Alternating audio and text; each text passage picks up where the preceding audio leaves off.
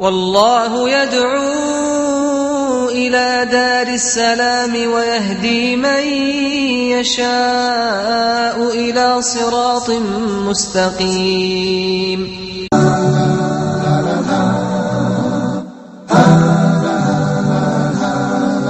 Islam.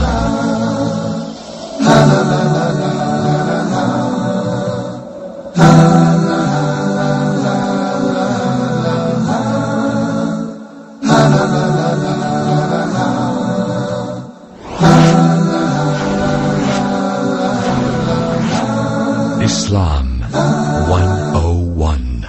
Bismillah, wassalatu wassalam ala rasulillahi amma ba'du. Welcome once again to another episode of Islam 101, and I'm your host, Abu Usamah Adh Dhahabi. To my right we have Brother Jamil, who's from the US. To his immediate right we have Brother Nur al-Islam, who is from Malaysia, who is from Indonesia, Jakarta, Indonesia. And to my left we have Brother Muhammad from Afghanistan, and our Brother Ahmed, who's from Egypt. Today, inshallah, brothers, we're going to deal with the issue of the madhahibs in al-Islam, the madhahib, or the madhabs. And the translation of the madhab is the school of thought, the school of thought. The word madhab comes from the verb dhahaba, which means to go, he went. So the madhab is the way in which a person is going about understanding his religion as it relates to the fiqh of the deen, the fiqh of the religion. There are four major accepted madhabs, four major schools of thought in Islam. They are, number one, the school of thought that is called Al-Hanafi, the Hanafi school of thought. Most people are in Pakistan and India. Many of them are in Egypt. Some of them are in Syria. The Hanafi way of thought. The second one is the Maliki, and they're in different parts of Africa, North Africa and West Africa, Morocco, Tunisia, they're in places like Nigeria and Sudan even. And then we have the third madhab, which is the madhab of Ash-Shafi'i. And the Shafi'is are in Indonesia, they're in Malaysia, and other parts of Far East Asia, as well as they're in certain parts of Sham, like Jordan, Ash-Shafi'i. And the fourth and final madhab is the madhab of Imam Ahmed ibn Hanbal, the Hanbali madhab. That's in the Gulf states, especially in Saudi Arabia, and other than that.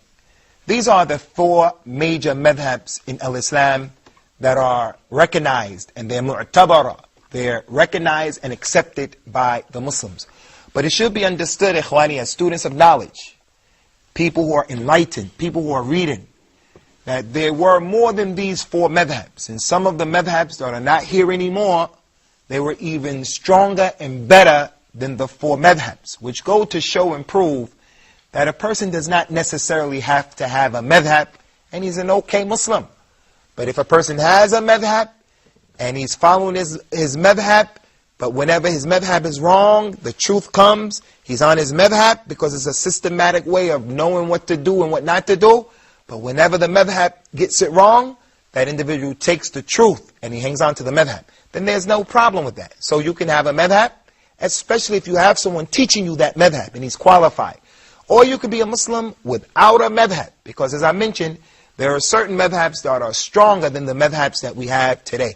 Just for your information, FYI, for your information, some of the madhabs of the past that were the same or even better than the madhabs that we have, the four madhabs, is the madhab of Imam al-Layth ibn Sa'd, who was an Egyptian scholar, and he was more knowledgeable, or just as knowledgeable as the leaders of these four madhabs. He was a tremendous scholar in al-Islam, as well as the famous Mufassir of the Quran, the one who explained the Quran. He brought the Quran together, and it is the granddaddy of the tafsir of the Quran. Al-Imam Muhammad ibn Jarir al-Tabari, his madhab was better than the four madhabs that we know.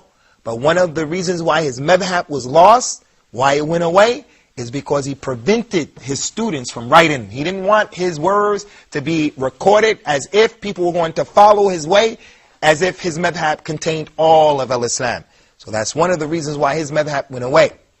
Another example of a madhab that was present during the past is the madhab of an Imam Sufyan ibn Sa'id ibn Masruq al-Thawri. Sufyan al-Thawri. He was more knowledgeable than those four Imams, and they used to say that their own selves. And Imam Sufyan al-Thawri was from Kufa, the same place where Imam Abu Hanifa was from. And Sufyan al-Thawri's madhab was a tremendous madhab. He again also prevented and prohibited his students from writing his madhab.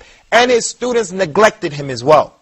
From those madhabs is the tremendous Imam of al-Islam that I wish we dedicate a segment to his history and his story. And that is the madhab of the Amirul Mu'minin in the Hadith. The Shaykh al-Islam, al-Imam Ishaq ibn Ibrahim Rahuwiya, rahimahullah ta'ala. He was the Shaykh, the teacher of al-Imam al-Bukhari. He was the teacher of al-Imam Ahmed. Tremendous scholar in al-Islam.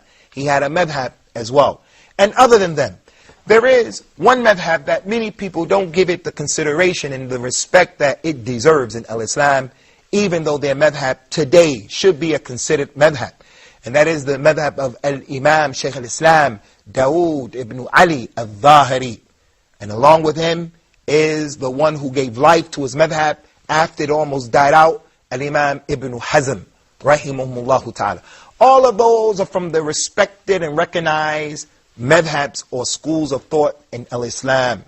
Anyone who gets a qualified teacher to teach him the basic fundamentals of each madhab, because all the school of thought was and is, was a systematic way to teach the student how to go about understanding the fiqh of al-Islam. The fundamentals of the madhab, that we take the Quran first, and then we take the authentic sunnah after that, and then we take the ijma' or the consensus of the scholars after that, and then we take after that the qiyas, and then we take after that the statement of the companion, and then we take after that al-istihsan, and on and on. And then some madhabs will put this one before that one, and that's where the issues of ikhtilaf or differences started. So all of the madhabs are recognized, all of the madhabs have good in them, and all of the imams, all of the leaders of all of the madhabs in al-Islam, each and every one of them told their students, do not blindly follow me. If you see in my madhab what goes against the Quran and the Sunnah, then take the Quran and take the Sunnah and leave my madhab. Al-Imam Malik, for an example, he said, may Allah have mercy upon him, every human being, his statement is either accepted or rejected, except the one who's living in that, who's buried in that grave. He used to teach in Medina, in the Rawda. And that grave he was referring to was the grave of Muhammad ibn Abdullah sallallahu alaihi wasallam. So every imam of the madhab said words similar to this. Al-Imam Abu Hanifa, for an example, two of his prolific students, Al-Imam Abu Yusuf and his other student, Muhammad ibn Hassan al-Shaybani, two tremendous scholars of their madhab, who went against a third of the madhab of Al-Imam Malik, Al-Imam Abu Hanifa, because they had an opportunity to meet Al-Imam Malik, they had an opportunity to meet Al-Imam Shafi, they had an opportunity to meet other imams of the madhabs. Al-Imam Abu Hanifa said to Abu Yusuf, woe unto you, Yaqub, his name was Yaqub, woe unto you. Do you write everything that I say? I'm just a human being like you. Today I take a position, tomorrow I take another position. Take from where I take from. You take from where I take from the Quran and the Sunnah. So they didn't allow people to go against what Allah and His Messenger said when it was clear.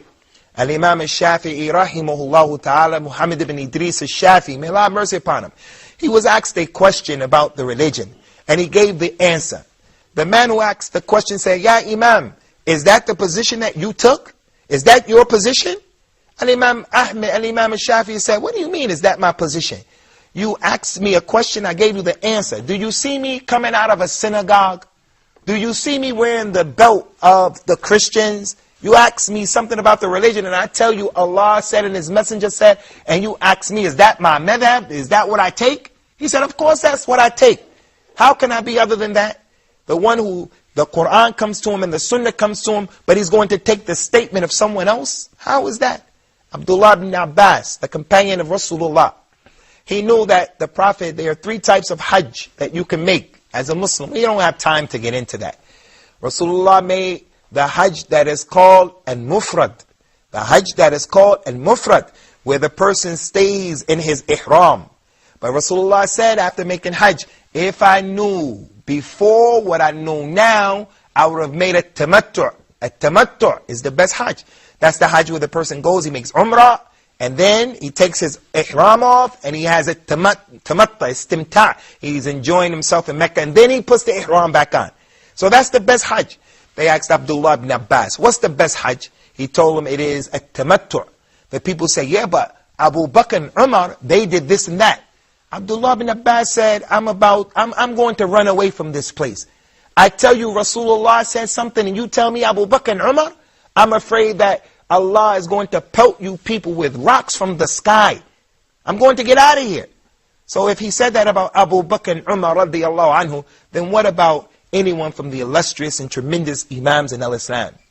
I want to share with you, brothers, a very important point that you have to remember this point as it relates to the madhabs. You have to remember this point. All of the madhabs, these four madhabs, are in agreement upon something that's incorrect. It's incorrect because the Quran and the Sunnah shows us it's incorrect. And that is the issue of the man divorcing his wife 3 times in one sitting. Each madhab says, if a man says to his wife in the same sitting, you're divorced, you're divorced, you're divorced, each madhab says that that is 3 divorces. But in Sahih al-Bukhari, in the book of At-Talaq, in the chapter of divorce, Al-Imam al-Bukhari brings the authentic hadith that during the time of Rasulullah sallallahu alaihi wasallam, if a man said to his wife, you're divorced, you're divorced, you're divorced 3 times, Rasulullah considered it 1 divorce. And then during the time of Abu Bakr, if a man said, you're divorced, you're divorced, you're divorced, Abu Bakr would consider it 1 divorce. And then during the time in the Khilafah of Umar radiallahu anhu, when Islam was spreading through the 4 corners of the world, Umar started to legislate certain things because he's the Khalifa. And he's the one that Rasulullah said, alaykum bis sunnati wa sunnati al-khulafa ar-rashideen mahdiyyin min ba'di. Take the sunnah of the khulafa ar-rashideen. Umar is from the ulama of this religion. When the Muslims started marrying multiple women and they started playing with the divorce, a man would get married, you're divorced, you're divorced, you're divorced, and then go to another woman. You're divorced, you're divorced, you're divorced, and go to another one. You're divorced, you're divorced, you're... So Umar radiallahu anhu took his position as the Khalifa and he said, anyone who divorces his wife 3 times in one setting, I'm going to make it happen as 3. So he used it as a deterrent. So the madhabs, they kept the position of Umar radiallahu anhu. Now I'm not going to say the position of Umar is wrong. I'm not going to say that. If the variables are present, that were present during the time of Umar, then that's what should be used. But if the variables are not present, then we go back to the sunnah of Rasulullah sallallahu alaihi wasallam. Just like the adhan for the Friday prayer. During the time of Rasulullah, there was only one adhan. When Rasulullah came to the minbar and he said, Assalamu alaikum wa rahmatullah, the people would make the adhan. And then he would start the khutbah. Abu Bakr, the same thing. Umar, the same thing. And then during the time of Uthman, when there were many Muslims, Uthman made 2 adhans. One in the marketplace, because there were so many Muslims, and one inside of the masjid when the imam came out. So why should we have 2 adhans today? No, we don't have 2 adhans unless the same variables are present. So we're going to stop here, inshallah, and then we'll come back, and we'll have the participation of our respected students, inshallah. So come back. Islam 101. What do parents want from their teens? In the current times, I think that that's not what's so. I think that young people are very unique. You tell them right, they say no, it's left. A lot of time amongst ages, 14 to 20 are spent on the computer and TV. Everyone has a good side and a bad side, and the peers really play on these. If you want to live by the Sunnah, you're going to be different than everybody else in the society, even other Muslims.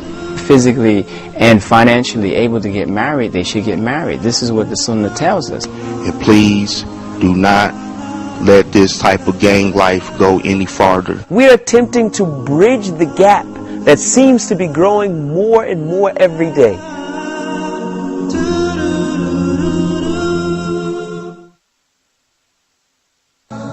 Islam 101. Alhamdulillah, welcome back to Islam 101, where we've been discussing the issues of the madhabs, the 4 schools of thought in al-Islam, and how it is permissible to have a madhab. And we have to stay on the Sirat al-Mustaqim concerning this. There's one extreme that says, if you don't have a madhab, then there's something wrong with your Islam. Al-Imam al-Bukhari didn't have a madhab. Al-Imam Muslim didn't have a madhab. Al-Imam Abu Dawood didn't have a madhab. Tremendous scholars of al-Islam, they didn't have madhabs. The other extreme is, the person who has a madhab, then this is an innovation. No. Al-Imam Abdullah ibn Ahmed had a madhab, the madhab of his father. Al-Imam ibn Rajab had a madhab. Al-Imam al-Hafidh ibn Hajar al-Asqalani. These people had madhabs. So those are extremes to say you must have a madhab or you can have a madhab. We have to stay in the middle. It's permissible to have a madhab, but if you have a madhab, whenever the truth comes to you and it's against the madhab, put the madhab and that issue on the side. If you have a madhab and the truth comes to you, follow your madhab. And that's why we say that Imam Abu Hanifa, he was right in all of his madhab. He was right in everything, even in those things that he made mistakes in, rahimahullah. Because when he was asked what was his madhab, he said, rahimahullah ta'ala, إِذَا صَحَّ الْحَدِيث فَهُوَ مَذْهَبِي. If the hadith is authentic, then that's my madhab. So if I know that Imam Abu Hanifa made a mistake in a particular issue, I say, this hadith that goes against his madhab, had he known it or realized it, he would have taken it. Because he said, if the hadith is authentic, it's my madhab. They used to tell us things like this. If you see that my statement goes against the Quran and the Sunnah, then take my statement and throw it against the wall. And take the statement of Allah and the statement of Rasulullah sallallahu alaihi wasallam. So we're going to deal with the questions now, starting with my brother Noor al-Islam. Tafadhal akhi Noor. Is it permissible for us to follow more than one madhab? In a different case, of course. For example, in ablution, we follow Al-Imam al-Shafi'i, and in prayer, we follow Al-Imam Ahmad. Is it permissible? Or? Is it permissible to follow the different madhabs in different masail, or in different issues? In the case of ablution, I'm going to follow the Hanbali madhab. In the case of how I pray, I'm going to follow the Hanafi madhab. In the way that I perform Hajj, I'm going to practice the Shafi, and so forth and so on. Yes, it's permissible. And if someone says that it's not permissible, they have to bring the proof. Because you don't have to have a madhab in the first place. And second of all, if that is what you feel is that's the truth to you, then it's permissible. But I would say it's quite difficult. It's quite difficult to be a person who's thorough and prolific as it relates to knowing all of the aqwal, or all of the statements of the madhab. If a person has the ability to do that, then he would almost be like a mujtahid. He would almost be like a mujtahid. Or he would be able to get on one particular madhab, and he would be able to choose what is the best madhab overall for him. But if a person is on a madhab, for an example, but he says, in this issue, their madhab seems to be stronger to me, so he follows that madhab in that issue, then that's permissible. As for the folder or the confusion of just bouncing all around, I wouldn't advise that. I wouldn't advise that. But try to be a Muslim who takes from where those people of the madhabs took from. Take the haqq, the truth, wherever it comes from. Akhi, Jamil. What is the madhab as-Salafi? And is it the middle course? Concerning the madhab as-Salafi, we don't like to call it a madhab like that. Linguistically, the madhab is the way. So the way of the Salaf, the tariqah, or the way of the Salaf, the way that is a Salafi in that sense, then that is simply the way of the companions. It's not a madhab, it's not a group in terms of it has a leader, has a murshid, has an imam. It's not like that. It is just the concept of understanding the Quran and the Sunnah, the way the companions understood the Quran and the Sunnah. That is a Salafiyah. It's nothing more than that. It is the way of the righteous predecessors, and it's been established in the Quran and in the authentic Sunnah of the Prophet ﷺ. And all of the 4 madhabs and the other madhabs that we mentioned in this broadcast, in this program, they were the madahib of the Salaf, the schools of thoughts of the righteous predecessors, all of them. As-Salafiyya is not over here and they're over here. No, they are our righteous predecessors. Akhi Muhammad. My comment is that the most tremendous scholars of Islam says that the difference in thoughts in schools of thought is a mercy. So could you please shed a light on this statement? Concerning what some of the people say, that the ikhtilaf or the differences that exist between the ummah, like the madhabs, and other than that, that this is a mercy. Actually, there is a hadith that says, ikhtilaf ummati rahmah. The differences that my ummah has between themselves is a mercy. This hadith is not authentic. It's a fabricated hadith. It's not authentic. And plus it goes against the Quran itself. Allah has mentioned al-ikhtilaf and differences, and He made it unpraiseworthy in so many ayahs of the Quran. One ayat in particular that goes against this particular hadith clearly, and it establishes and it shows that ikhtilaf is not a mercy, is a statement of Allah in Surah Hud, in the end of Surah Hud. وَلَا يَزَالُونَ مُخْتَلِفِينَ إِلَّا مَنْ رَحِمَ رَبُّكَ وَلِذَلِكَ خَلَقَهُمْ. They will not cease, Ya Muhammad, to be divided amongst themselves. The people will remain divided amongst themselves, except the ones who Allah had mercy for. And that's what they created them for, to be united. They will not cease to be divided. They will remain that way, except the ones who Allah had mercy on. So this ayah shows that the rahmah of Allah is in the jama'ah, in being united, and it is not in being divided. When we're divided, our power goes away, and we become weak. And there was a time when the madhabs used to do what? At the Grand Mosque, the sacred mosque in Mecca, the Muslims would pray 4 prayers, 4 jama'ah, 4 community prayers for each salah. The people who were on the Maliki madhab would pray the dhuhr prayer at one time, and then they'll go home. And then the people on the Shafi madhab would pray the same prayer, and then they'll go home. Then the other 2 madhabs will come every day. That's how it was. They were divided amongst themselves. But the richness of the religion and the multiple ways of understanding the kalam, the speech of Allah and His Messenger, it has room for ikhtilaf. It has room for different interpretations. And from this angle, it is a mercy. From the angle of this particular scholar understood this issue this way, and that understanding is acceptable. And then that scholar understood the same issue another way, like the statement of Rasulullah, do not anyone, لا يصلين أحدكم العصر إلا في بني قريظة. No one should pray Asr prayer except at the place of Bani Qurayza. 2 sides of the companions understood it differently. One side said, that means even if the prayer comes, we can't pray, we have to go and pray over there. The other group of people said, no, he was trying to tell us to hurry up and get there. But now that the salat time is here, we must stop and pray. So the community divided itself. Those people kept going and those people remained behind. When they told the Prophet about what transpired, he didn't say, you guys were right, you guys were wrong. He couldn't say anything, and he didn't say anything because both sides understood his speech. And they had an understanding or a mafhum that was muhtamil, an understanding that is acceptable. So the ikhtilaf of the ummah, the differences, is not a rahmah. It is an adab. And that's why we have to be Ahl Sunnah wal Jama'ah, the people of the Sunnah and the people of the group of Muslims trying to be together. But those differences that are allowed under the umbrella of Islam, we don't hate and love each other on those issues. From that angle, it could be a mercy from that angle. Akhi Ahmed. Okay, we are talking now about the school of thoughts. And you said that they are 4. Al-Hanafi, Maliki, Shafi'i, Hanbali. So what are the advantages and the disadvantages of that variety of numbers? And similar to the question of Brother Muhammad, from the advantages of the multiple madhabs that we have, again, it shows the richness of Islam. One of the main advantages is that if a person is only taken from his madhab and his madhab alone, then that means that his religion is going to be naqis. His religion is going to be deficient. Because no madhab contains all of Islam.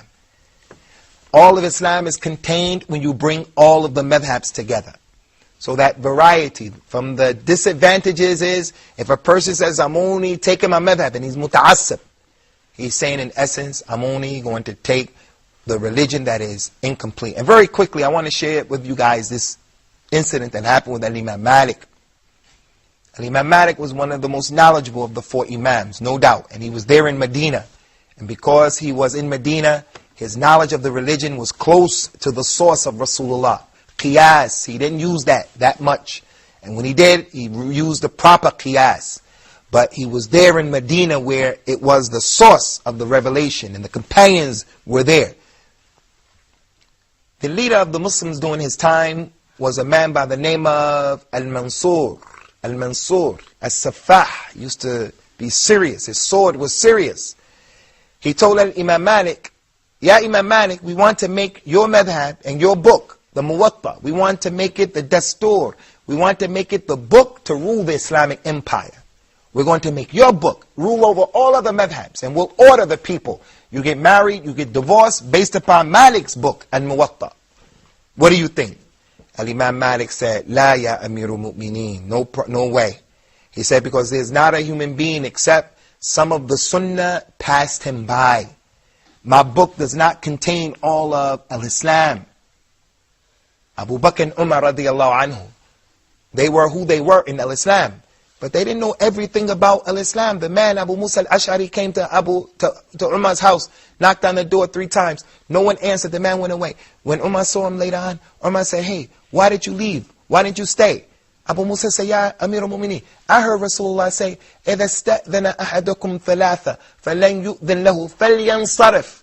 Anyone who knocks 3 times, if the door's not open, go away. Umar said, I never heard that hadith. If you don't bring me proof, I'm going to deal with you. Akhi, today, everyone sitting here has knocked on a door. We do that every day. We knock on people's door, in the business, in the office, at home, someone else's house, inside your own house, you want to knock on someone's door. How was it that Umar, with all that knowledge, didn't know that particular easy sunnah? How? Because everybody, the sunnah, some part of Islam has missed him. When the man died, the grandmother died, or the man died, the deceased died, the grandmother of the deceased came to Abu Bakr and said, Abu Bakr, I want my inheritance. Abu Bakr said, I don't know that the jidda, the grandmother, gets any reward, anything. One of the companions said, yes, she does. So if it passed them, it's going to pass all of the others. We have to stop now, inshallah, concerning the issue of the madhahib al-Islam. Hope to see you, inshallah, in the upcoming episode of Islam 101. Wassalamu alaikum wa rahmatullahi wa barakatuh.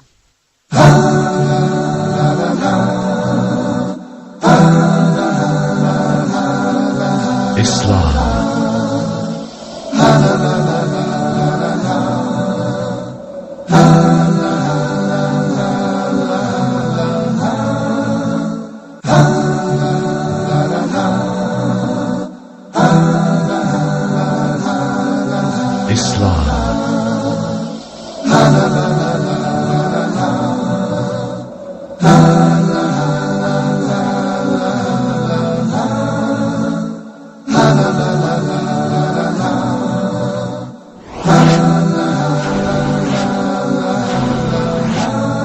Islam 101.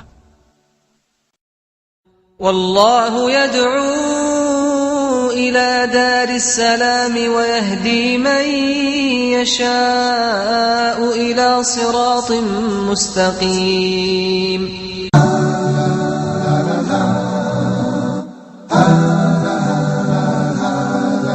Islam.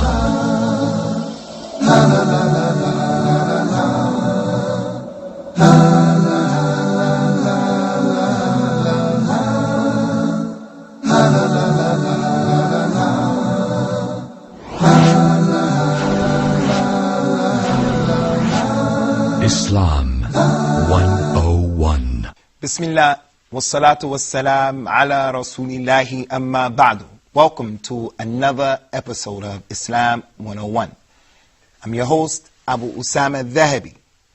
And today, inshallah, our topic is centered around knowledge in the religion of Al-Islam. Al-ilm, its importance, its virtues, and who are its people, and what are their characteristics.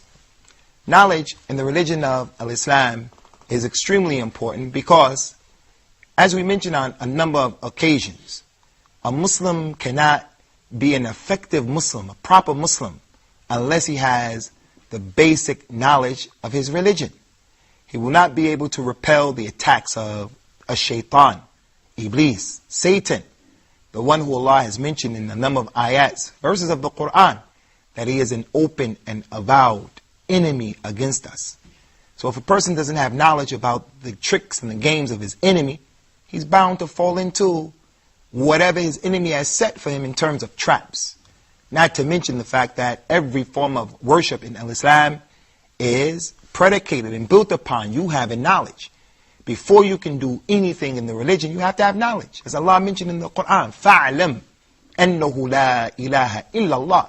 Know that there is no God worthy of worship except Allah. وَاسْتَغْفِرْ لِذَنْبِكَ. Know that there is no God worthy of worship but Allah. And then seek forgiveness for your sins. So seeking forgiveness is a command and it's a form of worship. But before you can have that worship or do that worship, you have to know your religion. You have to have knowledge. So Imam al-Bukhari, from this particular ayat, from his precise knowledge, when he brought this ayat in his book, he said this ayat is a proof. This verse is a proof that knowledge precedes actions. Before a Muslim can do anything, he has to know Akhi Muhammad, Akhi Ahmed, Jamil, Noor. He has to know, can I put my foot down there? And how do I put my foot down there? And at what time and how many times? He has to know. If he doesn't know, then it's not permissible for him to make a move in the religion of Islam. So knowledge is part and parcel of the everyday repertoire of the Muslim and his worship of Allah. Muawiyah ibn Abi Sufyan, that tremendous companion of Rasulullah, may the peace and blessings of Allah forever be upon him and his family members, he narrated for us a hadith that's in the Sahih of Imam al-Bukhari and Muslim, that the Messenger of Allah told us, "Man yuridillahu bihi khayra yufaqihu fi din." The one who Allah wants good for him, Allah will give him understanding and comprehension of the religion. If Allah wants good for a person, Allah will give him understanding and comprehension of the deen. So from this hadith, there is what is known as the mafhum al-makhalif. If Allah wants good for a person, He teaches them the religion. If Allah doesn't want good for a person, He doesn't teach him the religion. So here we have, alhamdulillah, a group of students who it seems that Allah wants good for them because they're studying Arabic language. This is a sign for the brothers who are students here, who are learning the Arabic language, who have submersed themselves in the Arab environment so that they can pick up the language. And once you learn the language, you have the key to go to the Quran, you have the key to go to the books of the scholars. But if you are an individual who all you're concerned with is the latest model of the car that came out, or the latest refrigerator that came out, or the latest couch or carpet, or the latest piece of gold that came out, then this is a sign and an indication that maybe Allah didn't want any good for you. So you've been left to be a person who doesn't know your religion. I know many Arabs, many Arabs. It's not, as we mentioned before, it's a misconception for a person to think Islam is the religion of the Arabs. No. My brother Noor comes from Malaysia, Indonesian Malaysia. In his country, there are over 180 million Muslims there right now. The Arabs are the minority. The point is, I know many Arabs who know the language of the Quran, but they don't know their religion. They wouldn't be able to lead you in salat, not to mention pray for their own selves. So, knowing the Arabic language is not a sign that someone knows the religion, but a person who's committed to the religion, and he's a non-Arabic speaking person, but Allah made the means and ways for him to learn the Arabic language, then this may be a sign that Allah wants good for that individual. As it relates to knowledge in the religion, Allah, He said to Rasulullah sallallahu alaihi wasallam in the beginning of Al-Islam, "Iqra bismi rabbika alladhi khalaq." He ordered him, read, ya Muhammad, in the name of your Lord who created. So the very first word that was revealed in this Quran, the very first word was the command that Allah made to the Messenger of Al-Islam to read. To read. And the meaning of that is to read to the people the Quran that was revealed upon him. And even though he was ummi, even though he was illiterate, the fact that this was the first word revealed from the last speech of Allah, it is a clear indication and proof of the importance of knowledge in the religion. And then after those first few verses from that surah, Surah Al-Alaq, the surah of the clock, after those first few verses were revealed, the last part of the surah wasn't revealed. The surah that's called Al-Mudaththir was revealed. And then the surah of Al-Mudaththir, the one who is wrapped up in his mantle, Allah ordered him, Qum fa'anzir. Get up and warn the people. Get up and tell the people about the religion. So the second verses that were revealed said, Ya ayyuhal mudaththir qum fa'anzir. O you Muhammad, the one who's wrapped up. Get up and go and warn the people. He cannot warn unless he knew what he was warning about. Unless he had knowledge of the issue of what he was warning about and knowledge of the people who he was to warn. So those are two clear indications of the importance of knowledge in the religion of Islam. Also, in addition to that, Ikhwani, as it relates to the knowledge in the religion, is that the Messenger of Allah sallallahu alaihi wasallam, and we have to make this point, in the Quran and in the authentic Sunnah, anytime you read the word about knowledge, the knowledge that's being referred to here is the knowledge of the religion. And it's not talking about the knowledge of the secular sciences, even though they are beneficial. For an example, the hadith of Abu Darda. Whoever goes out in search of knowledge, whoever goes out and his niyat, his intent is to acquire knowledge, Allah will make easy for him the path to paradise. And verily the angels, they put their wings down in humility for the student of knowledge because they are pleased with what he's doing. And verily the fish in the ocean, they ask Allah to forgive the student of knowledge. And verily the prophets, the scholars, they are the inheritors of the prophets. And the prophets do not leave behind any money. They don't leave behind the dirham or the dinar. But what they leave behind is knowledge. So whoever has taken that knowledge, he has taken from the great portion. So now, we're sharing with you, even though we're not scholars, but nonetheless, we're sharing with you what is considered in Islam to be from the inheritance of the Anbiya, Prophet Muhammad and the rest of his brothers from the prophets and the messengers. So the point that I want to make here is that this hadith that we just mentioned shows clearly the virtues of knowledge. But what knowledge? It is the knowledge of the religion. No one can understand this and say, okay, whoever goes out in search of knowledge and he's trying to get a PhD in chemical biology, and he says this hadith is talking about that. No, this hadith is talking about the science of the religion. But there's no problem, and there is a reward if a person goes out to get the other sciences. He has to go out to get the other sciences of the religion, because Allah didn't make it an obligation that every Muslim would become a scholar. If every Muslim was required to become a scholar, then our lives would be too difficult to live. We have to have dentists, we have to have lawyers, we have to have people who know other aspects of the life. We have to have people who can bake bread. We have to have people who know how to sew. If everyone was a scholar, then it would be impossible, or at least extremely difficult, to live our lives. So the knowledge in these hadith are talking about the knowledge of the religion of Islam. Allah has asked in the Quran the rhetorical question, هَلْ يَسْتَوِي الَّذِينَ يَعْلَمُونَ وَالَّذِينَ لَا يَعْلَمُونَ? Are those people equal, those people who know and those people who don't know?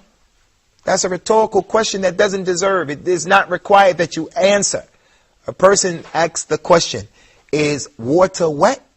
Are you going to say, yes, water is wet? No, he asks you that question because it doesn't need an answer. It's well known. Water is wet. Similarly, those who know and those who do not know are not equal. Those who know have a higher station and a higher position in the religion of Islam. The ones who have been endowed with knowledge. So before we go on, inshallah, what we want to do is we want to take one of the questions, inshallah, before the break and deal with that question of one of our students. So if either one of you guys has a question, inshallah, before the break, you can ask. Who wants to go first? Yeah. Okay, my question is that the knowledge is obligatory for each Muslim, but only knowledge or the act is also, and also the spreading of the knowledge. Some people learn something and they consider that only getting knowledge is complete for me. I don't need to spread it. Good job. Good question. Is the act of gaining knowledge, is that the intent behind knowledge? That a person just gets the knowledge and he memorizes something new, but he doesn't practice it, he doesn't call to it? No, the goal and the objective behind the knowledge is that you practice the knowledge and you call to the knowledge. Because the knowledge will be an argument against you, will be a reason why a person will be punished. And I'll share with you one of the clearest hadith that proved this point, when the Prophet gave us a similitude. He said, verily the example of me and the example of the knowledge that I have been sent with is like the example of the earth. There's a certain type of earth that when it rained, the earth absorbed the rain. It brought it in, and then it sent forth its vegetation. And then there's a second land that when it rained, the earth absorbed the rain, brought it in, but it didn't send anything out.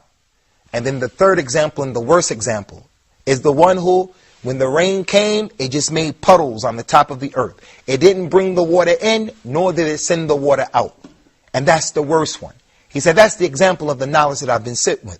There are those people who, when it rains, the knowledge comes, Quran and Sunnah, according to the understanding of the Salaf of this Ummah, the righteous predecessors.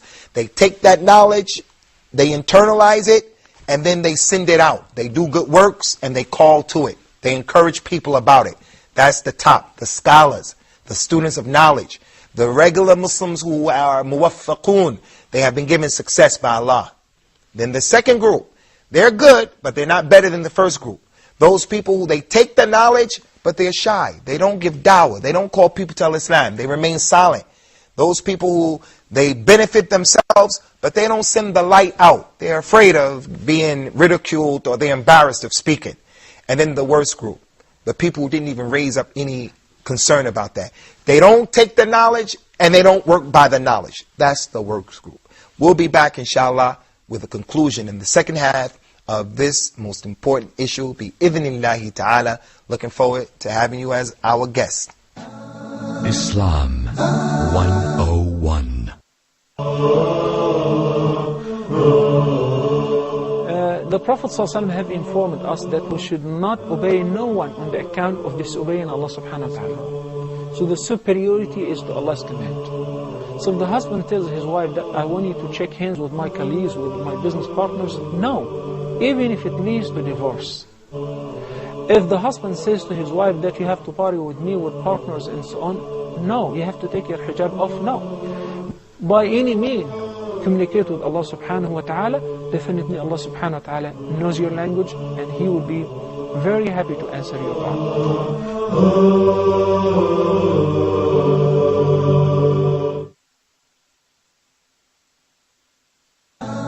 Islam 101. Alhamdulillah, welcome back to Islam 101, the fundamentals and the basics of the religion of Islam, and we're discussing the importance of knowledge in the religion. Knowledge in and of the religion of Islam. And there is a knowledge that is fard al-ain, the knowledge that every single Muslim has to have. As I mentioned earlier, not everyone is required to be a scholar, but everyone has a responsibility to know the basics of Islam. Everyone has to know about the Tawheed of Allah, the basics, who Allah is and who He isn't, what He does and what He doesn't do. You have to have a basic working knowledge and concept of Rasulullah and the importance of al-ittiba', following him unconditionally. You have to know enough about the salat, that you do it correctly. You don't have to know all about the details of the masail or the issues of the prayer, but you have to know the details about the basic aspects of the prayer. Similar to it is the zakat. If you are a person who has to pay zakat, you have to know how much do you pay and when should you pay it. You have to know about fasting, the things that you need to know. They are an obligation upon you. You don't have to know all of the details about fasting, but the basic concepts of fasting, as well as the hajj and the arkan, or the pillars of faith. So everyone doesn't have to have knowledge that is detailed and precise, but you have to have some basic concepts, the basic knowledge. The Prophet told us, sallallahu alaihi wasallam, talabul ilm faridatun ala kulli muslim. Going after knowledge and seeking for knowledge is an obligation upon every Muslim. You have to make some efforts. Unfortunately, Muslims believe that you can sit in the comfort of your home and just rely on the fact that your name is Abdullah or Ahmed or Bilal and Mustafa, and you don't have to make any efforts. I've seen that as a Muslim. Come into the religion, and it's not that reverts are better than people who were born and raised in Islam. They have their virtues, and the reverts have their virtues. And both groups complement the other groups. The revert, he has virtues that the revert doesn't have. And the revert, the one who's born and raised as a Muslim, he has virtues that the revert doesn't have. But one thing that I've seen from many of our brothers and sisters who were born in Islam, and all of us were born in Islam, but born and raised on Islam, is that people take their religion for granted. A person thinks he's going to sit in the comfort of his home and not make any efforts. And he just relies on the fact that I'm an Arab, I'm from Pakistan, I'm from Africa, and that's it. And his religion is a religion of culture. So when he makes wudu, he makes the wudu of his culture, the wudu of his forefathers. No. The Prophet told us, sallallahu alayhi wa sallam, إِنَّمَا الْعِلْمِ بِالتَّعَلُّمِ. Verily, knowledge comes as a result of making an effort to go and get it. By a ta'allum. Knowledge doesn't come by you just sitting down and miraculously you become a person who knows your religion. So everyone in the religion of Islam, they have to see that Islam has put a lot of emphasis upon getting knowledge in the religion.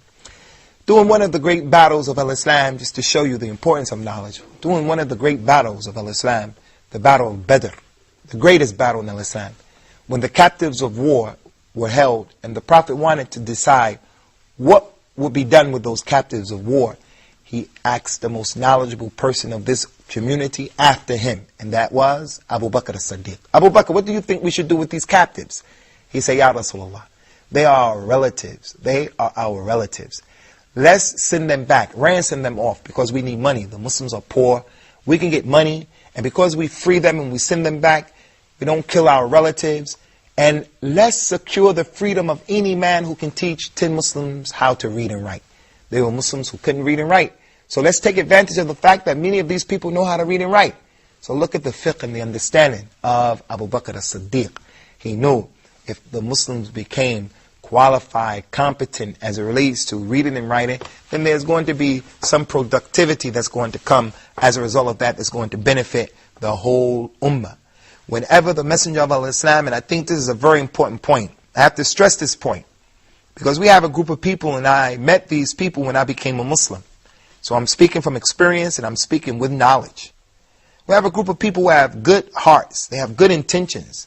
Muslims who travel throughout the world, they save up their money and they travel, and they live in the local masjids, and they go to the different people's homes and to their places of business, and they encourage them to come to the masjid. And when you go to the masjid, one of them gets up and talks, or he may even ask you, the one who came to the masjid for the first time, you get up and you talk. And they begin to talk about the religion. But they talk about the religion without any knowledge. When we look at the sunnah of the Prophet ﷺ, we find him doing what? Whenever he wanted to send a person out to be an ambassador, an emissary for the religion, to speak on behalf of this religion, he would always send the scholars of the religion. He sent Mus'ab ibn Umair to Al-Medina because he's from the scholars. He sent Mu'adh ibn Jabal to Yemen. He said that Mu'adh ibn Jabal will come Yawm al-Qiyamah and he will carry the flag. And who's going to be behind him? All of the scholars from all of the nations. And Mu'adh will have the flag. He will be the Imam of the Ulama Yawm al-Qiyamah, which is an indication of his knowledge in the religion. He sent Abu Musa al-Ash'ari, Ali ibn Abi Talib, used to send him out. He would tell Ali, لِأَنْ يَهْدِيَ اللَّهُ بِكَ رَجُلًا وَاحِدٍ. Ya Ali, for Allah to guide one man by you is better for you than the red camel. So who did he send? Did he send a person who didn't know the religion? A Bedouin who just came out from the middle of the desert who himself, he needed to be educated? No. He sent the scholars. And Allah Ta'ala has told us in the Quran, فَاسْأَلُوا أَهْلَ الذِّكْرِ إِن كُنْتُمْ لَا تَعْلَمُونَ.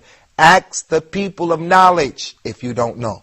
Which is an important point. That as Muslims, we do not go to the regular Amr, Bakr, Zayd, Tom, Dick, and Harry, the regular people, and we ask about serious issues about our deen. We go to the qualified, competent people. And who are they? They are the scholars of this religion, the ones who are the inheritors of the prophets and the messengers. During this time, this is the time when the people are going to those people who are the deviants, the asagir. The time is coming when knowledge will be sought at the hands of the asagir. And Imam Abdullah bin Mubarak, and Imam Ahmed, they said the meaning of the asagir in this hadith, the small people are the deviants. So, we have to be careful. As the tremendous tabi, and we're going to deal with the questions now of our students. There's a tabi by the name of Al-Hasan al-Basri. Everyone knows Al-Hasan al-Basri, student of Abu Hurairah radiyallahu anhu, tremendous scholar in Islam. He told us, verily this religion, this knowledge is your deen. This knowledge is your deen, it's your religion. So let everyone be careful. Who do you take your knowledge from? Do not sit with any and every person, because any and every person is not qualified or competent to teach you about this religion. And that's why we're bringing to you Al-Islam 101. Al-Islam 101 or Islam 101. The basics about the religion, so that you can get a glimpse into the window of what are the basic tenets and the basic principles of the religion of Al-Islam. And we're not making it complicated intentionally, so that the revert of Al-Islam can get benefit. For the one who's interested in understanding or embracing the religion of Al-Islam, he can get some understanding. So, I say to you, before we open up the door for our students, I say to you, the companions used to travel for long distances just to get one hadith of Rasulullah sallallahu alaihi wasallam. So now it's easy for us as Muslims. You turn on the internet, you turn on your satellite TV, you turn on almost any medium for mass media, and then you have a scholar right there in your car. You can turn them on and turn them off as you like. Learn the Quran correctly, how to read the Quran correctly. Learn about the basics of this religion. Sister, you have to come to know how to dress and how not to dress. You have to come to know how to be a mother, how to be a father. You have to come to know even how to be a student of knowledge. So spend your monies in the cause of Allah, trying to learn your religion, inshallah. We're going to open up the door, inshallah, right now, for any questions that you guys may have, starting off with my brother Noor. Okay. طلب العلم فريضة على كل مسلم ومسلمات. That looking for knowledge is obligatory for Muslims and Muslimat. My question is it permissible for Muslimat to look for knowledge to another country, for example, Indonesians to Egypt or to another country, without muhrim? That's a good question. But before we answer that question, very quickly, Noor, and this is knowledge here. As students, we're going to make mistakes. Everybody's going to make a mistake. Everybody. The hadith says, Talabul ilm faridatun ala kulli Muslim. Stop there. Seeking knowledge is an obligation upon every Muslim. That's what's authentic. The other narration that says, Talabul ilm faridatun ala kulli Muslimin wa Muslima, this is not an authentic hadith. And I say this to Noor because he's a student and he wants to stick to the authentic sunnah. So that particular hadith is not authentic, so we should avoid it.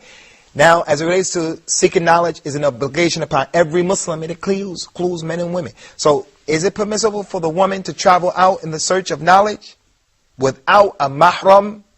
No, it's not permissible. It's not permissible. Because the Prophet told us, sallallahu alaihi wasallam, لا يحل لامرأة تؤمن بالله وباليوم الآخر أن تسافر إلا مع ذي محرم. It's not permissible for a woman who believes in Allah and the last day to travel without a mahram. And in this hadith, this narration, he didn't mention how many days. 1 day, 3 days. He said period. So she shouldn't travel without a mahram. The only time she can and should travel without a mahram is when it's a necessity. And we explain what is the fiqh of necessity. We explain. She doesn't have to go to Hajj if she doesn't have a mahram. She doesn't have to go to get knowledge if she doesn't have a mahram. But let's say she wants to make hijrah. She wants to migrate for Allah's sake, but she doesn't have a mahram. Now this is a necessity. She wants to get away from that place. Al-Islam allows her. So it's better for her not to travel without a mahram. She gets a mahram. The mahram travels with her. She goes to Egypt. And she studies in Egypt, for an example. Learn the language, learn the religion. And then the mahram can come back. There's nothing that says she can't stay there by herself. What she can't do is she can't travel by herself. And even staying there are problems with that. But the hadith didn't say she can't stay there. So if she could, she has to get someone from her family to take her there. And there are things that she can do. There are things that she can do. She can marry an old man, for an example. An old man. She becomes the wife of that old man. This is not playing with the religion, but if she wants to study that bad, then she travels with that individual. For an example, if she had to study, but if she can't do that, then she remains in her land and she fears Allah to the best of her ability. Akhi. What is the condition of the person who does not seek knowledge? The condition of the person who doesn't seek knowledge at all. Concerning the one who doesn't seek knowledge at all, the Prophet told us, sallallahu alaihi wasallam, already in the hadith, that he's like that land that doesn't bring in the knowledge, nor does he send it out. He's like those three men that he mentioned when he was giving a class or a talk in the masjid. One man saw him and came all the way to the front and sat down.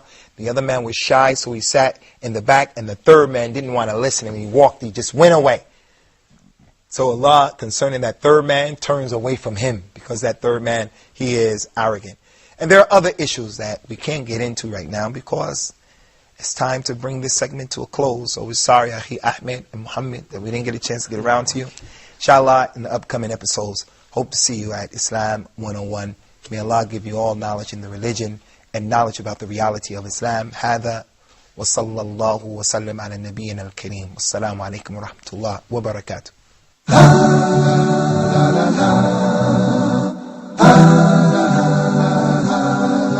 Islam.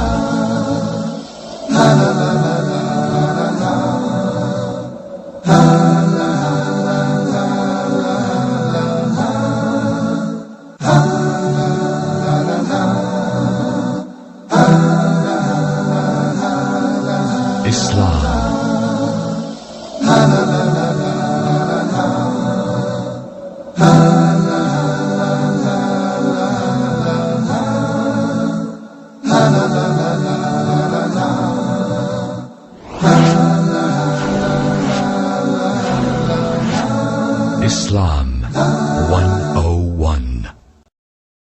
والله يدعو إلى دار السلام ويهدي من يشاء إلى صراط مستقيم.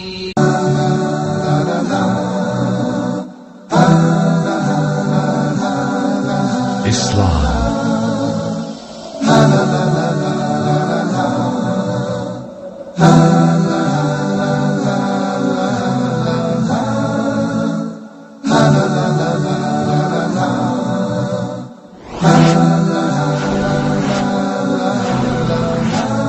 Islam 101. Bismillah, wassalatu wassalam ala rasulillahi amma ba'du. Welcome to a new episode of Islam 101. And I'm your host, Abu Usamah Adh Dhahabi.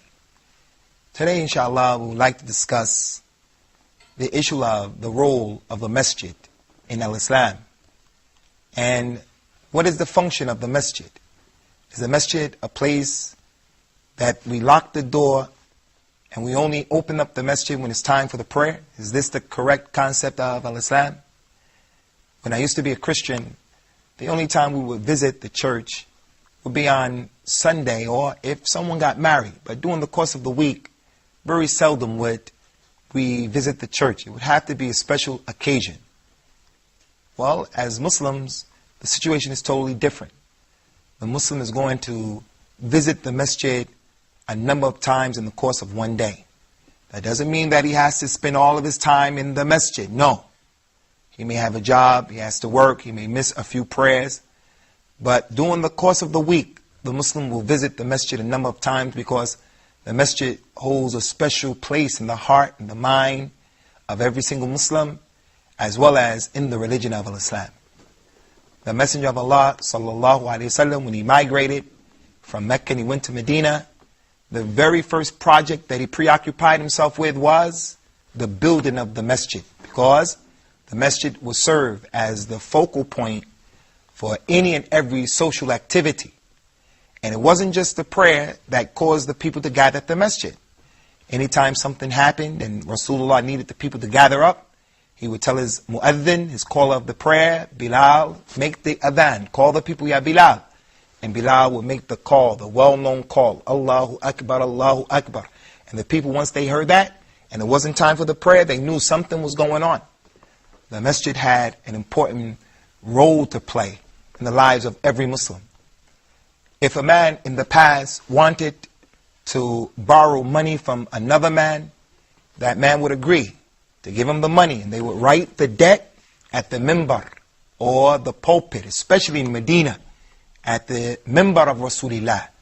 Right now, if a man wanted to borrow some money to another man, he would say, okay, I agree, but let's do this at the pulpit of Rasulullah, at the minbar, so that it would mean something more in the hearts of the people, that the one who's taking the money is going to be more inclined to pay the money, because on the day of judgment, that man is going to say, Ya Allah, I gave him my money at the minbar of Rasulullah, and he didn't see any hurma, he didn't see any sacredness and sanctity to that issue. A man wants to marry another man's sister or his daughter. The fathers meet at the minbar of Rasulullah, in the masjid. They can do it at their house, they can do it in the street, they can do it anywhere. But they used to come to the masjid of Rasulullah sallallahu alayhi wa ala alihi wa sallam. The minbar is an important place, or the masjid is an important place. So there are a number of rules and regulations that have come to us in terms of how to act and how to be in the masjid. And the Quran has mentioned many issues concerning the masjid. What I want to do is I want to share with all of you, inshallah, right now, an incident that happened that shows us the importance of the masjid and the role that it plays. And it is concerning a companion by the name of Usamah ibn Uthal. Write his name down. Usamah ibn Uthal. This companion, not many people know about him. And he became famous because of this incident. Usamah was a non-Muslim. And he was the leader of his tribe, Bani Hanif, major tribe in the Arab Peninsula. Anytime he found a Muslim roaming in his area, he would get him and kill him. He was against Islam and he was against Rasulullah. May the peace and blessings of Allah be upon him. One day, Usamah, he made what is known as a nadhr. He took an oath that I'm going to go and I'm going to perform the Umrah, the smaller visit of the sacred mosque. He wasn't a Muslim, but those people during that time, they used to visit the sacred mosque and they believed in Allah. But they had some bad belief systems and things that were against the religion. So Usamah was on his way to perform his Umrah at the sacred mosque. One of the companions of Rasulullah sallallahu alaihi wasallam was on the outskirts of Medina with his other companions, and they saw Usamah. So they went and they caught him, not knowing who he was. They brought Usamah to the Masjid of Rasulullah sallallahu alaihi wasallam, and they tied him up to the pillar of the masjid. They tied him up. When the Prophet heard that they caught Usamah, he said, this is an important man amongst his people. So the Muslims have to recognize who people are and put people in their proper positions, even if they're non-Muslims. So you don't speak to your parents the way you speak to your wife. You don't speak to the police officer the way you speak to a non-police officer. You don't speak to your boss the way you speak to someone who is not your boss. You have to put people in their right positions. As Aisha said, Umirna and nunazzil an-nas manazilahum. We've been ordered in this religion to put people in their right places. Rasulullah came one day, the first day, and he said, Ya Usamah, what's your situation? Usamah was tied up and he said, Oh Muhammad, if you kill me, you're going to kill a person whose blood is expensive. I'm an important person with my people. And if you want money, you want to ransom me, I'll pay you a lot of money. Rasulullah left him. He didn't say anything else. The next day he came the second time. Oh Usamah, what's your situation? Oh Muhammad. He didn't call him Rasulullah. Oh Muhammad, if you kill me, you kill a man who is important with his people. My blood is expensive. And if you want to ransom me, I'll give you all the money you want. He left him. The third day, Ya Usamah, what's your situation? The same response as yesterday and the day before, Muhammad. My blood is important. I'm a respected person in my community. And if you want blood, if you want the money, I'll give you whatever you ask. Rasulullah said to his companions, let him go. They let him go. Usamah went.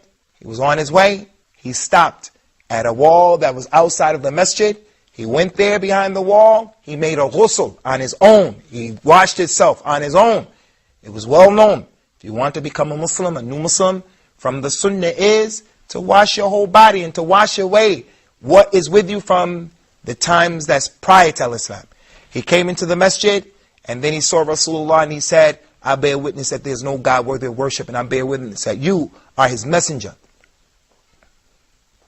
And then Usamah became a Muslim.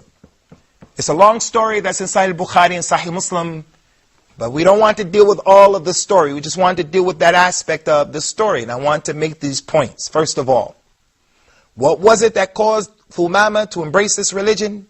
When all Rasulullah said to him was 3 days in a row, Ya Thumama, what's your situation? That's all he said. He didn't tell him about Allah. He didn't tell him about anything about Islam. Ya Thumama, what's your situation? What happened was, while Thumama was tied up in the masjid, the Muslims were feeding him. The Muslims were taking care of him. While Thumama was tied up in the masjid, him being an Arab and a leader of the Arabs, he knew that the Arabs didn't put a lot of emphasis on reading and writing. But while he was in the masjid, he saw there were halaqat where people were learning the religion. Those people reading the Quran, those people being taught Arabic, those people are doing this, they're doing that. While he was in the masjid, he saw the Arab and the non-Arab, the black and the white. He saw them mixing with each other, loving each other, respecting each other. He saw that. Bilal would come to the masjid early in the morning and make the adhan, the call to prayer, before the fajr, during the fajr time, the morning prayer. And people will come out of their homes to come to the masjid at that time in the day. He said these people must be committed to this religion. He saw how the people looked at Rasulullah and how they respected him, how the people dealt with him.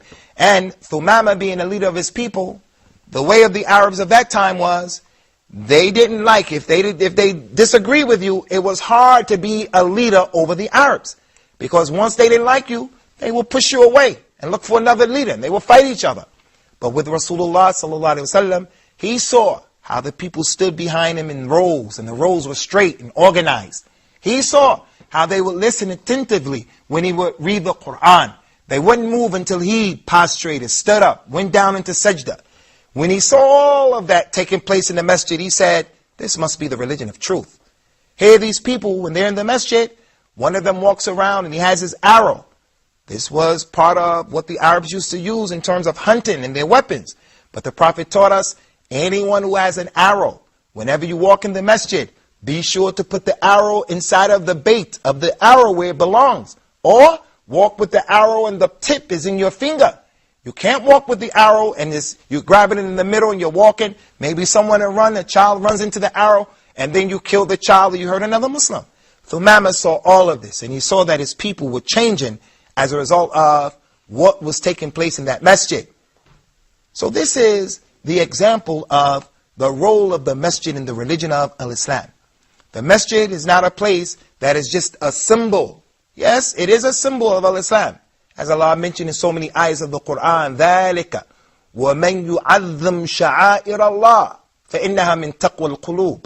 Whoever raises up and he exalts the sha'air, the institutions of Allah, that's a sign that he has taqwa.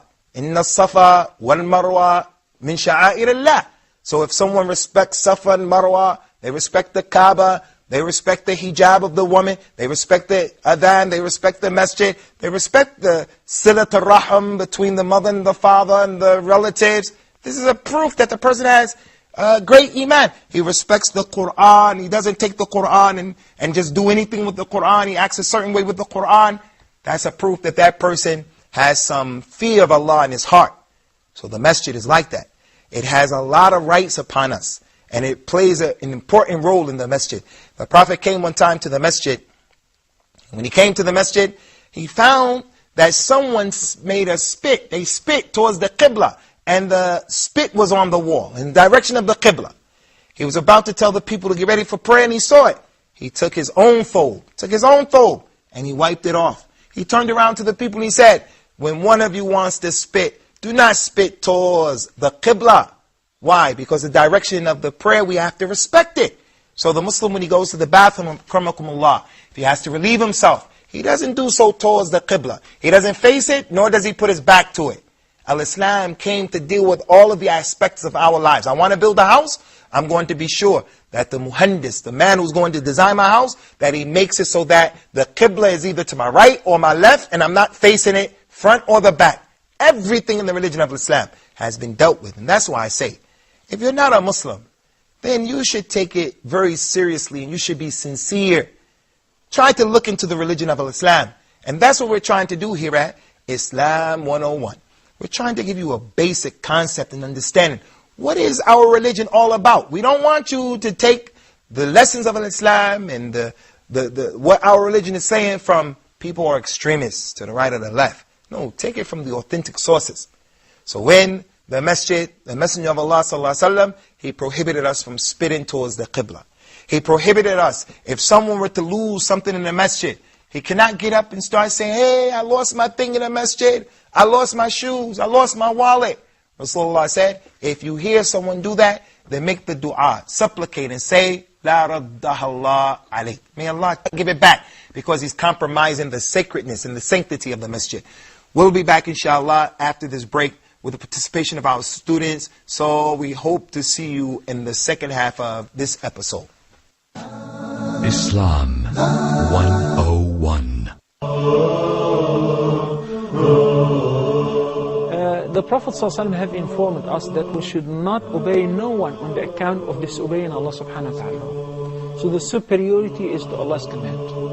So if the husband tells his wife that I want you to shake hands with my colleagues, with my business partners, no, even if it leads to divorce. If the husband says to his wife that you have to party with me, with partners and so on, no, you have to take your hijab off, no. By any means, communicate with Allah subhanahu wa ta'ala. Definitely Allah subhanahu wa ta'ala knows your language and He will be very happy to answer your call.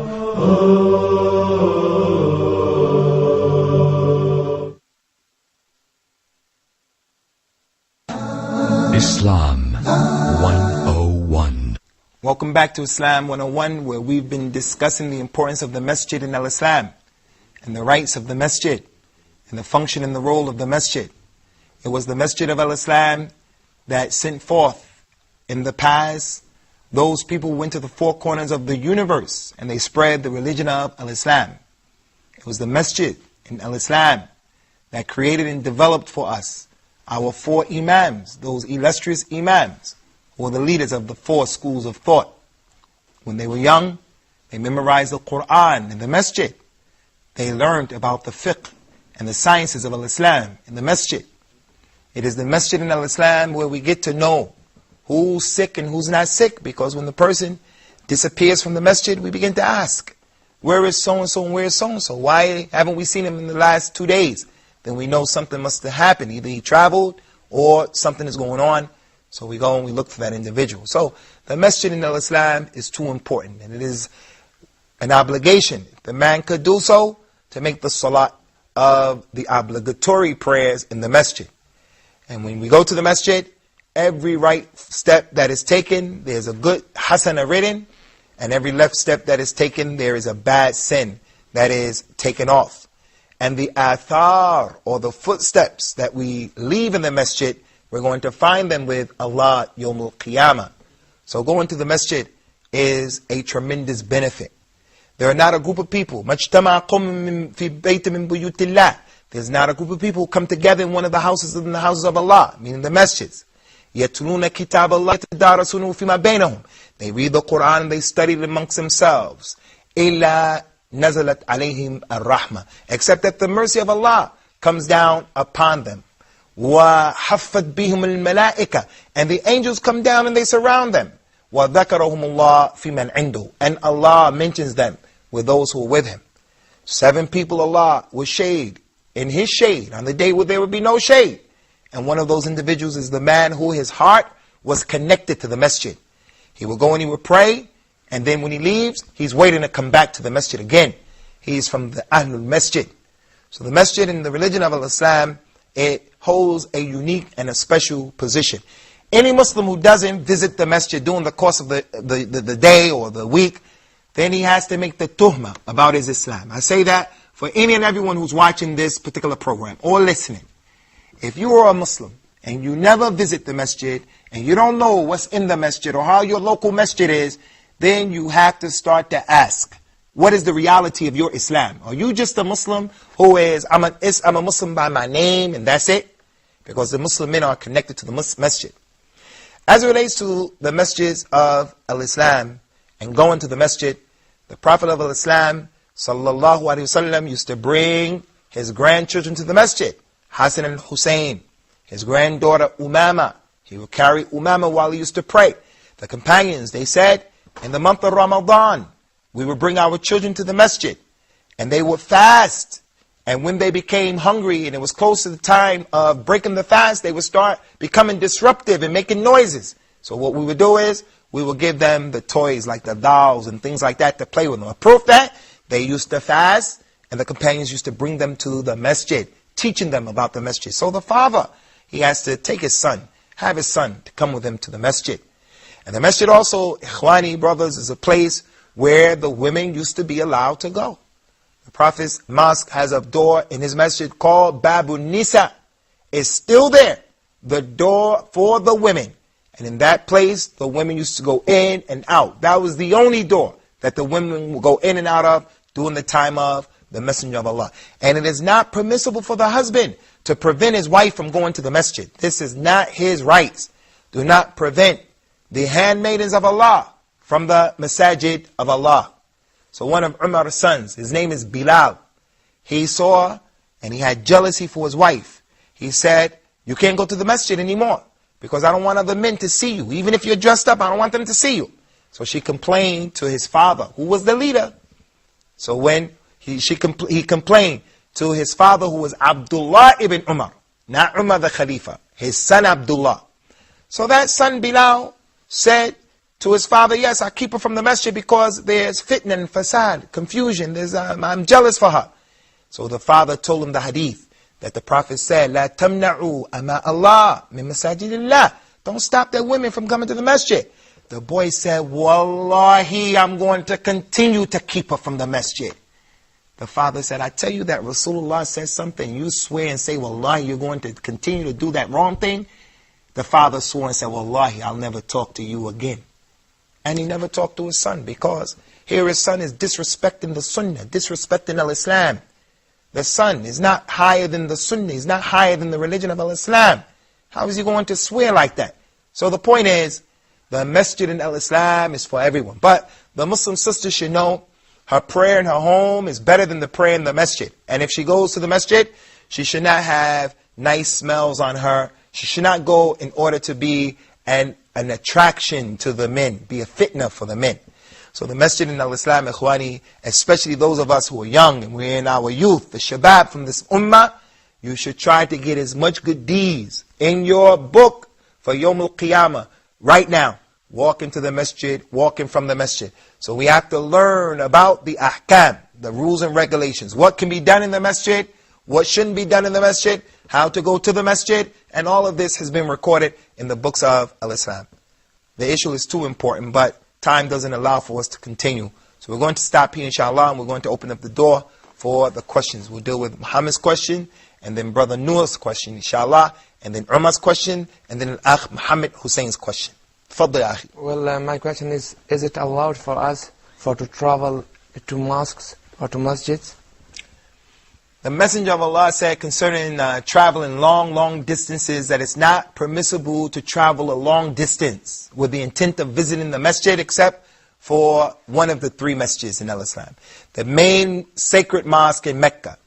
You can travel there, and to pray there is 100,000 prayers, rewards. Any prayer is 100,000 times. You can pray and travel to Medina. One prayer there is 1,000 times. You can pray at Bayt al-Maqdis in Jerusalem. Our masjid, the masjid of Bayt al-Maqdis, where Sulaiman built that mosque. And the prayer there, Ikhwani, is 250. And it's not 500 as you'll find in some of the books of fiqh. It is 250 to pray in Bayt al-Maqdis. But to travel to the masjid of Sayyid Badawi, to travel to the masjid of Sheikh Glow in the Dark, to travel to the masjid of this one or that one, you cannot do such a thing. Only those three masjids. Tfaddal. Okay, I heard some Muslim in America, they did a Jum'ah prayer or Friday prayer in the church. Is it permissible? Concerning the prayer in the church, there is nothing that would prevent us from praying in the church and the religion except if there's a proof. And there is a proof. Umar radiallahu anhu, when he went to accept the keys to Jerusalem, he took the keys and he was in the church and he was looking at what was in the church and he was talking to the leader of the Christians of that area. And then it was time for the prayer. And the time for the salat came. The man said, Umar, why don't you pray over here? We'll accommodate you. He said, no, I don't want to pray in here because I don't want the Muslims to think that this is something that could be or should be done after me. So Umar and his sunnah should be followed. Which goes to show that those people who prayed in that church, they are astray. They're astray because they wanted a lady to lead them in the Friday prayer itself. She gives the sermon and she leads them in salah. They're astray because the men and the women were sitting in the rows together. They're astray because they were praying in the church. So all of those were signs that they were astray. May Allah forgive us and forgive all of the Muslims. And may Allah help us to understand our religion the correct way. Akhi, Umar. Well, in my area, there were 10 mosques. I think that distinguish Muslims in my area. And I think that only one mosque is enough to union Muslims in my area. I haven't seen your area, so I can't really comment. Okay. But what we want to do is we want to always keep the Muslims united. There were a group of people who, in Medina, they built another mosque unnecessarily. And the mosque is the French term for masjid. They built a mosque. And their intent behind building that mosque was to divide the Muslims, to make a tafriq bayn al-mu'mineen, to separate themselves. There was no need for that. So Allah revealed the verses, and He called that masjid, Masjid ad-Dirar. Masjid ad-Dirar. The masjid that's harmful and hurtful. Why? Because it's designed to make problems, to divide the Muslims. So if that's what's going on in your area, whatever area, then it is similar to that. But let's say that the area is a large area, wherever you come from. And there are multiple masjids for each sector of that neighborhood, then there's nothing wrong with that. There's nothing wrong with that. That may even be from the rahmah of Allah. Because there are old people who want to pray in the masjid. So that one is close to him. How if it was one masjid, he has to walk way over there? The blind man who lives next to the masjid, his son, his daughter, his little granddaughter can take him to the mosque that's close to his house. So it could be from the rahmah of Allah, as long as it's not designed to make fitna. So there's no problem with that. Actually, I got two questions. The first one, I want to ask about the sleeping in the mosque. It's permissible to sleep in the masjid because during the time of Rasulullah, there was the poor people who used to sleep and stay in the masjid. From them, Abu Huraira stayed there for some time. Abdullah ibn Umar, whose father had money. His father had money, but his father didn't give his boy the money so that the boy can develop his own personality. Because the hand that is up is better than the hand that's receiving. So we have to learn as young people, young men of this ummah, we have to learn to be self-sufficient, to be hard workers, to be productive. Umar could have easily supported his son, but he said, no, you support yourself. So there was a time where he used to sleep and stay in the masjid. So it's permissible. And the things that happens to a man when he's sleeping in his home will happen to them in the masjid. As it relates to when he needs a ghusl and things like that. So he can just get up and he just goes and he makes the ghusl.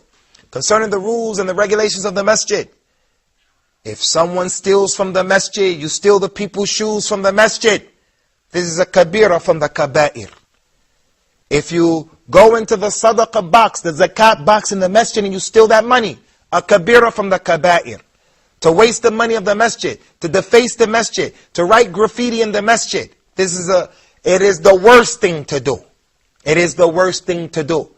Also, from what is not permissible to do in the masjid is to establish the hudud. Rasulullah said, don't establish the hudud in the masjid. Don't cut people's hands off and make this in the masjid. The Bedouin man came to the masjid, and the Bedouins, they live in the desert. And they're rough and tough people. Wherever you go in Afghanistan, the people who live in the frontiers, they're tough. Tougher than the people who live in Kabul, wherever you go. The Prophet told us, man, Bada Jaffa. The one who lives in the Badia, in the desert, he's rough, he's tough. The man came to the masjid, and he exposed his aura. And he went to the bathroom in the masjid in front of everyone. And he put najas in the masjid. But the Prophet ﷺ dealt with him in a nice way. And the point is, he said, these masjids are not built for the qadarat, for the filth of the people. It's not built for that. It's built for the salat. It's built for reading the Quran. It's built for the dhikr, remembrance of Allah. So don't do these things. Spit in the masjid, go to the bathroom in the masjid, throw your garbage in the masjid. We're going to stop here. Muslims, return back to the masajid, and let's make the masjids what they used to be during the time of the Masjid of Allah. And if you're a non-Muslim, some masjids have places that can accommodate you. Go and visit your local masjid with respect, so that maybe you can learn more about the religion of Islam.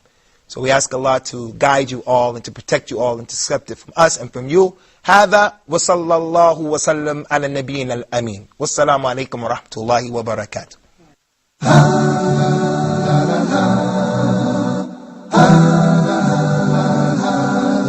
Islam.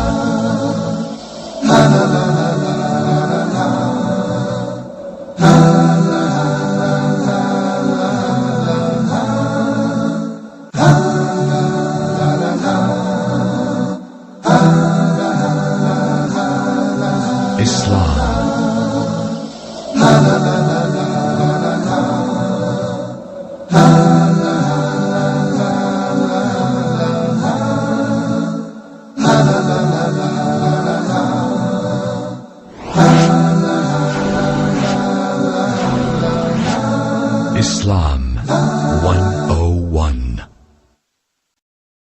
والله يدعو إلى دار السلام ويهدي من يشاء إلى صراط مستقيم.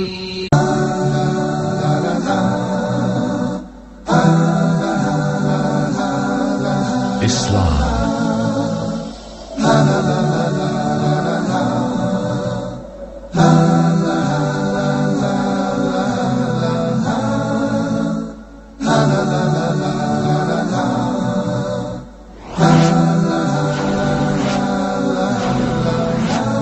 Islam 101. Bismillah wassalatu wassalam ala rasulillah amma ba'du.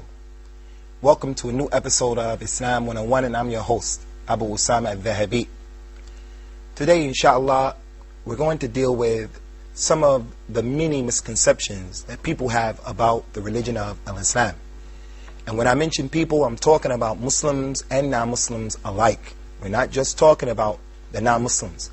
They have quite a few misconceptions, but also our brothers and sisters from the religion have some misconceptions, some of which may render a person's Islam null and void. In particular, those Muslims who are liberal, who believe all of the spokes lead to the center. Everyone's religion is okay. We're brothers to everyone. The rainbow coalition type Muslims. So we want to deal with some of these issues, inshallah, maybe about 5 or 6, hopefully, if time permits. The first one that we want to deal with is the concept that some people believe, and they say that Islam was spread by the sword, and that Islam, in particular Quran, it orders with terrorism, orders us to wage campaigns in which we terrorize other people because they're not Muslims. And people even claim that the verses of the Quran clearly suggest this and state this by using words like terrorize. There is an ayat or a verse in the Quran that is called Ayatul Sayf, the verse of the sword, no doubt. And that verse has abrogated more verses than any other verse of the Quran. And part of what that verse says is, فَقْتُلُ الْمُشْرِكِينَ حَيْثُ وَجَدْتَمُوهُمْ. Kill the polytheists wherever you may find them. It does say that. And we'll come back and we'll explain it, inshallah, because it's a misconception. There's another verse that the people draw to your attention that say that Islam, they say, Islam is ordering with terrorism. And that is the statement where Allah subhanahu wa ta'ala told the Muslims in the Quran, وَأَعِدُّوا لَهُمْ مَسْتَطَعْتُم مِّن قُوَّةٍ وَمِن رِبَاطِ الْخَيْرِ تُرْهِبُونَ بِهِ عَدُوَّ اللَّهِ وَعَدُوَّكُمْ. Prepare whatever you can prepare, O Muslims, from your strength and your power, and from the strong horses and the steeds from the horses, so that you can turhibuna bihi, so that you can strike terror into the hearts of Allah's enemies and your own enemies. So this word turhibun, this verb, comes from the word irhab, or terrorist. Terrorism comes from that word, no doubt about it. Concerning this point, we're going to very quickly try to explain it very quickly. As it relates to the ayat of as-sayf, the verse of the sword, this verse has been misunderstood by many people, and we'll try to explain it by giving you the backdrop of what happened during Prophet Muhammad's time. Prophet Muhammad came to his people in his environment, and he started to call them to al-Islam in Mecca. And he had a few followers, and they were weak and they were oppressed. and they were being persecuted and punished by the non-Muslims.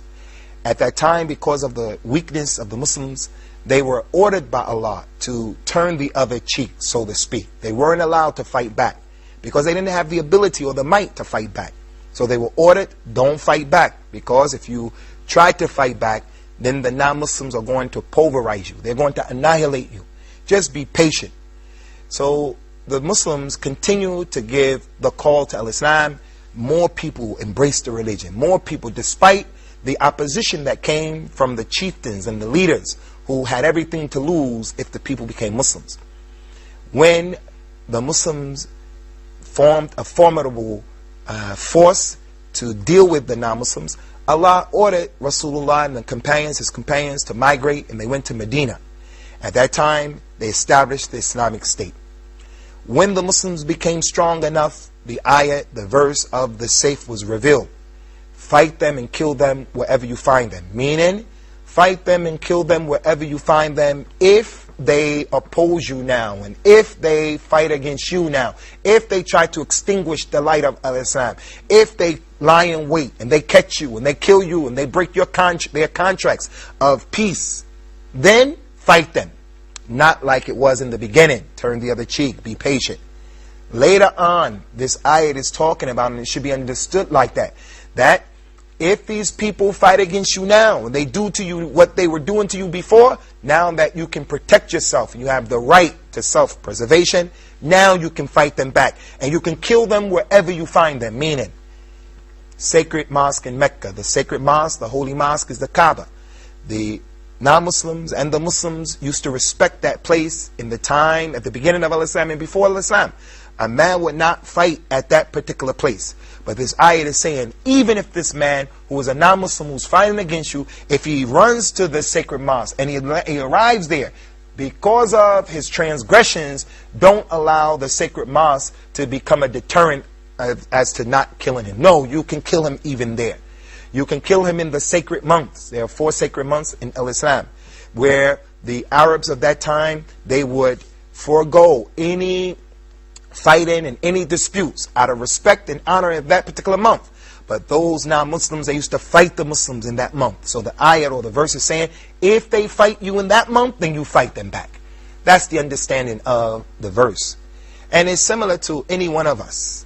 I live in America, and in America we have laws that protect us. I'm in my home. If anyone trespasses and he comes into my home, I have the right to bear arms. If someone comes into my home, inside of my home, and he tries to bring harm to me or my family, and I took the appropriate actions, and I use lethal force to protect myself and my family, nothing is going to happen to me in a court of law in America. If I go out and I initiate the violence, then I'm in trouble. But if he comes into my home, then I will be protected under the law. In certain states in America, especially the southern states, they give people the right to carry concealed weapons.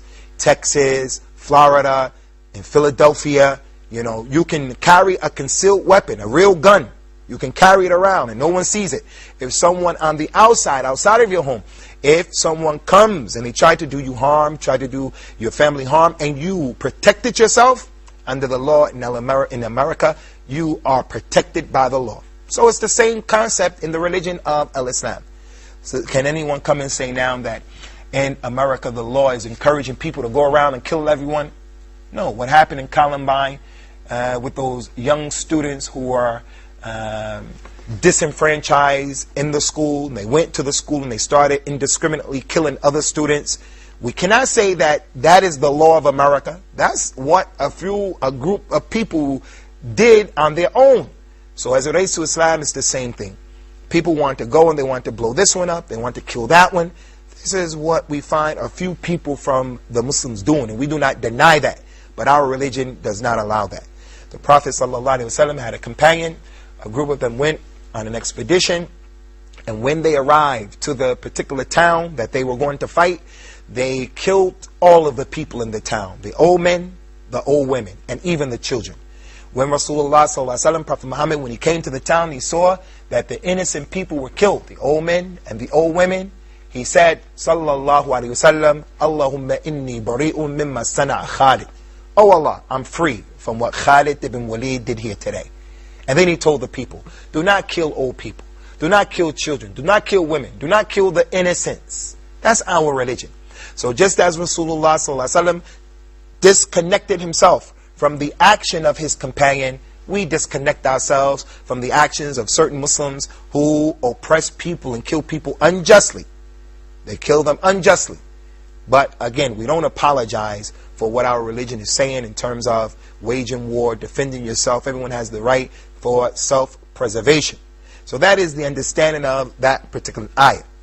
Another misconception that many people have is the misconception that Islam is a religion for Arabs. I don't want to be a Muslim because this is a religion of Arabs. Well, this is the furthest thing away from the truth, because the vast majority of people are not Arabs. Right here, we have 4 Muslims. And from the 4 Muslims, only one of them is an Arab. So 25% of the representation of Islam here is Arab. And that's how it is in the Muslim world. Indonesia, where my brother Noor comes from, he comes from Jakarta, Indonesia, they have over 180 million Muslims. It is the most populated Muslim country in the world. 180 million Muslims. And then we have Muslims from Africa, and we have Muslims from Asia, we have Muslims all over the world, and the Arabs are the minority. So that is not a true depiction of the actual demographics of the religion in terms of who's a Muslim and who's not a Muslim, in terms of the Arabs are the majority of the Muslims. Another misconception as it relates to the Muslims is this concept that some people have, that I can only take the Quran and nothing other than the Quran. And they actually use the Quran. وَمَنْ لَمْ يَحْكُمْ بِمَا أَنزَلَ اللَّهُ فَأُولَٰئِكَ هُمُ الْكَافِرُونَ. Whoever doesn't judge by what Allah revealed in the Quran, they are the disbelievers. And that's why we say to the Muslims, and we say to anyone who's watching this program and you're a Muslim, you cannot understand this Quran based upon your own desires. Nor should you understand the Quran based upon your madhab. Nor should you understand the Quran based upon what your people in your country do or your culture. This Quran has to be understood by the way the companions of Rasulullah understood the Quran. It was revealed on them and because of the circumstances that they were dealing with. So when we want to read about the tafsir of the Quran, the explanation of the Quran, we refer back to what they had to say. We refer back to what they mentioned to us. That's the correct understanding. Other than that, it has to be rejected, no matter who it is. So as it relates to that particular verse, those people who say that we only take the Quran and we don't take anything other than the Quran, we don't take the Sunnah, even if the hadith is mutawatir. There are many narrations. Even if the hadith is in Sahih Bukhari or Muslim, the 2 most authentic books of hadith that have collected the hadith of the Prophet, they say we don't accept it, we only take the Quran. The person who says this, in essence, he is a kadhab. He's a pathological, chronicle liar. Because if you only took the Quran, and the Quran is the kalam of Allah, if you only took the Quran and you looked for guidance in only the Quran, you are not going to know how to make the prayer of the Muslims. You are not going to know how to give the zakat of the Muslims. You are not going to know how to fast correctly in the month of Ramadan. You're not going to know about eating before the Fajr time. You're not going to know about how and when to break the fast. You're not going to know about the miswak and all of those issues that are connected to Ramadan. You're not going to know about the salat of at-tarawih, the nighttime prayer in Ramadan, because all of those issues are not mentioned in the Quran. He would not know how to make the Hajj, what we do at Mina, what should we do at Arafah, what should we do at Muzdalifah. We will now have a concept of the 3 different types of Hajj that you can even make. The details of the 3 different distinct and unique types of pilgrimage that the Muslim can make. So, the person who says we only want the Quran, he is lying and he's being duped by a shaitan. He doesn't know how to welcome the newborn child. He doesn't know how to bury the dead. He doesn't know how to practice his religion. So we're going to stop here, inshallah, and then when we come back, we're going to deal with the questions and the concerns of our students and our guest here, Peter, inshallah. I know that he always has something to say, and we're looking forward to seeing you, inshallah, and having you to view and to tune in to the 2nd episode of some of the misconceptions about Al-Islam. Islam 101. Islam 101. Welcome back to Islam 101, and I'm your host, Abu Usamah Adh Dhahabi. We're going to open the door now, inshallah, for the students to ask their questions or to make their comments concerning this issue of the misconceptions that people have about the religion of Islam. So we'll start with Brother Nur al-Islam. I'm from Indonesia, so I get in Indonesia Islamic Liberal Network. They say Islamic that Liberal Network? Yes. They say that all religions are same and all religions are accepted by Allah. So I don't know, how can I explain to them that Islam is the only religion accepted by Allah? Concerning the liberals, whether it's in Indonesia or other than that, people have to stay in the middle course and they can't go to the extremes. We have those people who are extreme, Muslims who don't want to accept technology and they don't want to catch up with what's going on in the world today. They have a problem with learning other languages. They say that English is the language of the enemy, so they don't want to learn about anything that has to do with technology. This is not acceptable. This is an extreme. We're utilizing technology right now to do our best to spread Islam to the four corners of the world. If it wasn't for Allah and then this technology, we wouldn't be able to hit as many people as we're hitting right now with this explanation of this particular topic. Maybe I can do it in the UK, maybe I can do it in the USA, but my audience is going to be limited. Now look how many people are going to hear what we're saying right now due to technology. So that's an extreme. And the other extreme are those people who see the Muslims who think and act like that, and it causes them to go to the extreme. And it causes them to take the Quran and to take Islam, and they want to take the Quran and they want to put it behind their backs. They want to take the Quran and put it inside of the drawer, and they say that Islam is not appropriate for this time.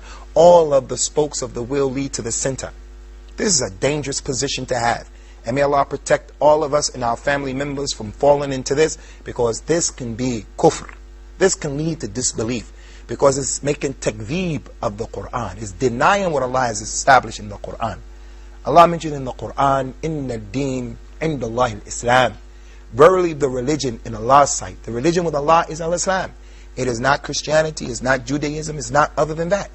And Allah mentioned in another verse of the Quran, وَمَنْ يَبْتَغِي غَيْرَ الْإِسْلَامِ دِينًا فَلَنْ يُقْبَلَ مِنْهُ وَهُوَ فِي الْآخِرَةِ مِنَ الْخَاسِرِينَ.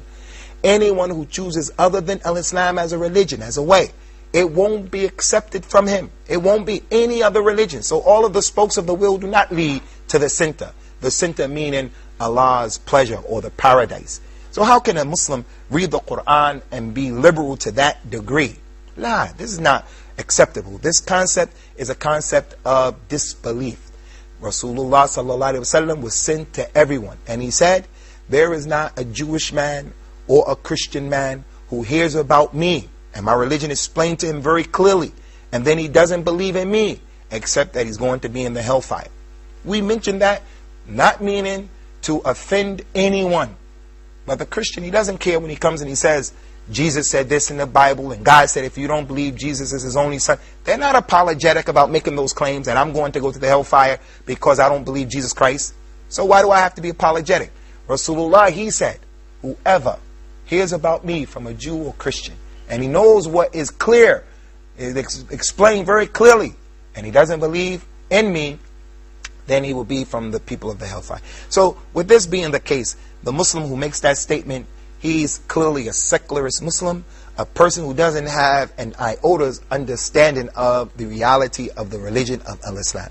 So how can you say that a person who says that Allah is one, or Allah subhanahu wa ta'ala doesn't exist, how can he possibly say that all of the religions are okay and they're coming from the same source? How is that possible? لَقَدْ كَفَرَ الَّذِينَ قَالُوا إِنَّ اللَّهَ ثَالِثُ ثَلَاثَ. Verily they have disbelieved those people who say that Allah is one of three. This is not an attempt to offend anyone. We're just making this point.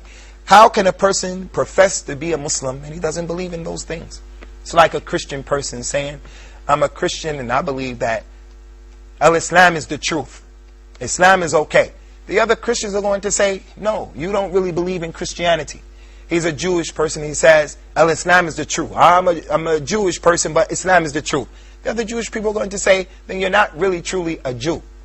And the Muslims, we say likewise, the Muslim who makes that statement, how are you going to include in the religion those people who Allah, the Most High, hasn't included? So liberalism, this type of liberalism is a danger. It is a danger. Okay, my man, Steve. My question, why the Muslim, before to pray, she washing his hand and she bow, and then she pray for only from one side? Why? Maybe it should be on this side or this side or this side. Why she didn't pray like that? What do you mean on one side? On one side of the masjid or in one direction? One side of masjid, yeah. Concerning why we make the ablution before we pray, it's because Allah ordered it in the Quran. O you who believe, إِذَا قُمْتُمْ إِلَى الصَّلَاةِ فَاغْسِلُوا وَجُوهَكُمْ وَأَيْدِيَكُمْ مِنَ الْمَرَافِقِ. O you who believe, if you want to make the prayer, then wash your faces and your hands up to the elbow. So Allah ordered that. And the Prophet of Islam, he showed us and he ordered it. So the ablution is a prerequisite for the prayer. And the first answer is because Allah ordered it in the last book that was revealed to mankind, and Rasulullah showed us. The other thing is, as a Christian, and this is what I've been trying to say to you, my man, Steve, or Peter, as a Christian, if the Christian was reading his book, he will find that it has been mentioned in a number of places in the Bible that people would wash up before they prayed. It was mentioned in the Bible that people fell down prostrate on their heads when they prayed. It is depicted for you, the picture of Mary, the mother of the mother of Jesus. She is depicted. How? When you see the pictures of Mary in my mother's house right now, there are pictures of Mary all around. How does she look? She looks like a Muslim woman. She has a head cover. She's dressed with all of that. It's your job and your responsibility, Peter, to say, where does that come from? Where does that come from? Why are they showing Mary like that? And why is it that my sister is dressed in another way? So those are the questions that I used to ask myself. I used to ask myself. I don't want to be a Christian just because my mother and my father made me a Christian. I want to be a Christian with the scholastic effort being put forth. I want to read what happened to this book, what's being said. And I think that's something that you should do. So we're going to go on to the next question. We'll deal with Muhammad's question. Yeah, my question, why in Islam can't a woman be an imam or to do the job of a judge? It's because of the weakness in them, or there's some another reasons or wisdom? The woman in Islam, she can be an imam and she can be a judge. She can be an imam, meaning a leader of the people in her own special way, like our mother Aisha was an imam. She was an imama, a leader of the people. But her being an imam doesn't mean that she has to come to the masjid and lead the people in prayer. Her being an imam or a judge, as she was, doesn't mean that she has to go to the office and sit on the before the people on the bench and hit the mallet and bring the court to order. No. They said about Aisha, Anas ibn Malik said, the men, the companions of the Prophet, we never differed about any issue in the religion, and then we took that issue that we differed upon to Aisha, except that we found the truth with her. She was the one who used to give verdicts. She was the one who used to explain the Quran. She was the one who used to say, this is from the Sunnah, this is from his practice, this is halal, this is haram, permissible, impermissible. She did that though how? From the confines and the privacy of her own home. She was a judge. She was an imama, a leader of the people. No doubt about that. So a woman, she can be an imama and a judge or a qadiyah in this sense. But in other than that, where she has to get out into the society and she becomes a judge who's going to sit before the men and so forth and so on, no. Prophet Muhammad described the woman in Islam and he said, Al-mar'atu awra. The woman is an awra. She's something that should not be seen. She's something meaning any and every person, every Amr and Bakr and Zayd, every Tom, Dick and Harry should not be allowed to look at the beauty of any Muslim woman. Her beauty is for her family, her husband. Her beauty should only be seen by her sons, by her father, her uncle, and people like that. And if she does come out and she displays herself, then she doesn't make the display that they used to make in the times of ignorance, by coming out in order to have the men to look at her. Look at all of the problems that we're having in corporate America. Look at all of the problems. Every woman now is always on her P's and Q's as it relates to the sexism at the office. The boss is making sexual passes and advances at her. Her co-workers are always trying to go out to have drinks with her. And when she goes out to have drinks, they slip a pill or a drug inside of her drink, ecstasy or other than that. And then what happens is we have date rape. She falls asleep and a man takes liberties with the lady.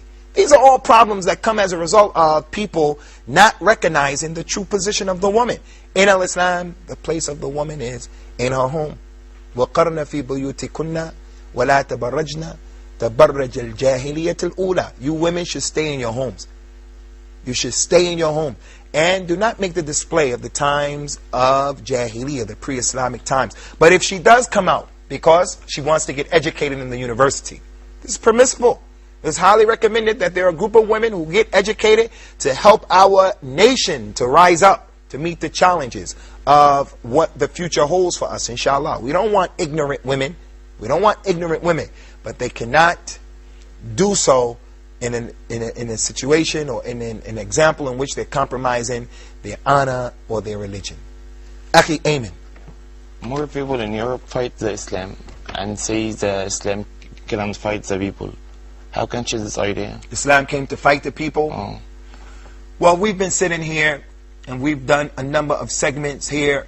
We've had non-Muslims here, and I don't think those non-Muslims have felt any threat from us. Do you feel threatened, Prita? Is anyone making you afraid or uncomfortable? Is anyone making you afraid or uncomfortable that you're going to lose your life or you're the bad guy? Yeah, he will fight him. He will fight him back. But the thing is, if they want to fight back and they initiate and they want to be oppressive, then we're going to deal with them. But we coexist with people. We coexist with people. Muslims are law-abiding citizens. We're not people. The religion didn't tell us to go out and kill people and to harm people. Allah said in the Quran, Allah does not prohibit you. La yanhaakumullah. Allah does not prohibit you from dealing justly and fairly with those people who do not fight you for your religion. Nor do they expel you from your lands. Allah does not prevent you from dealing kindly with them and having a birr and tabarruhum, to be kind to them and to be just with them. And Allah loves those who are just. So that's how we do. We coexist with them. They're students in our classroom. They are our professors. We're their professors. We rent from them. They rent from us. We buy from them. They buy from us. But if anyone tried to harm a Muslim, he has to defend himself. But he shouldn't be oppressive. So we're going to stop here at this particular point concerning some of the misconceptions that people have before embracing Islam or thinking about Islam. Wish we could have done more, but that's what Allah has wrote for us. Take care. May Allah protect you all, and may He guide all of you and give you the hidayah, the guidance that's needed to navigate your ways through the problems of this life. Wassalam ala man ittaba al-huda.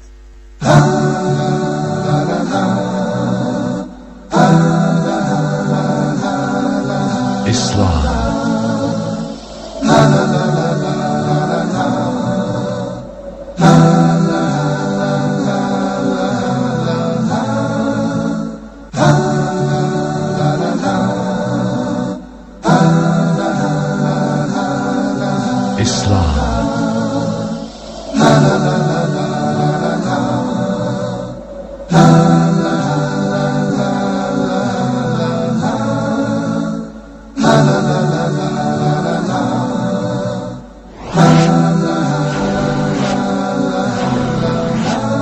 Islam 101.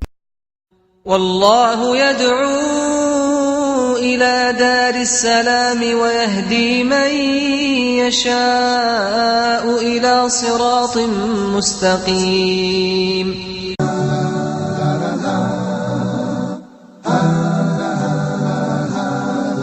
Islam.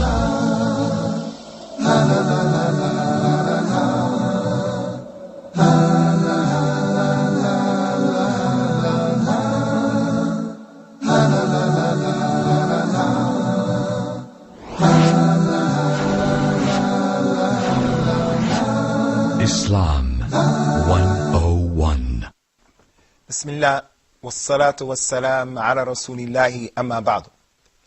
Welcome to another episode of Islam 101, where we're teaching the fundamentals and the basic tenets of the religion of Al-Islam, making an attempt to give a crystal clear and concise understanding of the fundamentals of the religion, so that any new Muslim, any revert Muslim, any non-Muslim who's interested in knowing about the topics that we present for discussion can get a better understanding as to the insight that these issues are concerning.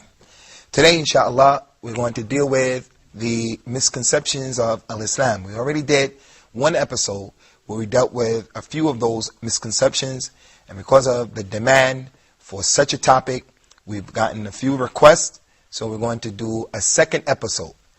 Today, inshallah, the topics of discussion, inshallah, are also very important, similar to the ones that we dealt with in our last episode. One of the many misconceptions that people have about Al-Islam, and when we talk about misconceptions and the people, we're not only talking about non-Muslims, we're talking about Muslims as well. So we're going to deal with both groups. There is the misconception that people have, Muslims and non-Muslims alike, that Al-Islam is a religion, but a person's application and his practice of Al-Islam is and should be in his heart, and his heart only. No religion really requires that a person has to make any effort or commitment to show his religion and his behavior.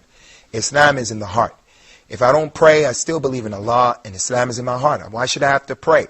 Those are the mechanics, and they are of lesser significance and importance. The fact is that as long as I believe in Allah and I truly believe in Him in my heart, then it's enough that I believe. A woman, she doesn't practice her religion, she doesn't wear the Islamic attire or the hijab. She says that my heart is white as well. And she would even swear by Allah and say, Wallahi, I swear by Allah that I believe in Allah and I believe in the last day. Isn't it enough for me just to say that with my tongue and to believe it inside of my heart? No one knows what I really believe except Allah. These types of concepts. We have people of other religions who make the same claim, that they don't practice their religion, and they claim, well, my religion is in my heart. My heart is white, and as long as I believe, then I'm going to be okay. As it relates to the religion of Al-Islam, this is not acceptable for a person to simply say, I believe. Because if you were to look at the book of Allah, the Quran, you will find a number of stories and incidents in which the Quran is telling about discussions that Shaitan or Iblis, Satan, some of the discussions and statements that he made. The story of Adam and Eve, there's a discussion between the devil, Shaitan, and Adam and Eve. Discussion also we have of Shaitan inciting people and encouraging people to disobey Allah.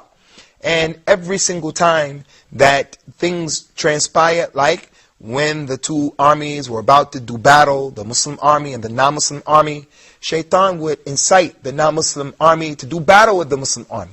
And that's why they were trying to extinguish the light of Islam, because Shaitan came to them and whispered to them, as he whispers to many people and says to them, don't accept the religion of Al-Islam and don't forsake the religion of your forefathers. People are going to laugh at you if you become a Muslim. What are your parents going to say? What are your neighbors going to say? If you become a Muslim, you know how much your people hate Muslims and how much they hate Islam. Therefore, you should not be a Muslim. So what that individual does, instead of using his God-given intellect to say, look, I want to check out seriously what the religion is saying, and I'll make an educated assessment. Yes, I'll become a Muslim. No, I don't become a Muslim. Most people, what they'll do is they'll listen to the whispers of a Shaitan. Anyway, the point is, Shaitan would whisper to the warring faction, the warring party. And then before the battle would take place, Shaitan would see the angels that were on the side of the believers, on the side of Muhammad, and on the side of those who believed with him from his companions, as the angels in the past used to come to the defense, and they used to come to help the righteous people of the past, whether it was Jesus or Moses or Aaron or whoever it was. The angels are on the side of the believers because they themselves are believers. When Shaitan had the ability to see what was about to transpire, that the army of the Muslims, the army of the believers is going to vanquish the army of the disbelievers, Shaitan would say, verily I see what you don't see. Verily I fear Allah, and he will go away. So he said, with his mouth, he said, and he articulated that he believed in Allah. But his actions were opposite of that. So if it was enough for a person just to say, especially for you Muslims, and you believe in what I just told you about the Shaitan and the discussions that he's being told, we're being told that he had in the Quran. How can we say it's enough for just to say, for a person to only say, I believe? Shaitan used to say, I believe. He used to say, why should I bow down to Adam?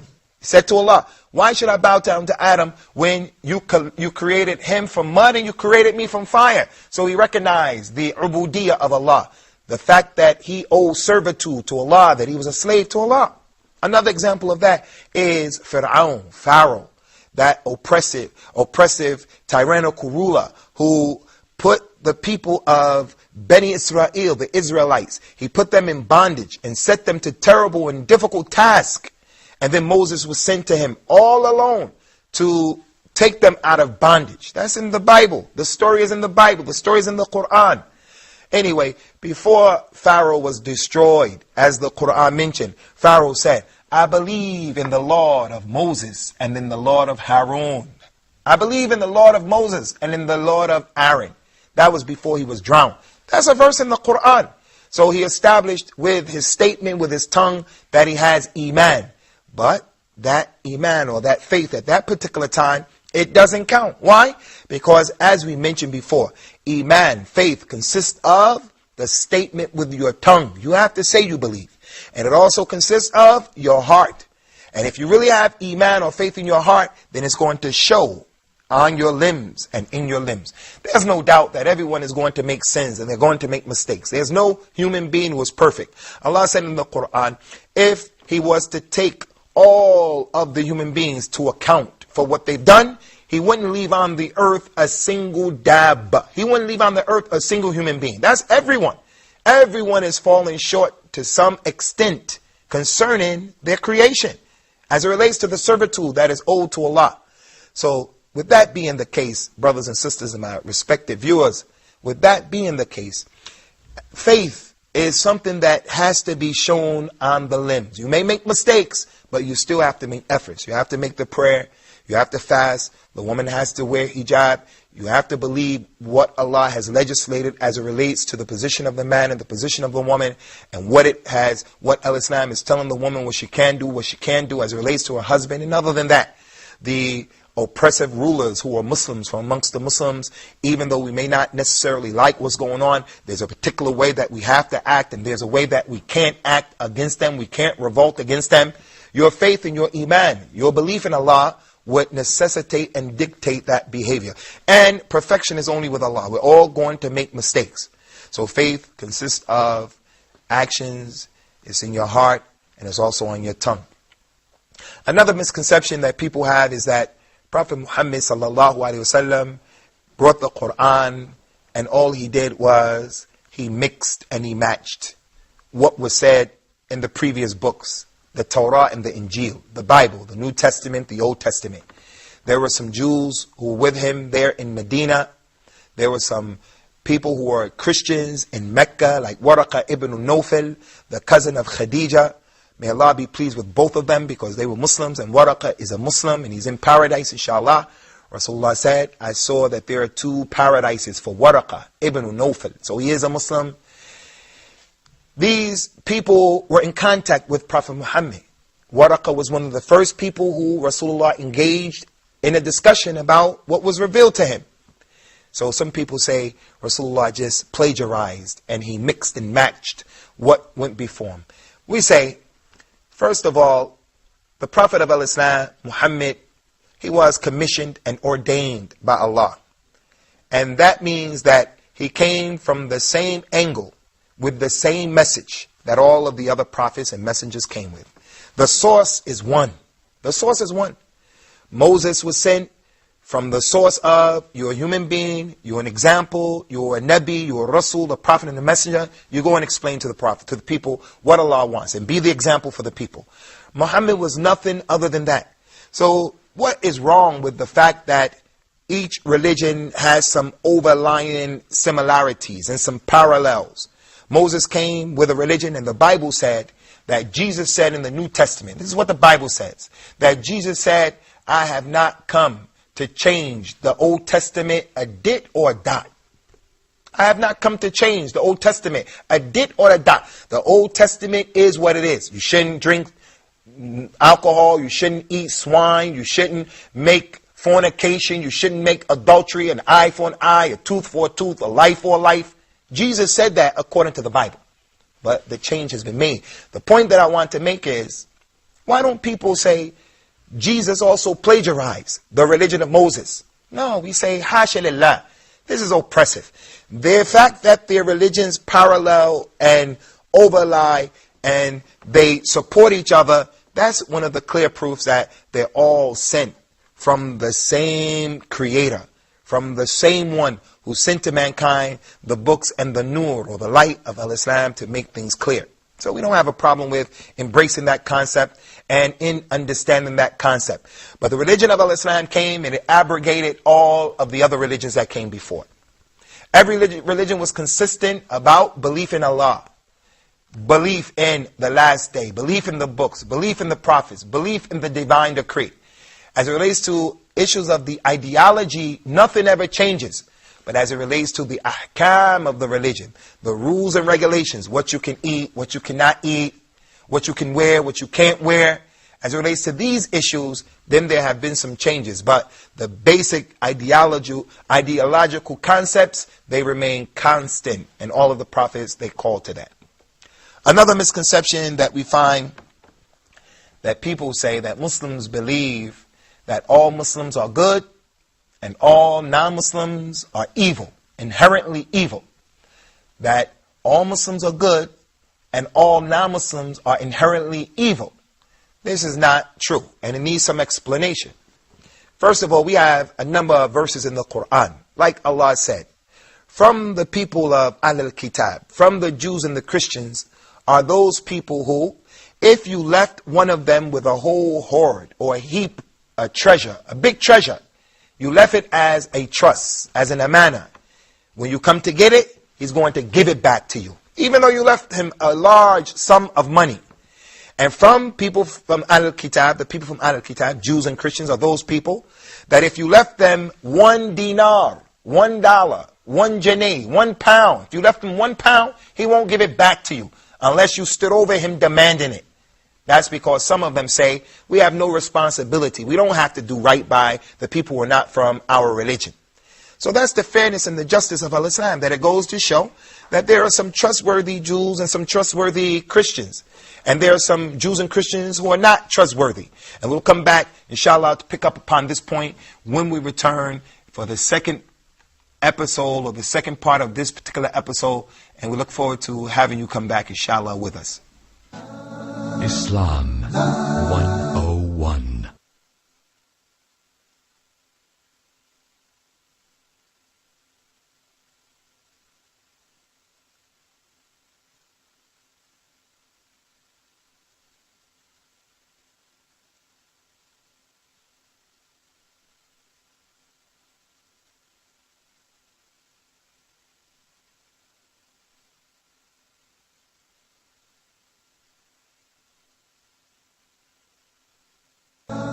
Islam 101. Welcome back to Islam 101, where we've been discussing some of the misconceptions, the misconceptions that people have concerning the religion of Islam. Whether those misconceptions emanate from Muslims or non-Muslims, it's not the issue. The point is that we want to shed light on these particular aspects of these misconceptions here at Islam 101. Another misconception that we hear people mention many times is that Muslims believe in the Trinity.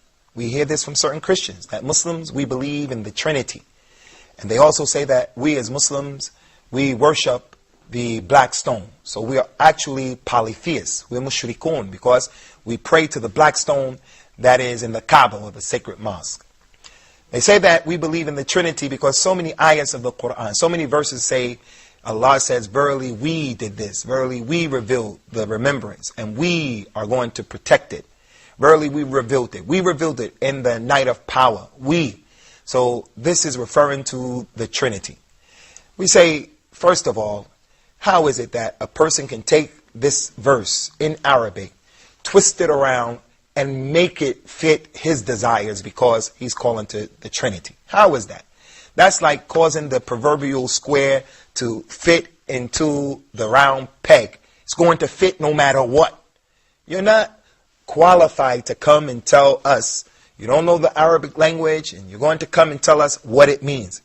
What these verses actually mean is something that used to be a practice in the language of the Arabs.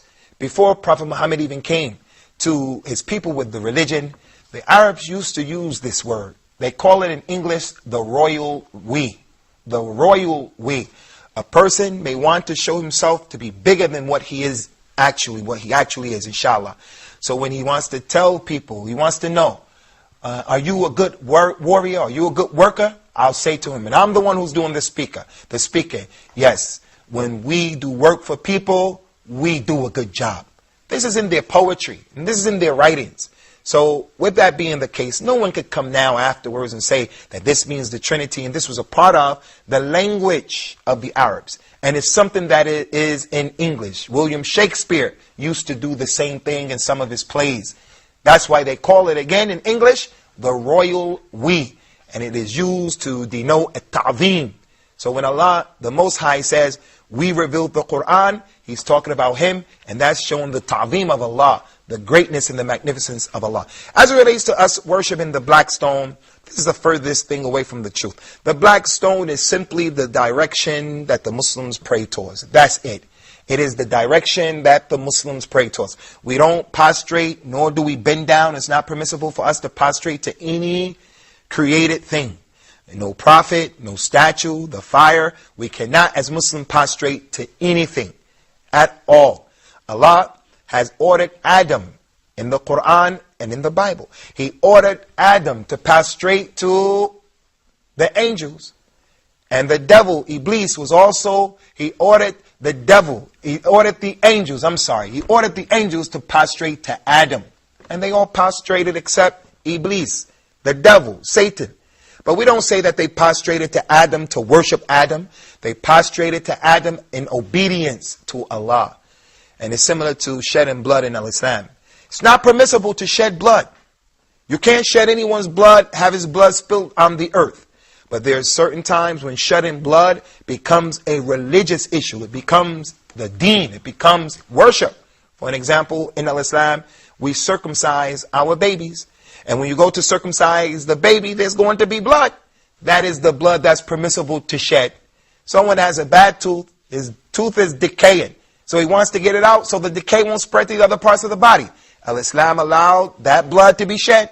So now the shedding of the blood becomes the religion because Allah allowed it, or Allah ordered it in the case of the circumcision. So prostrating to Adam became worship because Allah ordered it. But it was a prostration of respect, a prostration of worship and obedience. Similar to that is the black stone. We prostrate towards the direction, keeping ourselves united amongst ourselves. So we're going to open up the door now. There are a lot of other misconceptions, but we'll see what our panel, what our students have to say and what they have to order.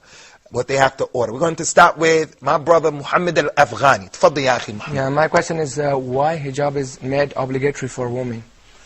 Concerning the hijab of the woman, some people may say this is oppressive, especially in the summertime or especially in places where the heat is hard and is hard to bear. It's unbearable. Why should she have to wear hijab in Florida? Why should she have to wear hijab in the climates of Saudi Arabia, where the temperature reaches 130 degrees Fahrenheit? This is oppression. Well, in actuality, this is honoring the woman. This is honoring the woman in that it puts a cover over her, just as we would cover up a diamond or anything else that is expensive or important. We do not put it on display. We don't put it on display. When a man sees a woman who's covered up, the first thing that he does is he comes to know the worth of that particular woman from the inside. He doesn't fall in love with her because he sees her beauty, the size and the shape and the form and the contours of her body. So because she's voluptuous, he falls in love with her. And that's all she's reduced to in his eyes. No, we're going to see the content of her creed and the way her character is, because what's going to come out to us is what is on the inside of that woman, because we do not see what's on the outside. So Allah ordered the woman to wear the hijab, to wear the Islamic garb. And again, I remind you, it is not strange that we see the pictures of Mary And I don't necessarily believe that those pictures of Mary are correct. The color is incorrect for the most part from the description that was given in the Bible about Jesus. And the color that we knew the Hebrews were, they are not like the pictures. That's institutionalized racism. Someone to believe that Jesus was a white person with blue eyes and blonde hair.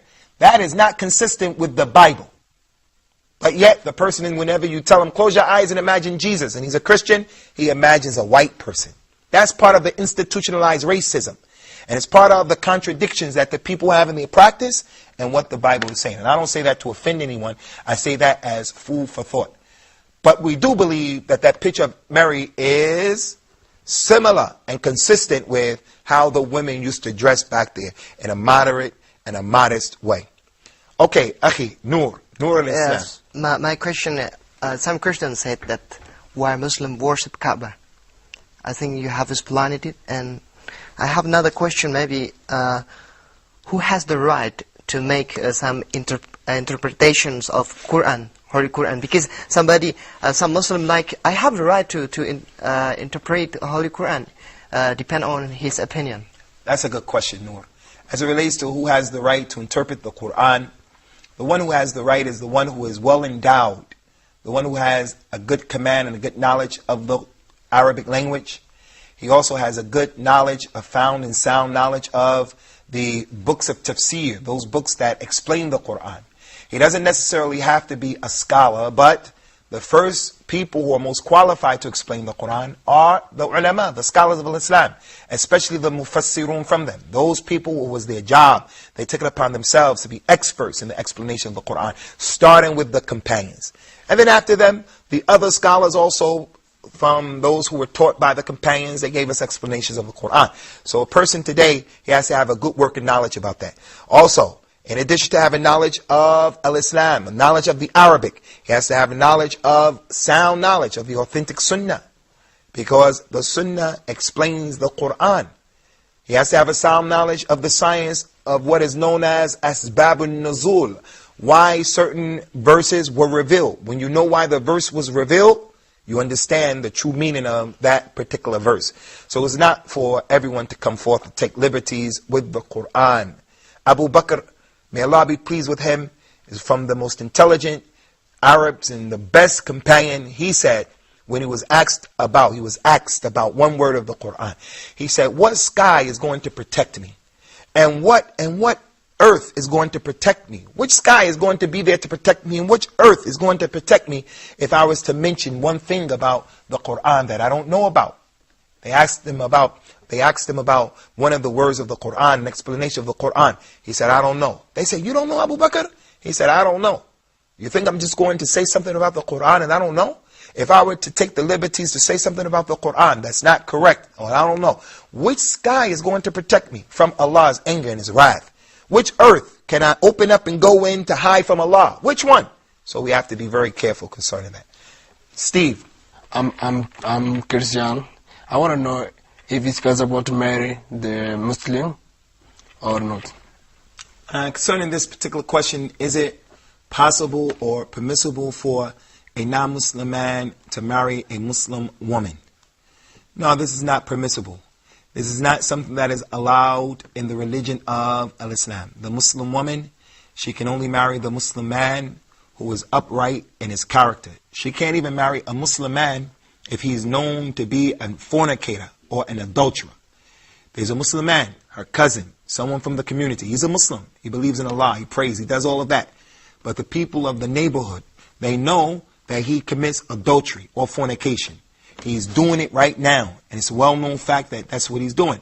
If he goes to seek that girl's hand in marriage, Allah said it's not permissible. This is not permissible for the believing men and the believing women to marry that type of individual. So not only can she not marry the non-Muslim man, but she can't even marry the Muslim man who is a fornicator. Why? Because the Muslim woman, she is protected, the issue of the hijab. She's a person who is looked at in the society, looked at by her family members as being more precious than a diamond, platinum, or anything like that. So it's not permissible. Another reason behind that is because maybe the Muslim man who does fornication will be a trial for her in her religion. He may give her a disease. He may cause her to leave her religion. He may cause her to disobey Allah. That's with the Muslim man. So what about the other man who's a non-Muslim? He's a non-Muslim and he doesn't even see the impermissibility of drinking wine.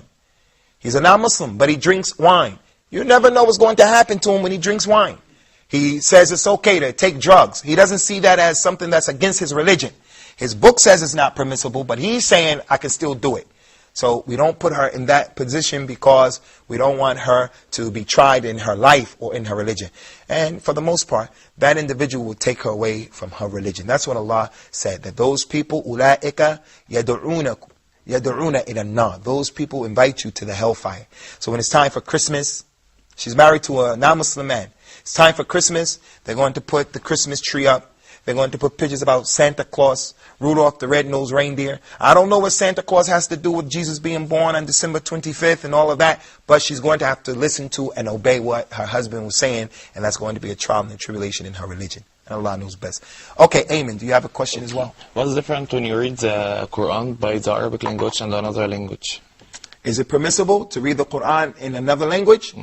Yes, it's permissible, but the reward of reading the Quran is tremendous in Al-Islam. To pick up the Quran and to read it, you get 10 hasanat, 10 rewards, 10 blessings for each character, for each harf.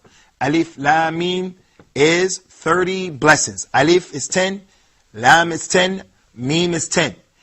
When you read it in another language, that is not the case.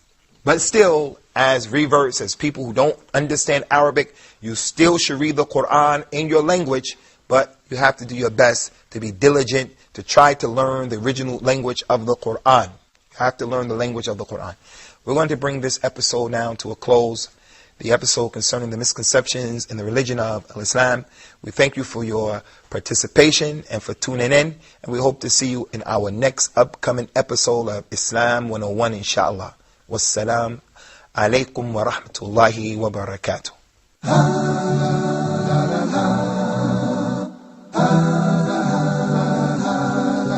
Islam.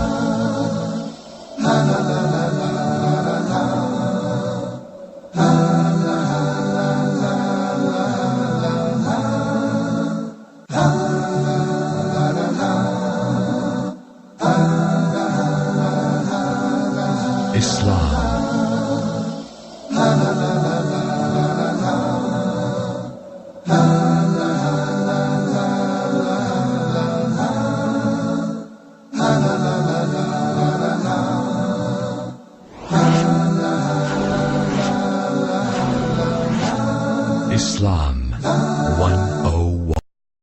والله يدعو إلى دار السلام ويهدي من يشاء إلى صراط مستقيم.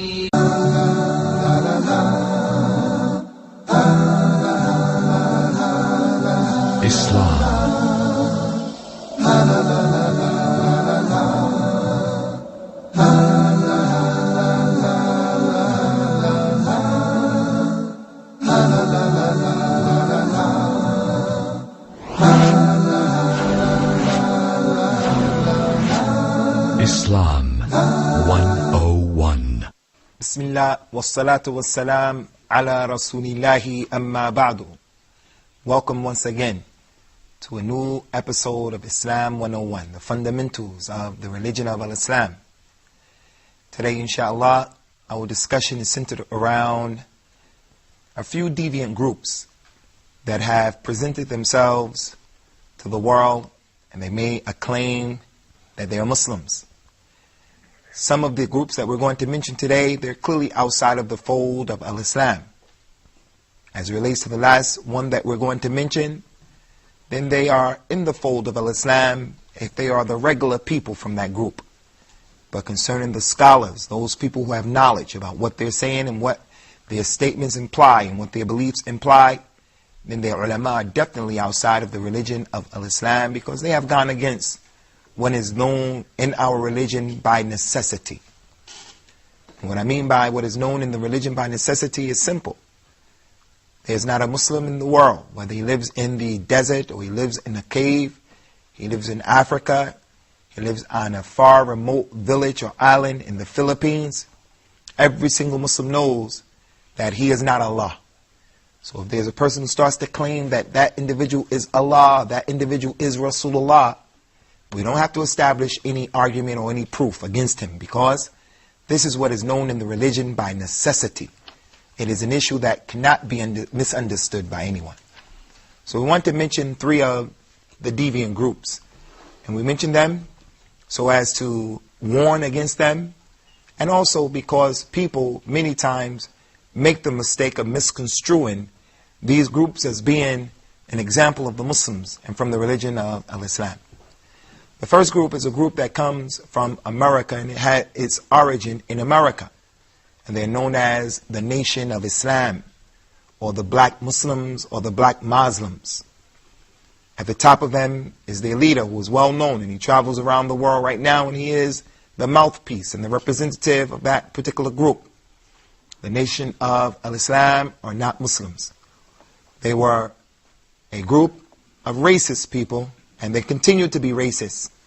And all they've done is that they've taken the racism of Christianity and the racism that African Americans had to deal with as it relates to Christianity and growing up and living in America, and they apply the opposite racist tendencies.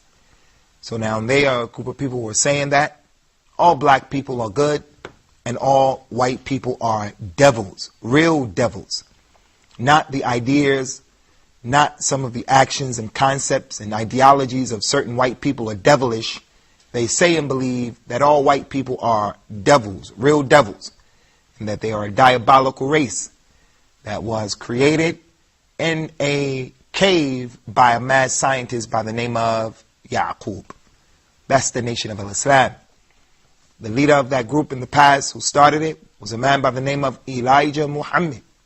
And Elijah Muhammad claimed that he was the messenger of Allah, the prophet of Islam. The prophet of Allah is sent to the black man in America. This in and of itself puts a person outside of the religion of Islam. To claim that you are a prophet after Rasulullah is clear disbelief. And it cannot be accepted that anyone doesn't know that this is an action that's impermissible. Concerning the Nation of Islam, there were a few famous, worldwide, known personalities who were members of this group, like Muhammad Ali Clay, as the Arabs call him, the boxer, the famous heavyweight champion of the world. May Allah cure him of his disease, his sickness that he has right now. He used to be with that group, but Allah subhanahu wa ta'ala guided him, and He guided him to the universal reality of Orthodox Islam, as they call it, the Islam of the Quran and the Sunnah, to the best of his ability. The important thing is, he left that group and now he's a real Muslim. Similar to him is Malcolm X, Al-Hajj Malik Shabazz, Rahimahullah, may Allah have mercy upon him, who was ultimately assassinated by some of the members of that group after Malcolm X almost single-handedly built up that group's followers, and then he made the Hajj, or the pilgrimage, to Mecca, where he was afforded the opportunity to see the universality of Islam. That there were white Muslims from Turkey, white Muslims from Albania, white Muslims from Russia, white Muslims from Yugoslavia, and he had an opportunity to sit, to sleep, to eat, to drink, and to perform the pilgrimage with those white Muslims. And then he realized that what he was teaching and preaching and calling to in America when he was a member of that group was not correct. And it's not strange, and it's no secret, that upon his return trip to the United States, after declaring that he was a real Muslim, that he was assassinated right after that. So those are 2 of the famous people who are from that group. So no one should make any mistake and get the issue twisted as it relates to whether or not the Nation of Islam are Muslims. They're non-Muslims. They have too many beliefs, too many concepts that are opposed to the religion of Islam. They believe that a man by the name of Fard Muhammad is Allah reincarnate. That Fard Muhammad, who was an Arab man who actually looks white, he came and he chose Elijah Muhammad and made Elijah the prophet to the black man. That's a state of disbelief. And right now they have a large following. So, if you are a Muslim and you have an opportunity to see their representative giving talks here or giving talks there. Or you may see some of their lectures that seem to be well attended. You have to be able to make the distinction that those people are not Muslims. And the mass media only give them a lot of exposure to mislead the people into believing that they're Muslims, so that the picture of Al-Islam and the true image of Al-Islam can be distorted in the minds and the eyes of those people who may be interested in the religion of Al-Islam, the true religion. The second group that we want to mention is another group who their leaders are non-Muslim. And some of the followers are non-Muslims, but we won't say that all of the followers are non-Muslims, because some of their followers just don't know. And for that person who just doesn't know, he was born in an environment that they believed in this and they propagated this understanding, then we say that the regular general people, inshallah, they are excused because of knowledge. But they should know that they're falling into major crime and a major sin. As for the leader, then he's clearly a non-Muslim. And that is the group that is called the Ahmadiyya. The Ahmadiyyas, who their founder is Ghulam Ahmed. Ghulam Ahmed. So they call their group Al-Ahmadiyya after their founder. They come from India, and this man was in India in a place called Qadiani. They also called the Qadianis. They're also non-Muslims. They're non-Muslims because they reject many of the concepts that Al-Islam has made the fundamental and basic concepts that have to be understood by every single Muslim. For an example, Muslims believe that there is no prophet after Prophet Muhammad. The only prophet after Muhammad is the prophet of Al-Islam, Jesus, Isa ibn Maryam. But even with Isa being a prophet after Muhammad, he actually came in terms of the chronological order, he came before Muhammad. And when he comes back, he's going to rule and judge, and he's going to be upon the religion of Muhammad. He's going to be upon Al-Islam. He's going to judge by this Quran. But this particular man, Ghulam Ahmed, believed, and he taught, and his followers believe, that he is a prophet after Rasulullah. That Ghulam Ahmed is a prophet and the messenger after Muhammad ibn Abdullah sallallahu alaihi wasallam.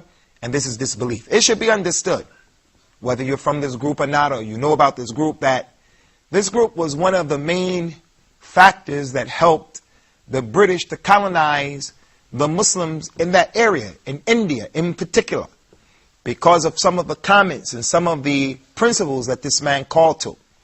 For an example, he said things like, the Arabic language is not as important as the Urdu language was. So whenever you divorce the Muslims from the Arabic language, you're going to divorce them from the book that Allah revealed. If anyone comes to you and he says, I know a man, he's very knowledgeable about the religion of Al-Islam. I say, oh yeah? Does he know the Arabic language? If they say no, then I'm going to say he only can know but so much. In English, Urdu, Chinese, or whatever. That doesn't mean that every Arabic speaker is a scholar. And it doesn't mean that the person who doesn't know Arabic can't know the basics of the religion. But until you learn the Arabic language, you can only go so far in this religion. And that's why it is an obligation upon every Muslim man and woman to make it their business to try to learn as much Arabic as you can possibly learn. It is the key to the books and the knowledge in Al-Islam. So one of the ways that this man helped the British to colonize the Muslims of India and to make the Muslims a group of people who were backwards is that he put a lot of emphasis on his Urdu language, and he tried to divorce the Arabic language. And this was due to the Asabi and Ansariya, the racism that he had against the Arabs, and plus the national pride that he had for his own language and his own people. In addition to that, he used to tell the people that there's no jihad in Al-Islam, that we don't fight. That what we have to do is we have to turn our weapons in and we have to bend over backwards and make things easy. Because the English, they're going to bring for us the railroad system and the medicines, and they're going to educate us in our schools. And this is a very important point for some Muslims to understand right here. The scholars of India during that time, they used to say that learning English was haram. And some people who are liberal, they go to the other extreme, they find that some of the scholars said that learning English was haram, was not permissible. And they say, you see, the scholars in Al-Islam, they're not qualified. But the reason why many of those scholars said that learning English was haram, not because learning English would be harmful, but it was because many of the Muslims who were learning English, they were learning English at the expense of losing their religion and losing their Islamic identity. So they don't give you the full picture. People just say, certain scholars of that time said that learning English was not permissible. No, to say learning English is not permissible just like that as a blanket statement is not acceptable. But there was a background and there was a circumstance to why many of those scholars of that time, they said that. They said that in defense of the religion. So many of the young people, many of the young Muslims of that time, they started to become bourgeois. And they started to take on the characteristics and the ways of the non-Muslims. So those scholars said to learn English and become like that is not permissible. So you have to be careful. And we can't look at our scholars as being low, down. We have to have husn adhan, have a good opinion about our scholars, whether they're from India or other than that. Because there were a lot of major scholars, and there continue to be a lot of major scholars in that part of the world. We'll be back, inshallah, with the second half of this particular episode. And we hope to see you, inshallah, rejoin us for the second aspect of this topic. Islam 101. The Prophet ﷺ have informed us that we should not obey no one on the account of disobeying Allah subhanahu wa ta'ala. So the superiority is to Allah's command. So if the husband tells his wife that I want you to shake hands with my colleagues, with my business partners, no, even if it leads to divorce. If the husband says to his wife that you have to party with me, with partners and so on, no, you have to take your hijab off, no. By any means, communicate with Allah subhanahu wa ta'ala. Definitely Allah subhanahu wa ta'ala knows your language and He would be very happy to answer your dua.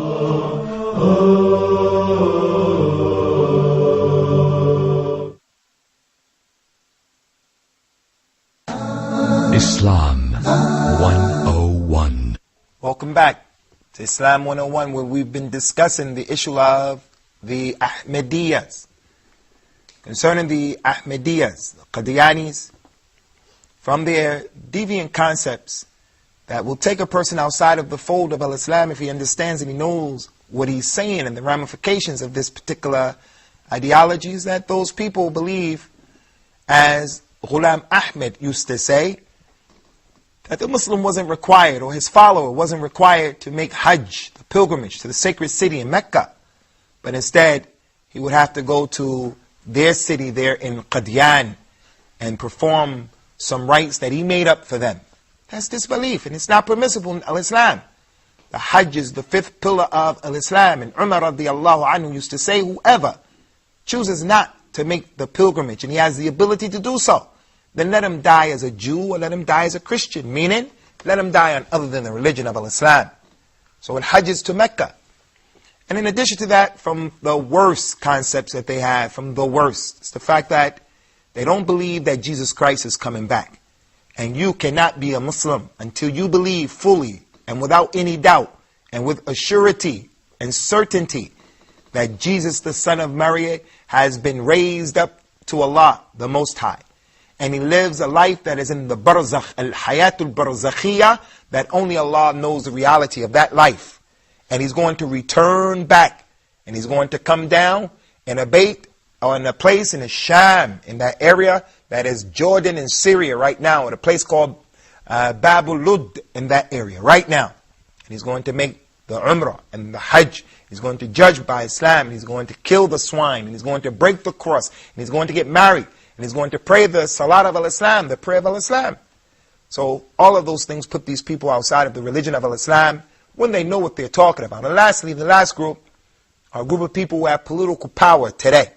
As I mentioned, their scholars are disbelievers. They're not Muslims. But they're regular people who are ignorant. They don't know. They were born in this environment. They were born to parents who believe this and they believe as a result, but they just don't know. Then we do not pronounce disbelief upon those people. But nonetheless, they are not from the awliya of Allah. They're not from the friends of Allah. Nor are they from those people who will be uppermost in the last day. And Allah knows best. And they are those people who curse the companions of Rasulullah sallallahu alaihi wasallam.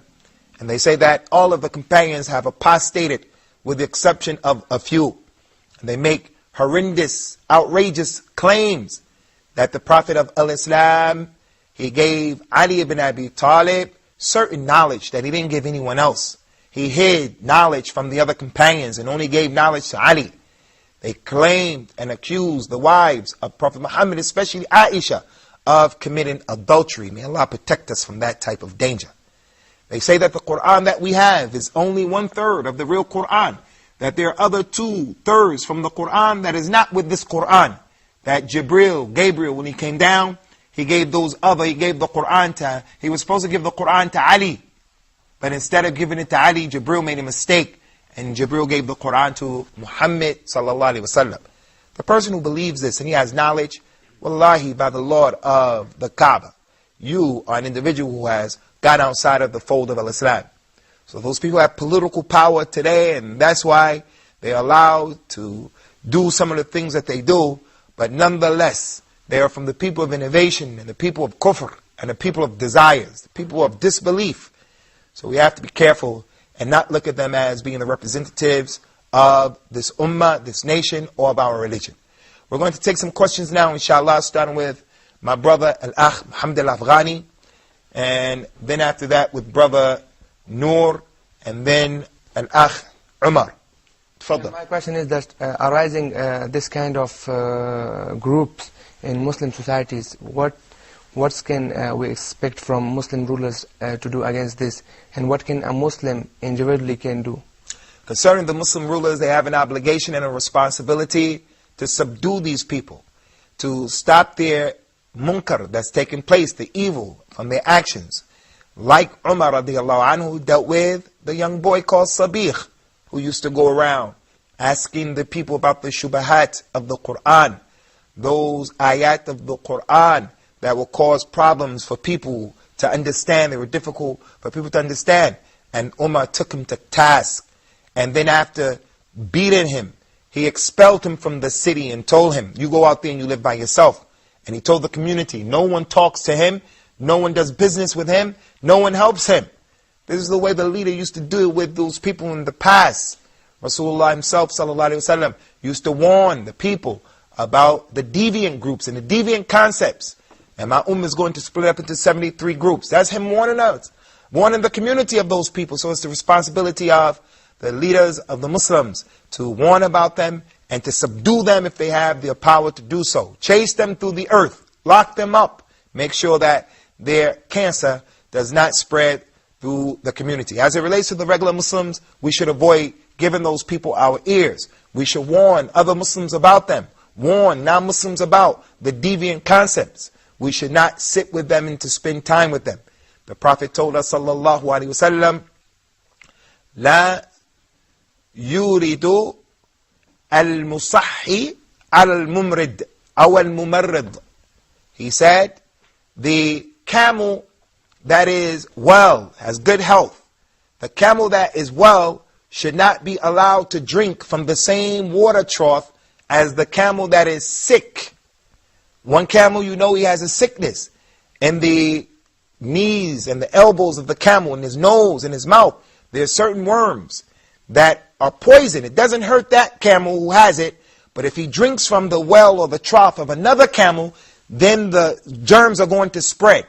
So if you are a man who has camel, you have sheep, he said, don't allow the good camel to drink, the well good camel to drink with the camel that's sick, so that he doesn't become sick. So what am I using this hadith for? We're using it to say that the Muslim who his aqeed and his belief is good, he shouldn't be allowed to drink from the same cup.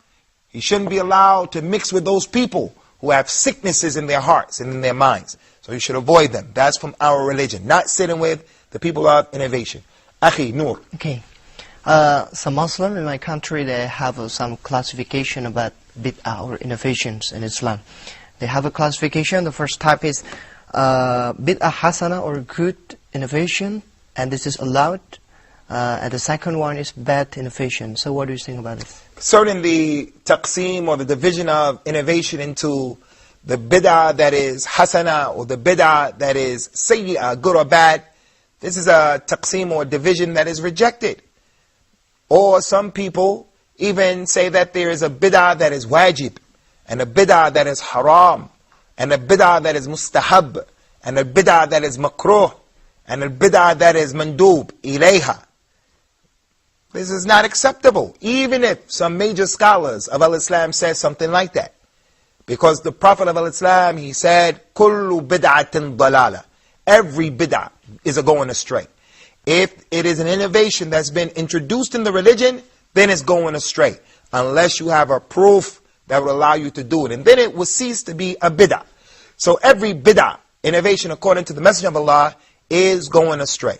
But there is one issue that people seem not to understand, and they get it confused and twisted, and that is Umar radiallahu anhu said when he made the salat of at-tarawih upon 3 reciters of the Quran, instead of allowing these 2 people to pray together, those 7 people to pray together, those 30 people to pray together, and the Muslims were divided, he gave the order that the Muslims should pray behind 3 different companions. One who prayed very slowly and he prayed a long time. Another one who prayed moderately in the intermediate recitation. And then the one who prayed with the smaller surahs. And when he came and he saw the people praying behind them like that, he said, this is a good bid'ah. What did Umar mean? Did he mean a bid'ah hasana, that is a new innovation in the religion? No, his statement, this is a good innovation, he meant the linguistic term, meaning the Prophet ﷺ, he never called the people to do such a thing. He never gave them 3 imams like that. Never. But he used to pray the prayer and the nighttime prayer in the Jama'ah. So it wasn't really a bid'ah. He came out one night, and it wasn't Ramadan, and he was making the salat. A group of people saw him, so they got with him in the salat.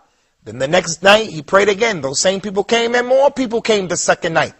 And then on the 3rd night, he prayed again. And even more people came, because they wanted to pray the night prayer with the Messenger of Islam. On the 4th night, the people gathered to pray, and it was even more. And Rasulullah didn't come out. The next day, after the Fajr prayer, they said, what happened to you last night, Ya Rasulullah? He said, I saw you. I knew that you people gathered for the prayer, but I didn't come out out of fear that it may become an obligation upon you, and you won't be able to do it. So this was the rahmah, the mercy. This was the concern that the Prophet had for the Muslims of that time.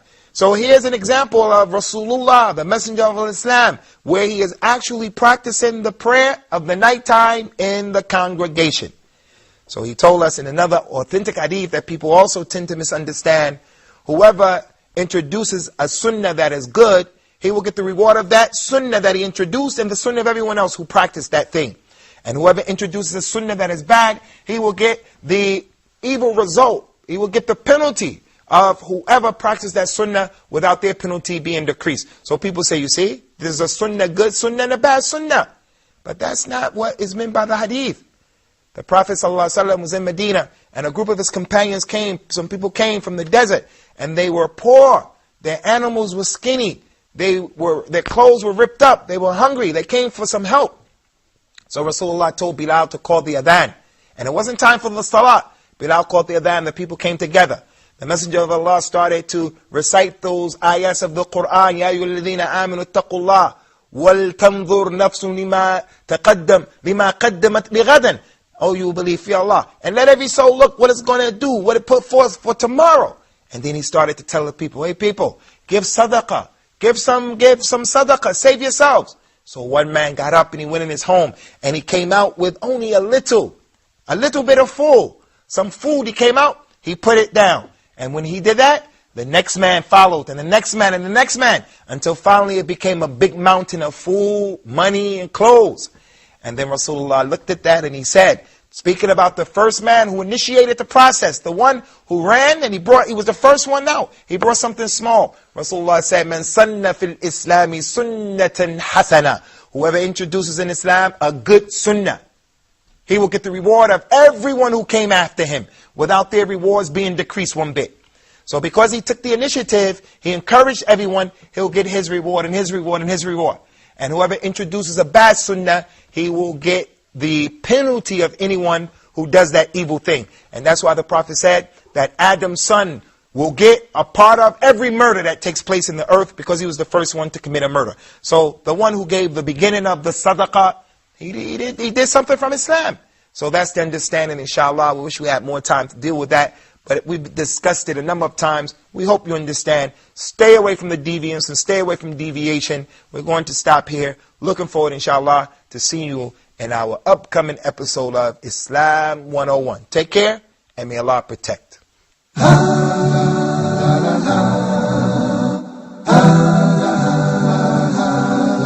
Islam.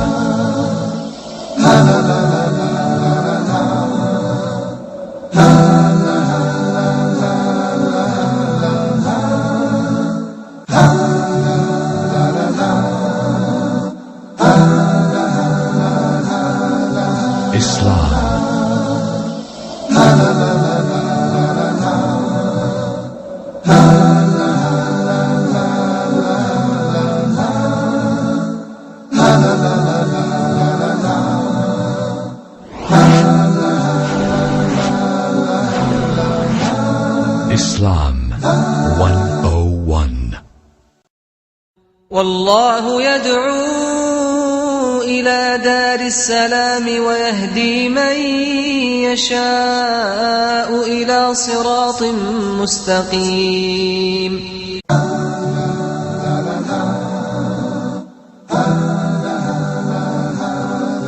Islam.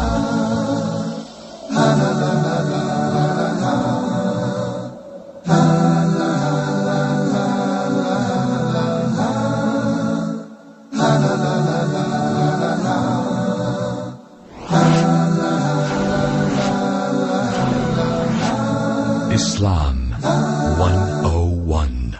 Welcome to another episode of Islam 101. And I'm your host, Abu Usamah Adh Dhahabi.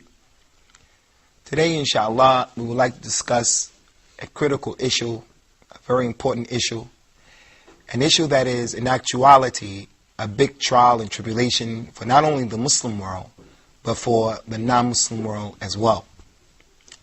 And it is something that the Prophet of Islam, peace and blessings of Allah forever be upon him, something that he actually mentioned and he prophesied. He gave a description of this problem that we will be dealing with. So as a Muslim, this of what we're seeing, even though it hurts us, makes us sad, at the same time, it serves as a point that will cause a person's faith and his belief that Muhammad is really the messenger of Allah. It causes that faith to be increased because the Prophet of Islam mentioned that this thing was going to happen. And it is what we see concerning certain people from the Muslim nation, who, number one, they pronounce what is known as Takfeer on other Muslims. They say that other Muslims are non-Muslims because of the things that those Muslims are doing or certain things that they're not doing. For an example, the Muslim woman, she should wear the proper Islamic hijab or the Islamic attire for the woman, where she covers all of her body except her face and her hands. And it's better for her to cover her face, as we mentioned in a number of episodes. But the minimum is that everything should be covered with loose, flowing clothing, and her face and her hands are allowed to be exposed. Maybe you'll find what we see manifested in the majority of Muslim girls and Muslim women who are of age, who do not wear the proper hijab, the proper Islamic attire. So that individual who, he has love for Al-Islam, and he wants to see the strength of Al-Islam and the honor of Al-Islam prevalent in the earth. His jealousy overtakes him and his desire to see the truth of Al-Islam prevail, and it causes him to say, this lady is a disbeliever, she's not a Muslim. Even though he was never commissioned by Allah, nor did Allah ever order him to be responsible for making such a statement. Allah did not make it his responsibility to open up her breasts and to find out the reality of her condition. And not only that, but Allah and His Messenger made that impermissible in the Quran and in the Sunnah of Rasulullah sallallahu alaihi wasallam. So this problem of takfir is a major problem because it just doesn't stop with the pronouncement that this person is a non-Muslim. As the scholars of our religion have mentioned in the past, And as they continue to tell us today, people who fall into these murky and muddy waters of a takfeer, of pronouncing this word on Muslims, the next thing that's going to happen after they choose to say these words is that they're going to take their weapons out against the Muslims. They're going to pronounce that the blood of the Muslim is permissible. And if they feel that the blood of the Muslim is permissible, then you can rest assured that the blood of people who are non-Muslims is even more permissible than that. As it relates to the impermissibility of doing this particular crime of pronouncing a takfir on another Muslim, saying another Muslim is a non-Muslim, first of all, Prophet Muhammad sallallahu alaihi wasallam, he told us, if anyone says to another Muslim, hey you non-Muslim, hey you kafir, you disbeliever, then when that word comes out of his mouth, it goes up to the heavens and it comes back and it looks for someone to fall on. It's either going to fall on the one who he prescribed or he said that he's a non-Muslim, or it's going to come back to that individual. And usually that is the case, that the people who are saying that the other Muslims are non-Muslims, usually the word is coming back to them because those other Muslims are just making sins and they just are falling short of the mark, as everyone is falling short of the mark. Everyone has sins and shortcomings. So that's one of the clear proofs that show that it's not permissible to say such a thing, and it is a serious matter. Another example of that is what happened in the Quran, where a group of companions were traveling in the land and they were waging the war of Jihad against the enemies of Al-Islam. They came upon a group of people who were Muslims, but these people did not make the migration to Medina yet. And that was considered a sign of hypocrisy. If you are truly a Muslim and you're truly committed to the religion, then you should go and live with the Muslims. You shouldn't stay with the non-Muslims. But these particular people, they didn't go to live with the Muslims. They were doing something that would suggest they were Muslims. And that is, they didn't add on to the strength of the Muslims by going to Medina. They remained in their place. They didn't go to where Rasulullah's place of residence was. These companions came upon them, and those people said to the companions, Assalamu alaikum. They gave them the greetings of Al-Islam. Those Muslims who were with Khalid ibn Walid, who was the leader of this particular group, he said, and they said, you people are not Muslims. If you were Muslims, you would have been in Medina, where Rasulullah is. You would have taken up reference, you would have taken up residence with Rasulullah. And they started to kill those people, and they took their property.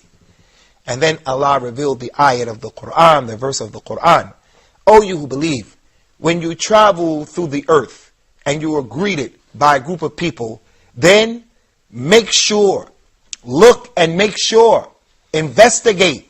And do not say to a person who says to you, greetings, the Islamic greetings, do not say to them, you are not a Muslim, seeking after and going after the allurement of the life in which we live. You want to take their property. For verily, you used to be like they were, but Allah guided you. So therefore, investigate.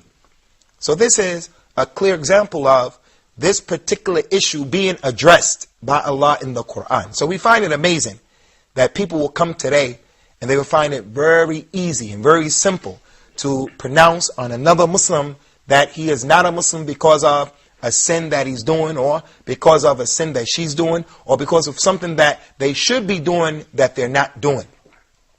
In order to take someone outside of the religion of Al-Islam, it requires clear proofs and clear evidences. And to take a person outside of the Sunnah or outside of Al-Islam is a major thing, as the scholars of Al-Islam said. And Imam Ahmed used to say over and over and over again to those Muslims who used to try to revolt against the ruler during his time. They used to say, he's a non-Muslim, he's a non-Muslim, Imam Ahmed, let's take him out and let's fight against him. He would say, to take a person outside of the Sunnah is a serious matter. And similarly, to put someone inside of the religion who doesn't belong in the religion is also a serious matter as well. If someone is a well-known person who is the representative of the Christians, for an example, the Pope, for an example, when he died, it's not permissible for a person to come in to say, the Pope was a Muslim, we don't know what he died upon. We have to judge everyone's situation with what is apparent to us. So to put someone outside of the religion is a major crime and a serious indiscretion. And also to put someone in the religion of Islam is a major crime and a major indiscretion.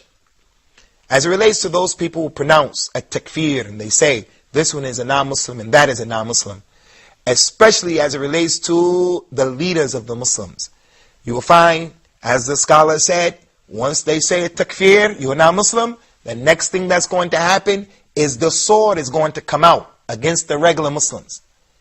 And then after the sword comes out against the regular Muslims, the sword is going to come out against the leaders of the Muslims. And this is one of the biggest forms of corruption that we can possibly ever imagine. And it is a door that once it was open, it has not been closed since it opened. I told you that Prophet Muhammad prophesied that this was going to happen. A man came to him after one of the battles in Islam. The Messenger of Allah distributed the war booty, the booty of war, the things that they received from the enemies in the war. There was one man who was very upset.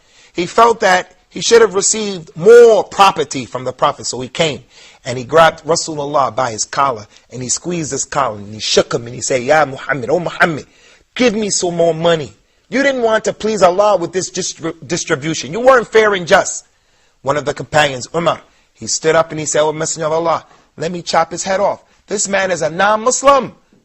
And in fact, he's a non-Muslim because, number one, Rasulullah sallallahu alaihi wasallam, when Umar said, this man is a hypocrite, Rasulullah didn't say, no, he's not.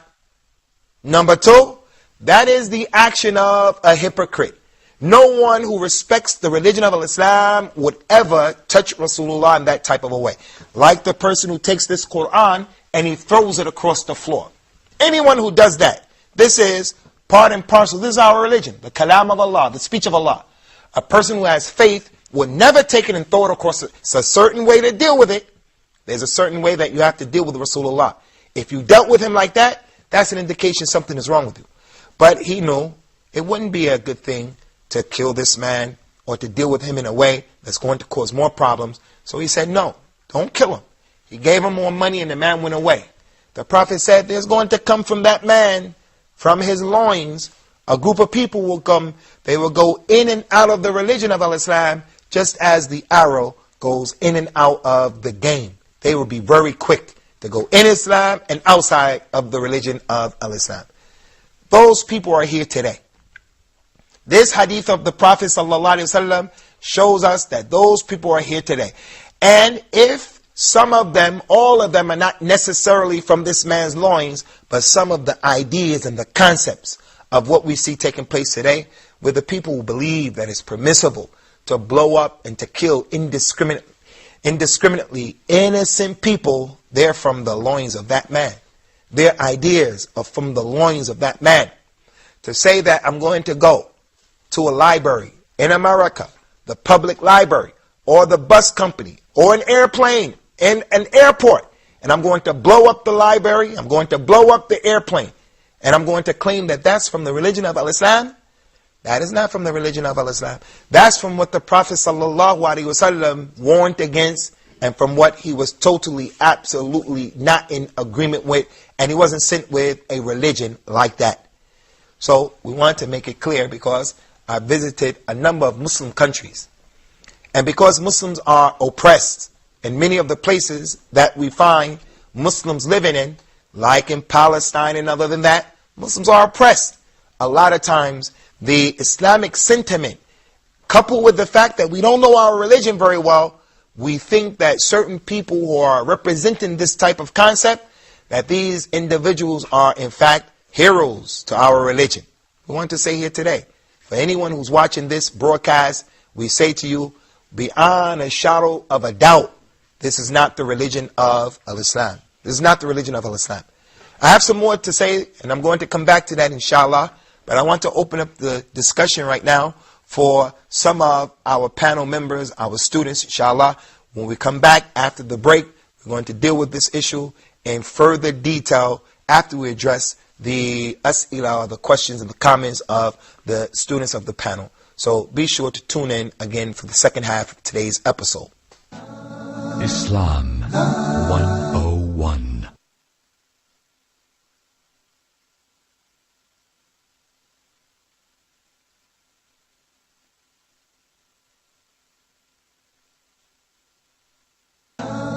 Islam 101.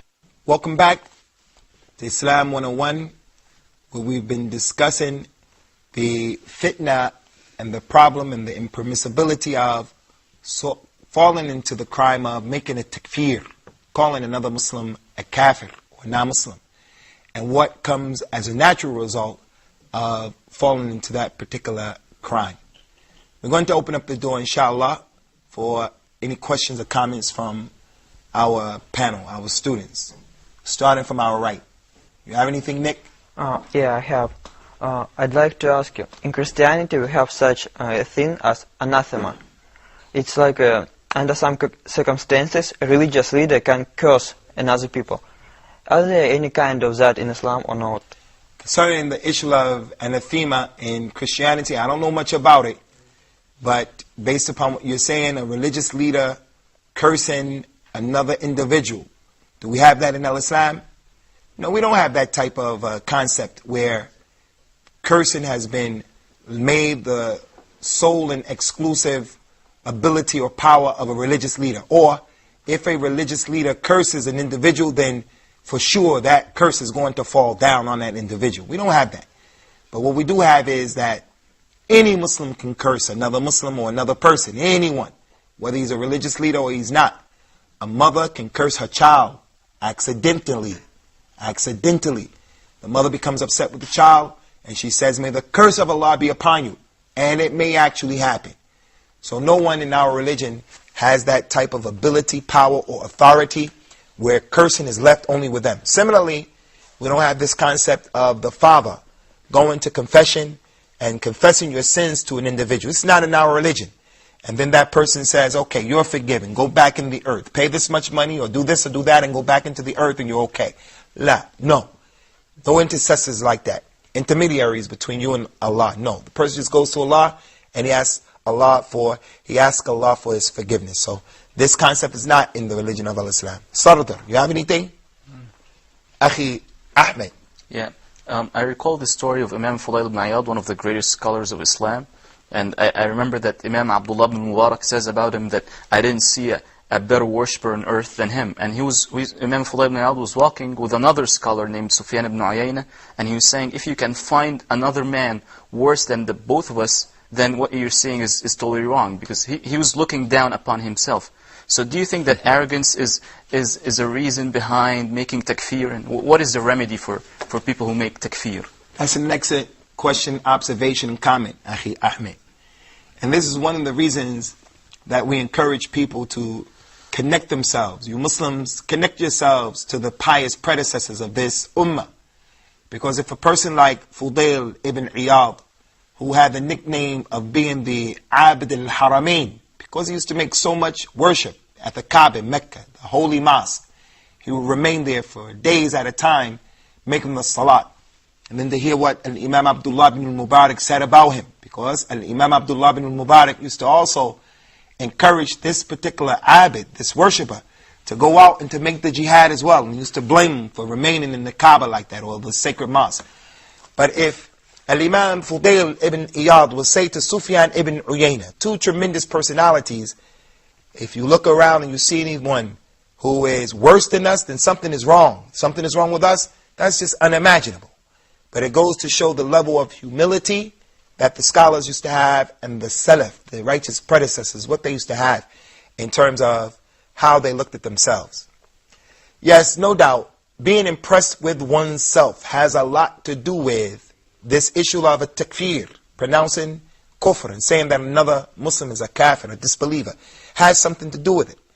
And the Prophet told us, beware of three things that will destroy you. Three things will destroy you. The first one is the shuh muta', the stinginess that a person is always upon. He's listening to the whisper to be stingy, extremely stingy, and he follows that. The second thing is following your desires, following the hawa, the desires. And the third thing is i'jabul mar' bi nafsihi, a person being impressed with himself. So Allah mentioned in so many ayahs of the Quran, have you not seen those people who praise themselves?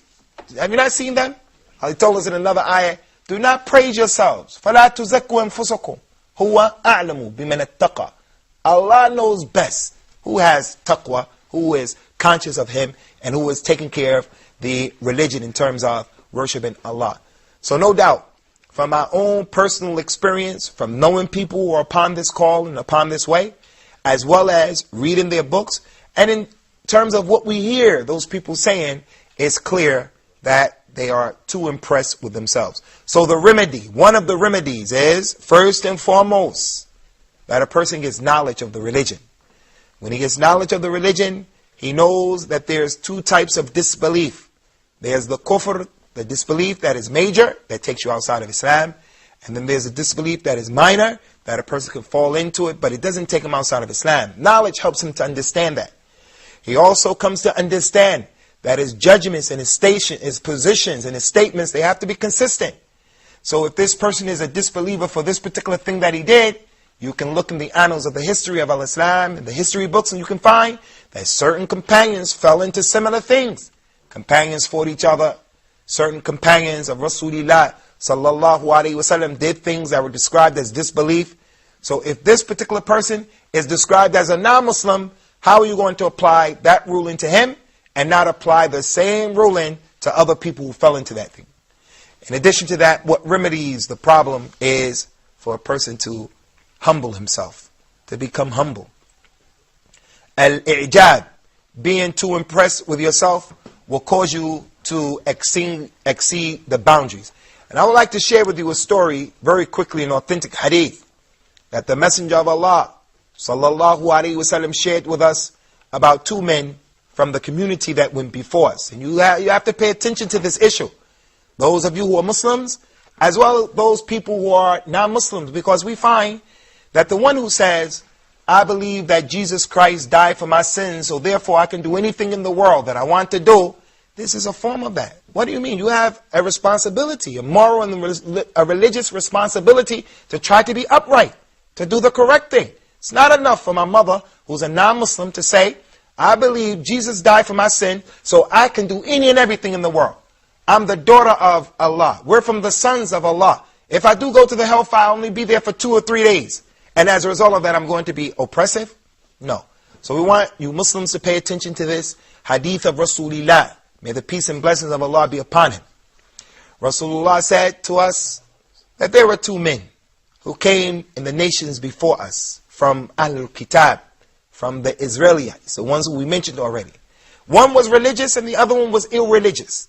Every time the religious one would see the irreligious one doing something, he would say, hey, you need to stop doing what you're doing and fear Allah. And the irreligious one would say to him, leave me alone to be judged by my Lord. Until one day, the religious one saw the irreligious one doing something that he considered to be a major crime. So, he was so impressed with himself that he said to him, I swear by Allah, wallahi, Allah is never going to forgive you, nor will He cause you to go into paradise. So Allah caused both of them to die. The angel of death took their soul.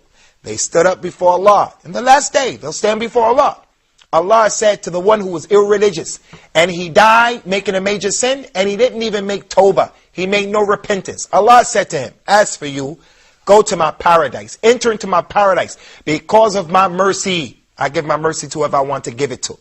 And then he said to the other one, the religious man, as for you, do you know everything about me?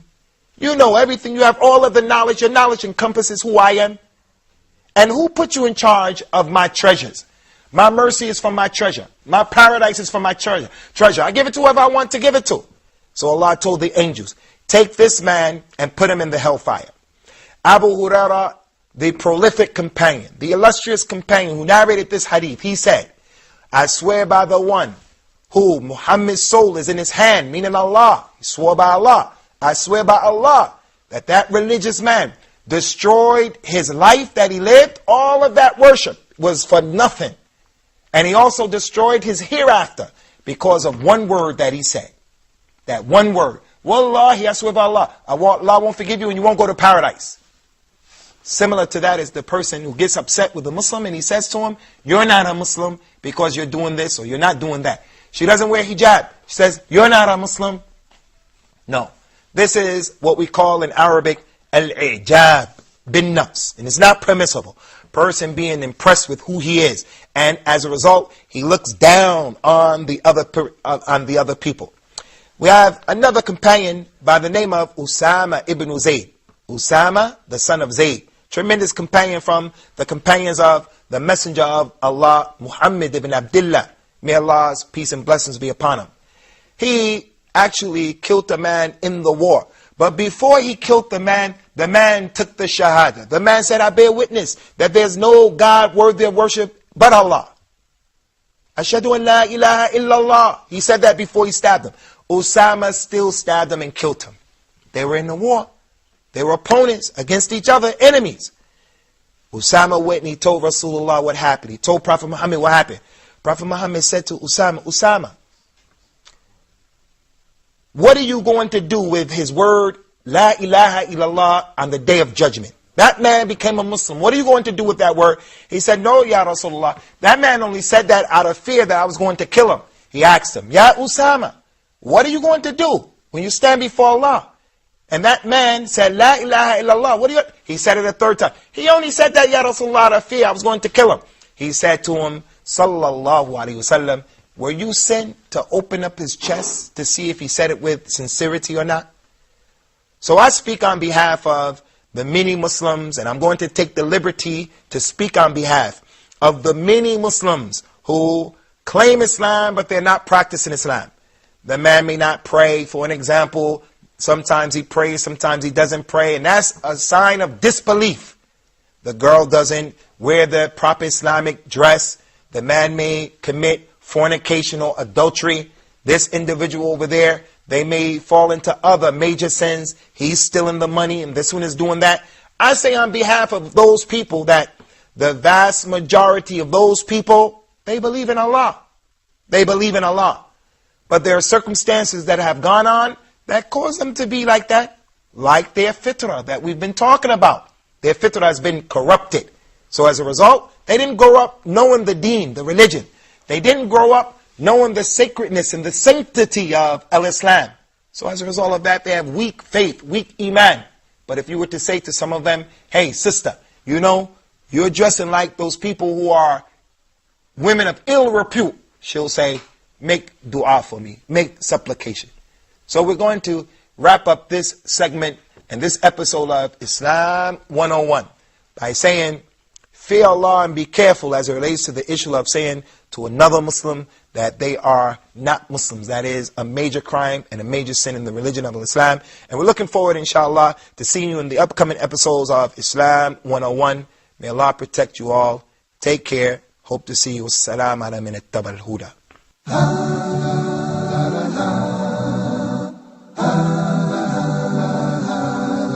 Islam.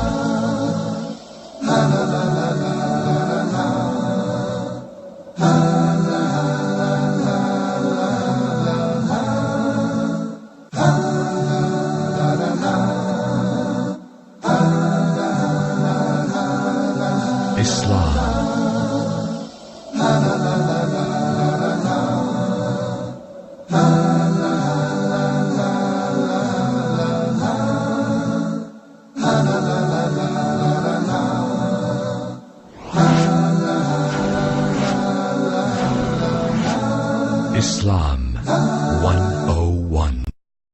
والله يدعو إلى دار السلام ويهدي من يشاء إلى صراط مستقيم.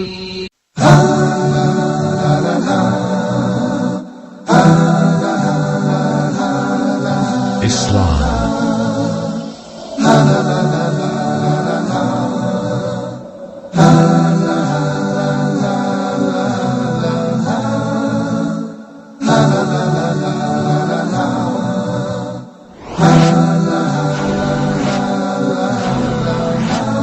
Islam 101. Bismillah ar-Rahman ar-Rahim.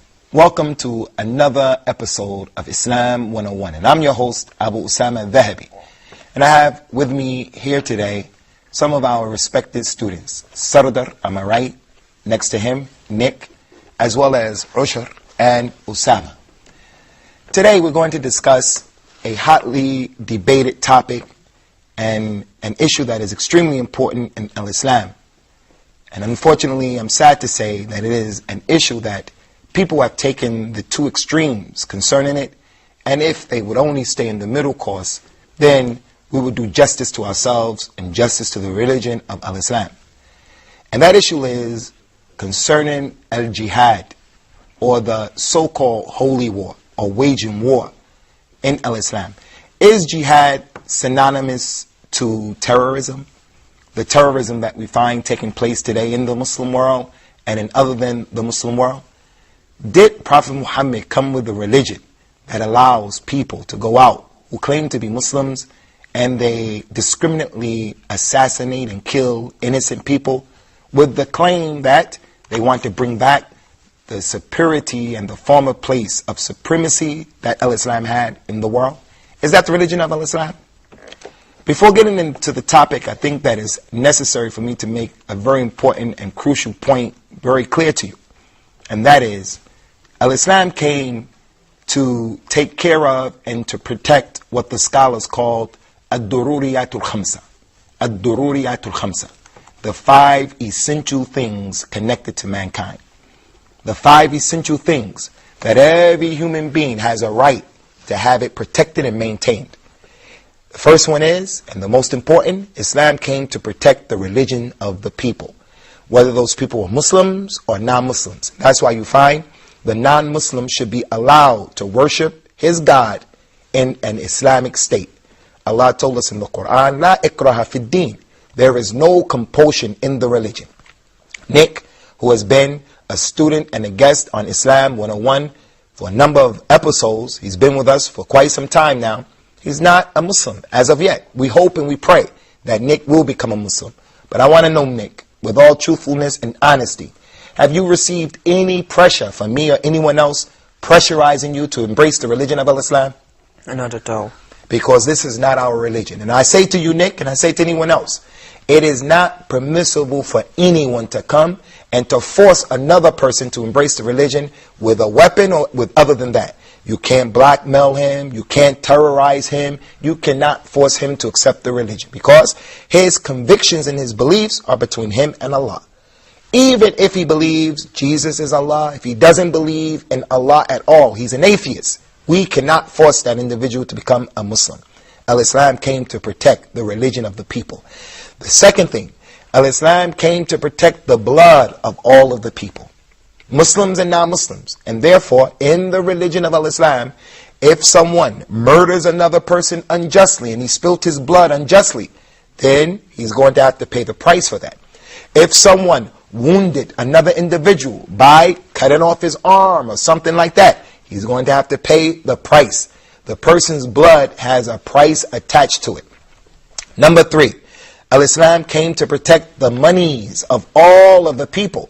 So therefore, Al-Islam made it impermissible for us to do transactions that are interest-based, because it is oppression. Islam prohibited us from stealing each other's monies.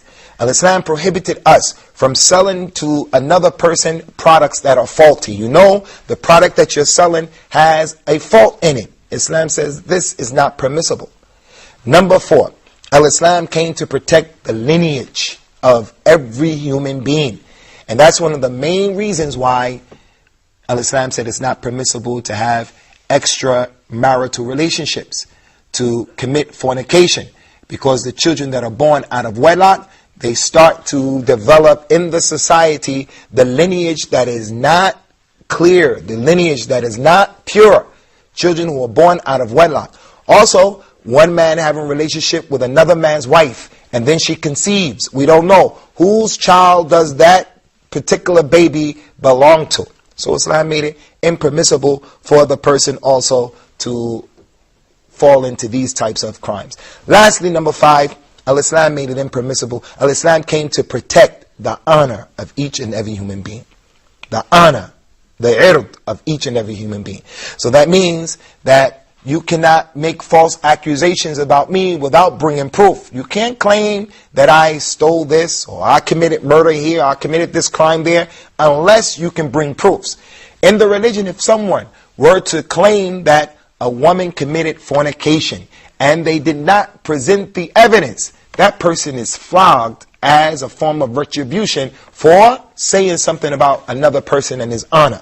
So we don't backbite each other. We don't lie on each other. We have what's known as husn al-dhann. We have good opinions about each other.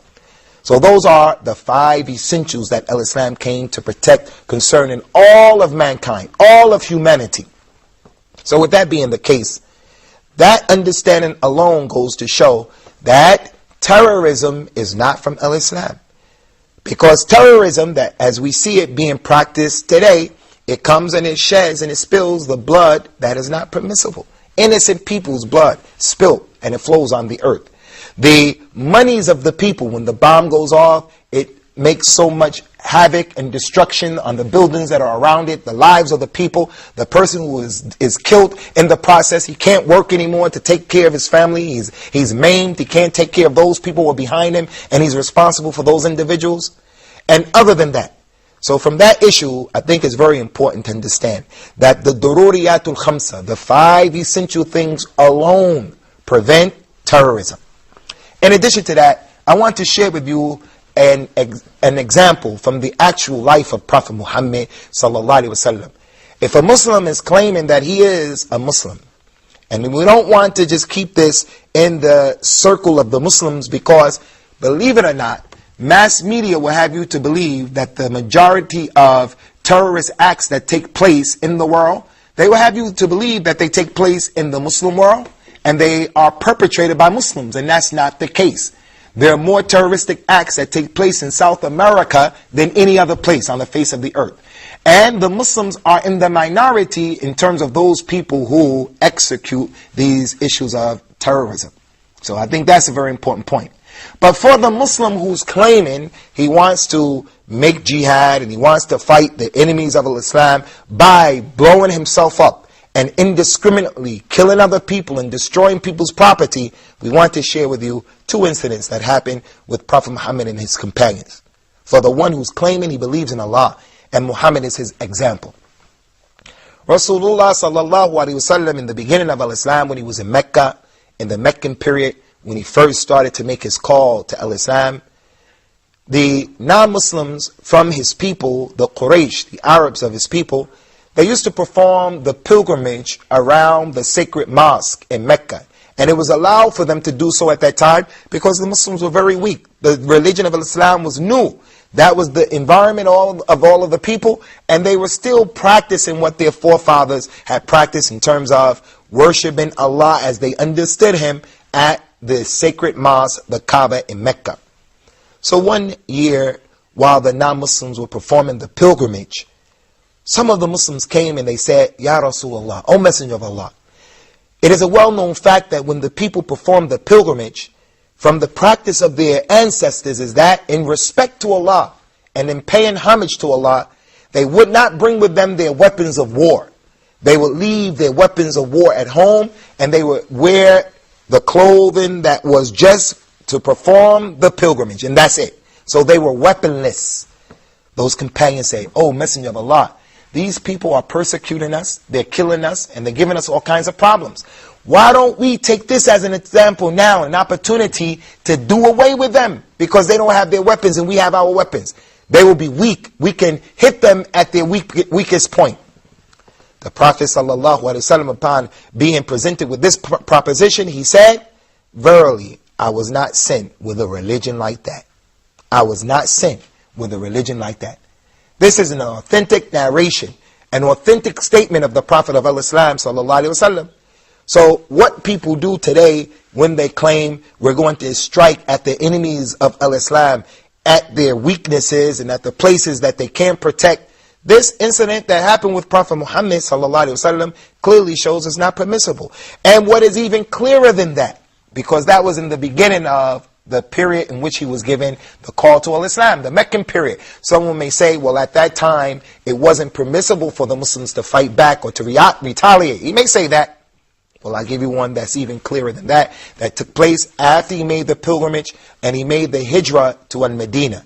He migrated from Mecca to Medina. Rasulullah sent out an army He was a part of the army, but from that army he sent out a contingent of his companions.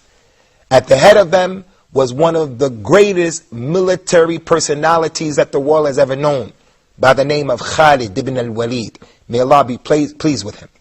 Khalid ibn al-Walid, he went ahead. He came upon a community of people who were the enemies. Khalid, along with the people who were with him, he went into the city and he indiscriminately started to kill men, women, and children. He didn't know. He was sent as a warrior, as a soldier. And it's well known how soldiers think. Khalid went into the place and he started to annihilate everyone that was in his way. Men, women, children. When Prophet Muhammad sallallahu alaihi wasallam caught up and he went into the city and he saw what transpired. He looked at the dead people and he saw old men, old women. He saw young children, women who had nothing to do with the battle. The ones who we fight are the men who are fighting back. Rasulullah, when he came and he saw that situation, he put his hands up in his air and he said, Allahumma inni bari'u mimma sana'a Khalid. Oh Allah, I am free from what Khalid has done here today. I am free from this. And then he told the Muslims, do not kill old people, do not kill women, and do not kill children as it relates to going to war with the enemy. It is a well-known fact, whether Muslims are fighting their enemies or non-Muslims are fighting their enemies, sometimes there is going to be what is known as collateral damage. The smart bombs, no matter how smart they are, and no matter how much technology are within those bombs, innocent people are going to lose their lives. This is happening in Iraq on a daily basis. But the point is, the Muslim cannot in no way, shape, form, or fashion go out with the intention of wanting to hurt, to destroy, to maim, to kill anyone who is innocent. This is not permissible in the religion of Al-Islam. So terrorism, by this understanding, is not accepted. When we come back, inshallah, we'll have some participation from our students and we'll answer some of their questions or address some of the issues that may come up. And we're looking forward to seeing you in the second half of this particular episode concerning this vital topic and subject. Islam 101. Day when all of mankind will stand before the Lord, the hellfire will be brought to the place of gathering where people are standing. The sun is only 1 mile away from the heads of people. وَكَذَلِكَ جَعَلْنَاكُمْ أُمَّةً وَسَطًا لِتَكُونُوا شُهَدَاءَ عَلَى النَّاسِ. Mankind will rush to the prophets and the messengers. Allah will come finally to mankind in order to start judgment amongst them. Islam 101. Welcome back to the second half of this particular episode, Jihad. Is it synonymous with terrorism? And is terrorism part of the religion of Al-Islam?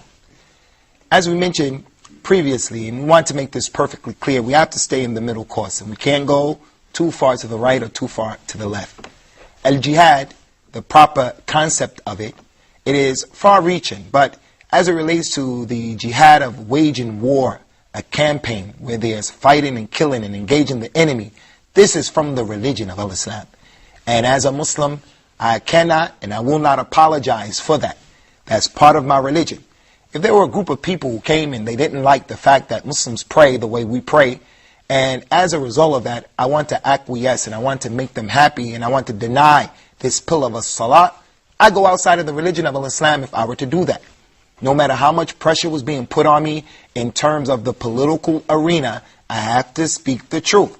So in speaking the truth, I say without any apologies that al-jihad is from our religion. The Prophet described jihad as being the dhurrat al-sanam of al-Islam, the peak of the Islamic matter. What he has prepared for the real mujahideen, the people who wage war against the enemies of Islam and they defend the Muslim land and they defend the religion, their reward is unlike anyone's reward in this religion. That's the middle course. But that jihad that we're talking about is a jihad that has a system connected to it. It has divine legislation attached to it, rules, laws that are connected to it. It has been explained in perfect detail by Prophet Muhammad sallallahu alaihi wasallam. The Jihad of al-Islam has scholars connected to it. You will not find, and I'll challenge anyone in this world today, whoever is claiming that terrorism is from jihad and so forth and so on, terrorism is jihad and jihad is terrorism, you will not find a single scholar who's bona fide and he's worth his weight in salt. You will not find him supporting this concept of terrorism in the world today. So the Muslims are a group of people who Allah has ordered us in the Quran, فَاسْأَلُوا أَهْلَ الذِّكْرِ إِن كُنْتُمْ لَا تَعْلَمُونَ. Ask the people of knowledge if you don't know. Scholars in our religion, and we're going to talk about this in detail, inshallah, at a future episode, or in a future episode, scholars are an integral part of our religion. Most people don't know about the religion of al-Islam, the Muslims themselves. So therefore, the scholar is there in order to give instructions, how to pray, how to fast. What do you think the situation is concerning the blood, the lives, the monies, and the properties of other people? It's even more important that the scholar is connected to that. So the jihad of al-Islam is a jihad that is designed to prevent oppression and to eliminate oppression and to make peace in the land, and not to create confusion and to create the loss of life and the loss of property and money. As it relates to the issue of killing, we have shared with you and we made it clear to you, inshallah, Allah willing, that the greatest sin and the greatest crime in al-Islam is to make shirk with Allah, to ascribe another partner to Allah, to say that the Son is Allah, Muhammad is the son of Allah, Jesus is the son of Allah, Allah has a wife, Allah has a girlfriend, Allah has a cow. This is the greatest crime. To say that there is no God at all, this is the greatest crime. And in al-Islam, this is a capital punish, a crime that is a cardinal sin. The Prophet told us, sallallahu alaihi wasallam, akbar al-kaba'ir al-ishraku billah.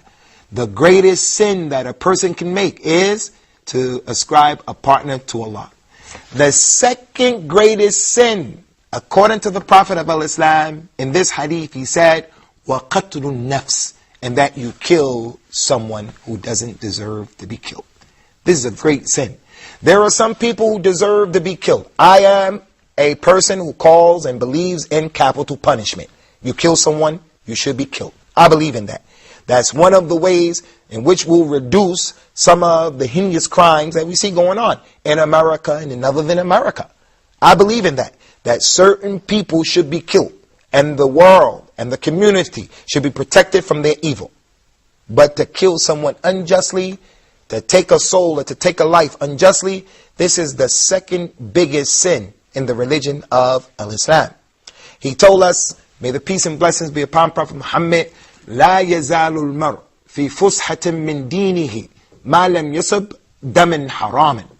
An individual will always have a chance to be forgiven by Allah. He will always have an opportunity to be guided aright and to be forgiven by Allah, as long as he doesn't cause innocent blood to spill on the earth. This is a major crime in the religion of al-Islam. A major indiscretion on the part of the one who kills and who murders. So with that being the case, this concept of indiscriminately killing people in the name of al-Islam is unacceptable. And I say here today at Islam 101 that the Muslims who are perpetrating this crime, what they have done in essence is they have hijacked the religion of al-Islam. And they have given people like my mother, people like Nick, people like other intelligent non-Muslims, they've given them the weapons and the ammunition to say, hey, those Muslims are crazy. This is how they think. This is how they believe. But the reality of the fact, and the Madam Nick, is that the majority of Muslims are law-abiding citizens, and we're talking about the law that Allah has revealed. There are people who respect other human beings. They're your neighbors. They're the people who study with you in the school. They're your university professors. They're the people who are normal, everyday people. There's a minority of other people who, for political reasons, who, because of ignorance, they perpetrate these types of crimes. So we're going to stop at this particular point concerning this issue in this episode, and we'll take the participation of our students here, and then we hope to see you, inshallah, to continue this episode in the next episode. Jihad. Is it terrorism, and is terrorism jihad? So if you guys, you brothers, have any questions or any issues you want to put forth, now is the time. Sardar. Just you mentioned that Muslims in war don't have to kill the old people, women or children. But anyway, they are our enemies, and if these old people had a power, they was fighting us. Or the children, when they'll grow up, they'll be our enemies and they'll fight us. So why will not kill all of them and destroy our enemies? That's a good question, Sardar, and it's a question that may be in the minds of some people. As Muslims, if we were to engage the enemy in battle, if we did not kill the children of the enemy, then the children are going to grow up one day with a complex against Islam and the Muslims, and they'll come to get us one day. So why not do away with them? The same thing as it relates to old people, as it relates to the women. Concerning those people who actively engage in the battle against the Muslims or other than the Muslims, this is universal. If someone engages and he actively takes a gun or a weapon and he tries to destroy his enemy, then that individual is open game. No matter what his sex is, no matter what his age is, because he is clearly earmarked as being an enemy. If you don't get him, he's going to get you. But the issue here is, what about the children and the women and the old people who have nothing to do with the battle? It's the men of their community who are actually trying to fight against Islam. This is the issue. In this case, it's not permissible to harm those people from the non-Muslims who are not actively engaging us in the battle.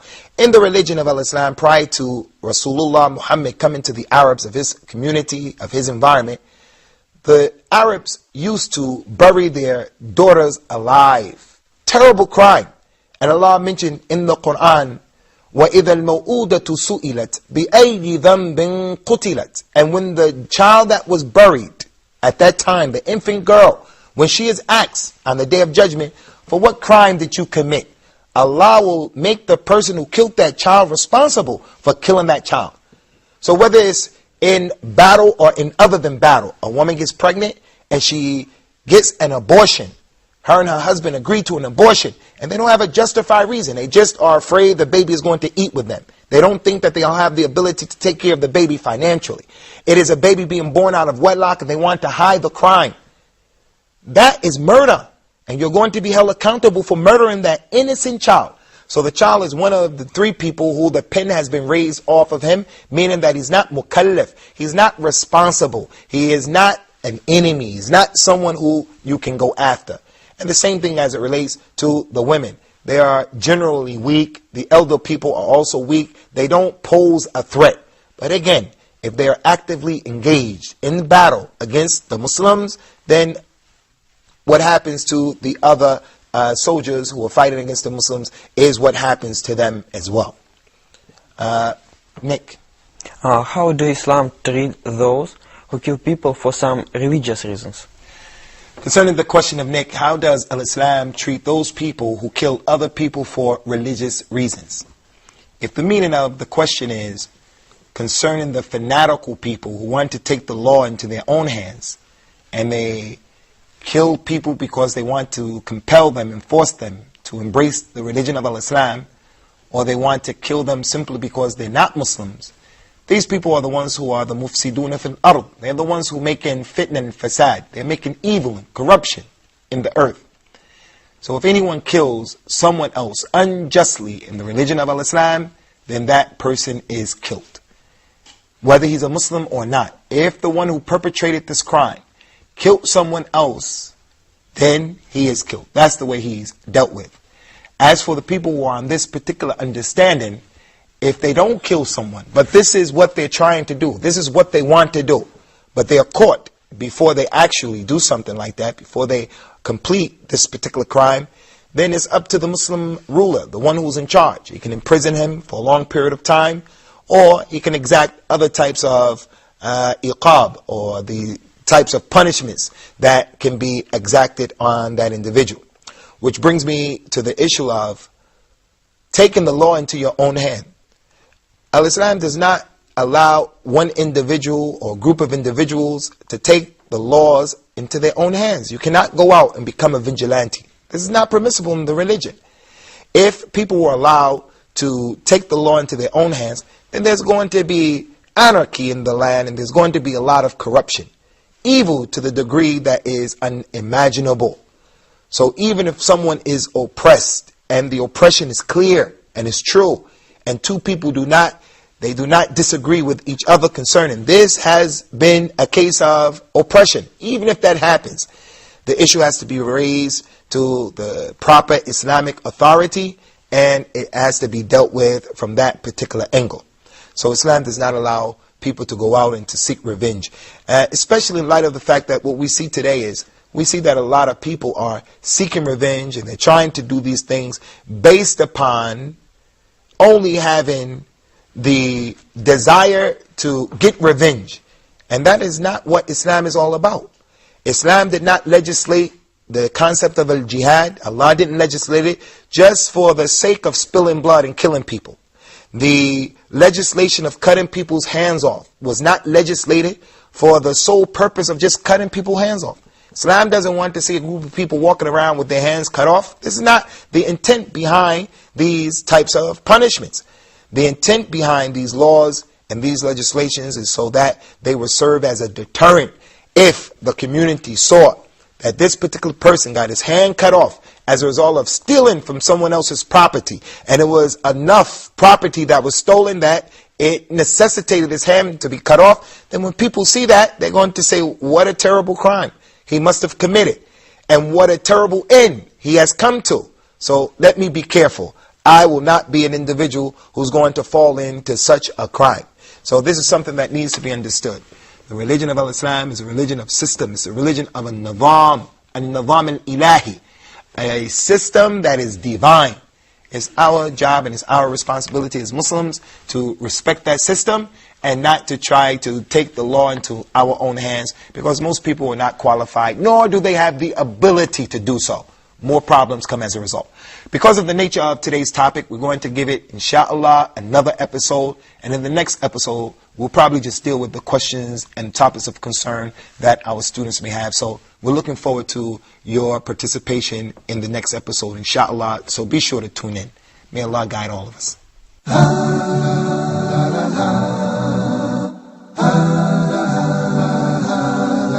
Islam.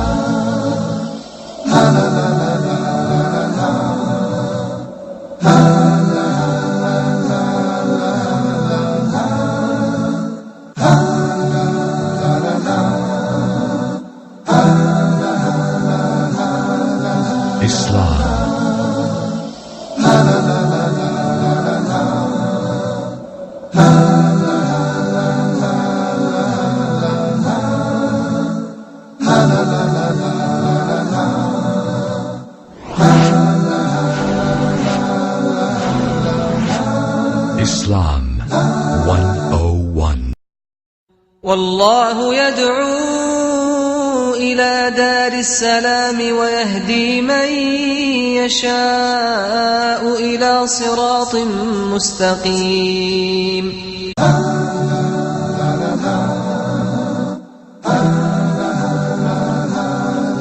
Islam.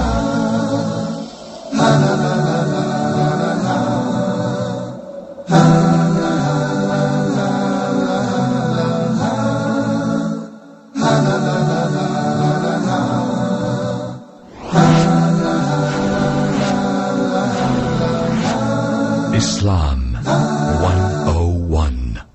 Bismillah, wassalatu wassalam ala rasulillah, amma ba'd. Welcome to a new episode of Islam 101. I'm your host, Abu Usamah Adh Dhahabi. This is actually the second of a series that we're dealing with concerning the critical topic of al-jihad, the jihad of al-Islam and its correct understanding and application, and whether or not jihad is synonymous with terrorism. And as we mentioned in the last episode, and we continue to mention here at the beginning of today's particular session, that terrorism is not from the religion of Islam. The Muslim, or other than the Muslim, who is reading the Quran, or he's reading the authentic Sunnah and the history that Prophet Muhammad ﷺ went through, he will come to know that terrorism is on one boat going in one direction, and the reality of the religion of Islam is on another boat going in the opposite direction altogether. We mentioned in our last episode an incident that happened with the Prophet sallallahu alaihi wasallam that shows his complete justice and his fairness in dealing with the creation. When one of his companions came upon a group of people and they were in an actual battle, and that companion indiscriminately killed everyone who he found in a particular city. He killed those people who were actually participating in the war against the Muslims, and he also killed some old people and some young people and some women who just happened to be citizens of that particular city. When Prophet Muhammad came, he cleared himself from that action of that particular companion. And he said, "Oh Allah, verily I am free from what my companion did here today." I want to draw your attention to this point very quickly, inshallah. The scholars of Islam, the ulama and the fuqaha, those who are endowed with knowledge and understanding and insight as it relates to the Quran, as it relates to the history of Islam, as it relates to the authentic sunnah of Rasulullah sallallahu alaihi wasallam, they took this action of Rasulullah and they gave it a title because it's a concept that Muslims have to hold on to. It's a concept that is part of Islam. The fact that Rasulullah sallallahu alaihi wasallam, the messenger of Allah, the representative of Islam, he subtracted himself and took himself away from the action of his companion by saying, "Oh Allah, I'm free from what he did." They call that al-bara'atul juz'iyah. Al-bara'atul juz'iyah. The partial separation that a person has to have. So the meaning of that is, whenever a Muslim does something that is not from the religion and it's rejected by the religion, I have to separate myself from the action of that individual. Whether he's my mother, whether it happens to be my father, my mother, it can be my scholar, my teacher, it could be a personality that I really love. Anyone who does something in something and he claims it's from the religion or he doesn't claim it's from the religion, I, as a Muslim, I have a religious and a moral obligation to separate myself from his action. I do not separate myself from the Muslim altogether. No.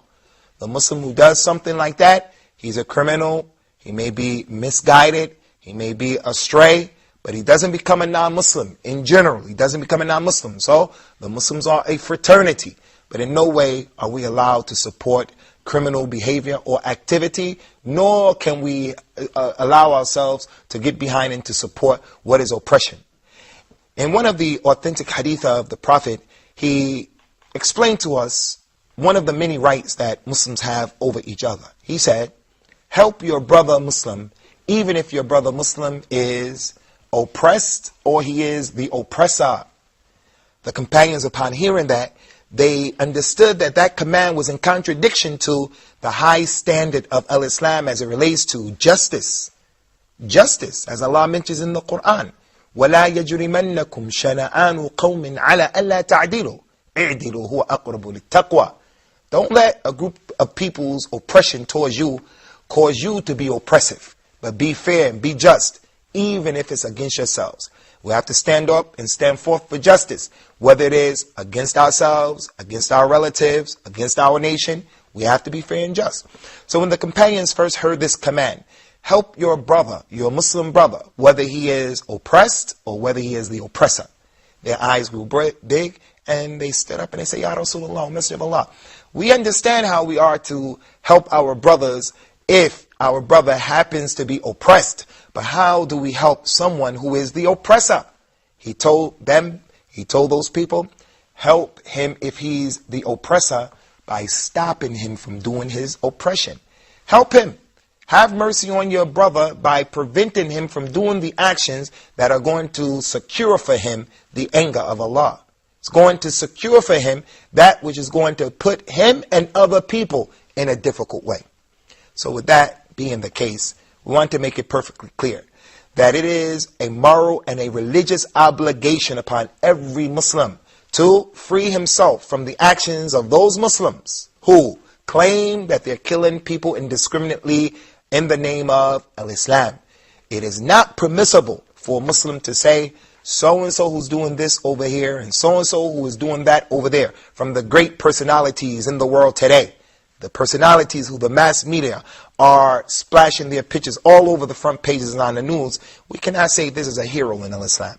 The herald in Islam is Rasulullah, the Prophet of Islam, the representative of Islam, and his companions. May Allah subhanahu wa ta'ala be pleased with all of them. Another point that I want to bring to your attention concerning the issue of the correct jihad and the incorrect concept and the problems that come as a result of these terroristic acts is a responsibility that Muslims have. When the Prophet came out and he told the Muslims, do not allow yourselves to curse your own fathers. None of you should curse your own fathers. The man who is your biological father, do not curse him. That again was a statement that his companions thought were very strange. They thought it was strange. Ya Rasulullah, who from amongst us in his right mind would curse his own father? We all honor, respect, and reverence our fathers. Who would do that? He said, you can curse your own father by cursing the father of another man. And then that man becomes upset and angry, and then he curses your father. So you become the indirect reason and cause that your father was cursed because you initiated the process by cursing another man's father. So I say to all of the Muslims, do not prevent the people from coming to the religion of Islam. Do not be the reason and the cause that someone turns away from the religion of Islam.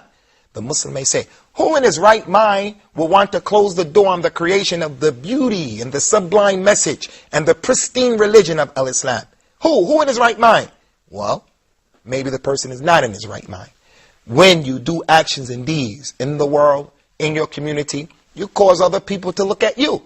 And they say, if this religion of Islam was true, then I don't think that these people would be acting like this. And a lot of these people who don't know our religion, they actually believe what some of these people are claiming is being done in the name of our religion. And that is the furthest thing away from the truth. That is the introduction that we want to have and we wanted to make in today's episode. But what we want to do right now is we want to give our students who are on the panel an opportunity to also participate in what remains of today's program. We have Nick here, who is a non-Muslim, and he always comes with good questions. And I'm sure in this particular issue, he has some things to say, and Allah knows best. So if you guys have anything that you want to add in terms of today's topic, jihad and terrorism, then feel free to do so. Anyone? Yes, sir. تفضل يا أخي. You said jihad is a part of my religion, I mean Islam. When does jihad become obligatory upon Muslim? When does the real jihad of Islam become obligatory upon the Muslim? First of all, as I mentioned before, and we don't have time to get into this, jihad as a far encompassing concept. Al-jihad, as the Prophet said, sallallahu alaihi wasallam, al-mujahid man jahada nafsahu fi ta'atillah. The real mujahid, the one who is waging jihad, the one who is doing jihad, is the one who fights himself in obeying Allah. So on a daily basis, we're all making jihad on a personal level, on a lower level. But as it relates to the jihad of fighting, where we engage the enemy, and I believe this is what Usamah is referring to, this jihad becomes an obligation when, number one, the leader of the Muslim state or Muslim country, when he orders the Muslims go out and fight in the jihad. That's one time it becomes an obligation because we have to obey the Muslim ruler and everything that doesn't entail disobeying Allah. Number two, we have to participate in the jihad, and it becomes an obligation when you're right there at the battlefield and the war begins to happen and you're right there. Because it's not permissible to run away from the battlefield in Islam. It's not permissible to have what is known as a zahf and to run away and to escape from the battlefield. Wherever you are, we understand in Islam, death is going to get you. It's going to come and hit you. Even if you have secluded yourself in a high tower, if you dug a hole in the earth and you secluded yourself in a tunnel under the ground, you can't run or escape from death. So if a person happens to be there at that particular time, he can't run away. He has to participate in the jihad. In addition to that, one of the third times where jihad is an obligation is when the enemy invades your land and they're right there at your doorstep. And then in that case, you have the right to self-preservation. You have the right to defend yourself and defend your land and defend your family. Those are three of the cases that the scholars of Islam said that the jihad is an obligation. Concerning the last point, that when the invaders came to my land and occupied it, and I have no means to defend myself, I'm not a soldier. Does I have the right to defend myself if I'm not in the army? As it relates to the civilian, the Muslim who's a civilian and he's not in the army, this is a concept that probably we need to deal with at another time, because in the religion of Islam, we don't have this concept of people being passive participants in our religion. Everyone should be a mujahid on some level. But there are some people who are going to actively engage in the war, and he's not necessarily a jundi, a soldier as such. The women, they can't make jihad in Islam. Unless, like I said, if the enemy happened to be right there at your doorstep, then even the woman has to do what she can do to protect her honor, to protect her family, to protect her property. But let's say that a person is not in the classical sense an actual active soldier, and the enemy comes. Does he have the right to defend himself when he doesn't have the ability? What does he do if he doesn't have the ability? Well, in our religion, all of the worship in Islam, the ibadat, the different types of worship, they are to be done based upon a person's ability. If a person doesn't have the ability, then he doesn't have to pray. If he doesn't have the ability, then he doesn't have to give the zakat or the poor tax. If he doesn't have the ability, he doesn't have to do any form of worship that he doesn't have the ability to do that particular thing. So there are three levels. The first level is when you see something that's being done, then if you can change it and deal with it physically with your hands, with your limbs, then do it. And if you don't have the ability, then do it by stopping it with your tongue, by saying something. Some people, all they can do is speak out against it. They want to speak out against the fact that the people are destroying the ozone layer. The people are destroying the fish in the ocean. He can't do anything other than to say something about it. In that case, that's what he uses. And then certain circumstances, he can't do anything at all except he hates it in his heart. So the person is not encouraged, nor is he ordered to throw himself to destruction, and he knows that he doesn't have the ability. وَلَا تَقْتُلُوا أَنفُسَكُمْ إِنَّ اللَّهَ كَانَ بِكُمْ رَحِيمًا. Do not destroy your own selves. Allah was most merciful to you. But if a person looked and the odds were against him, as it relates to the issue of defending his honor, defending his money, defending his wife, defending his own life, his religion, and he fought back and he lost his life, then that individual in the religion of Islam is considered to be a martyr. So whoever is killed protecting his religion, his money, his property, protecting his honor, and he dies in defense of those three things, those honorable and exalted issues, then he is considered a true martyr in the religion of Islam. We're going to take a break right now, and we'll come back with the rest of the discussion that was centered around this issue, with the participation of our students on the panel, and we're looking forward to having you back, inshallah. May Allah make it easy for all of us. Islam 101. So this is an open invitation for everybody to recognize God and enjoy His blessings in this life and His mercy in this life and in the hereafter as well. Allah, Ar-Rahman, Ar-Rahim. Each name has a meaning. Each name signifies a nature of Allah the Almighty which no one shares or is compared to Allah in it.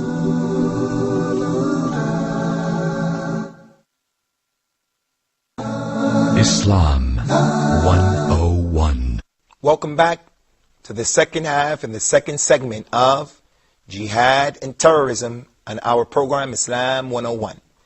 A program in which we're trying to teach the basic and the fundamentals as it relates to the religion of Islam, based upon the understanding that the companions of Rasulullah had of the Quran and the Sunnah, the authentic Sunnah and traditions of Prophet Muhammad, the example of the Muslims and the example of Al-Islam. We're going to go to another question or comment, and I think it's Nick's turn right now. Nick, do you have something that you want to say? Today you mentioned about shahids. I want to ask you, today and nowadays, suicide bombers are often referred to as shahids terrorists in mass media. Do they really have a right to be called shahids, or it's just a common mistake?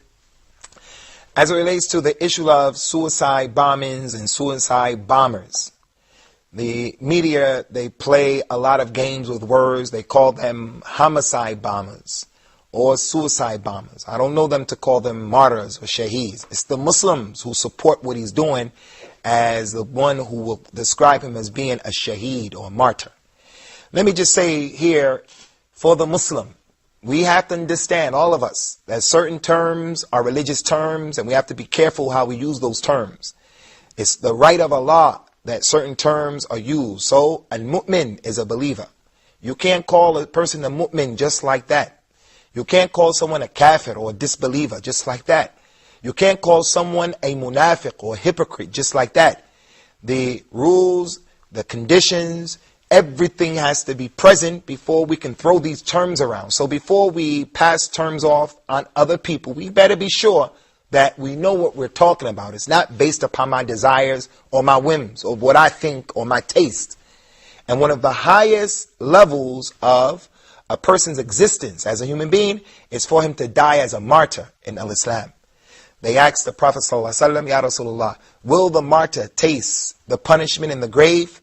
He says, sallallahu alaihi wasallam, it was enough, the glimmer of the sword, the fact that he gave his life and made the ultimate sacrifice, that it was enough as a trial from him.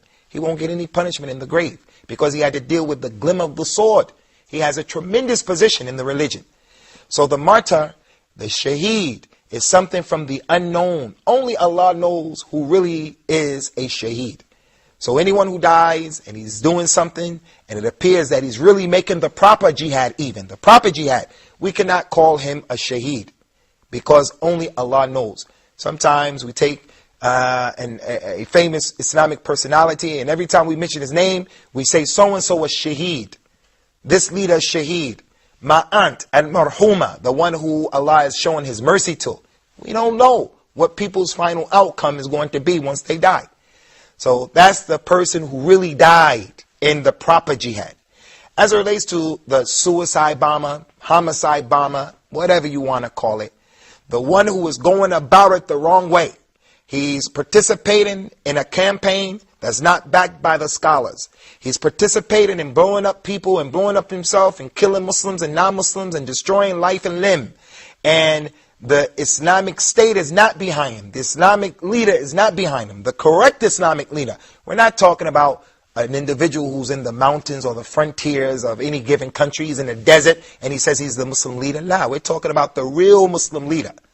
The person who is of this description, the one who's making confusion in the earth, I say here today that that individual is not considered a martyr in Islam, because we explained to you before, in order for any given deed, any form of ibadah, worship to be accepted by Allah, has to have two conditions. The first one, the person has to be sincere. That's not enough. Along with this sincerity, that has to be coupled with the fact that that individual is doing that form of ibadah, worship, according to what Allah revealed, according to the sunnah of Rasulullah sallallahu alaihi wasallam. So the person who's killing people indiscriminately, innocent babies, innocent people, this is not in accordance to the religion of Islam. So I say, with clarity, with yaqeen, clarity, that that individual is not a martyr. And Allah knows best. Any more questions? Yes, sir. If enemies kill people in my village, can I kill them or what? If the enemy were to kill someone from your village, or from your community, or from your family, is it permissible for you to kill them? It's not permissible, again, for the Muslim to go into the earth and to run after people and to track down the murderers, those people who murdered people from his family or his country. It's not permissible. There's confusion. It's not for the person to take the law into his own hands. Two wrongs don't make a right.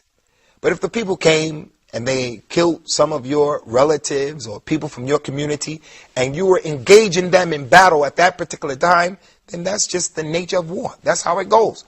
But once people go away after committing the crime, it's not permissible in Islam for us to have vigilante groups going out dealing with people.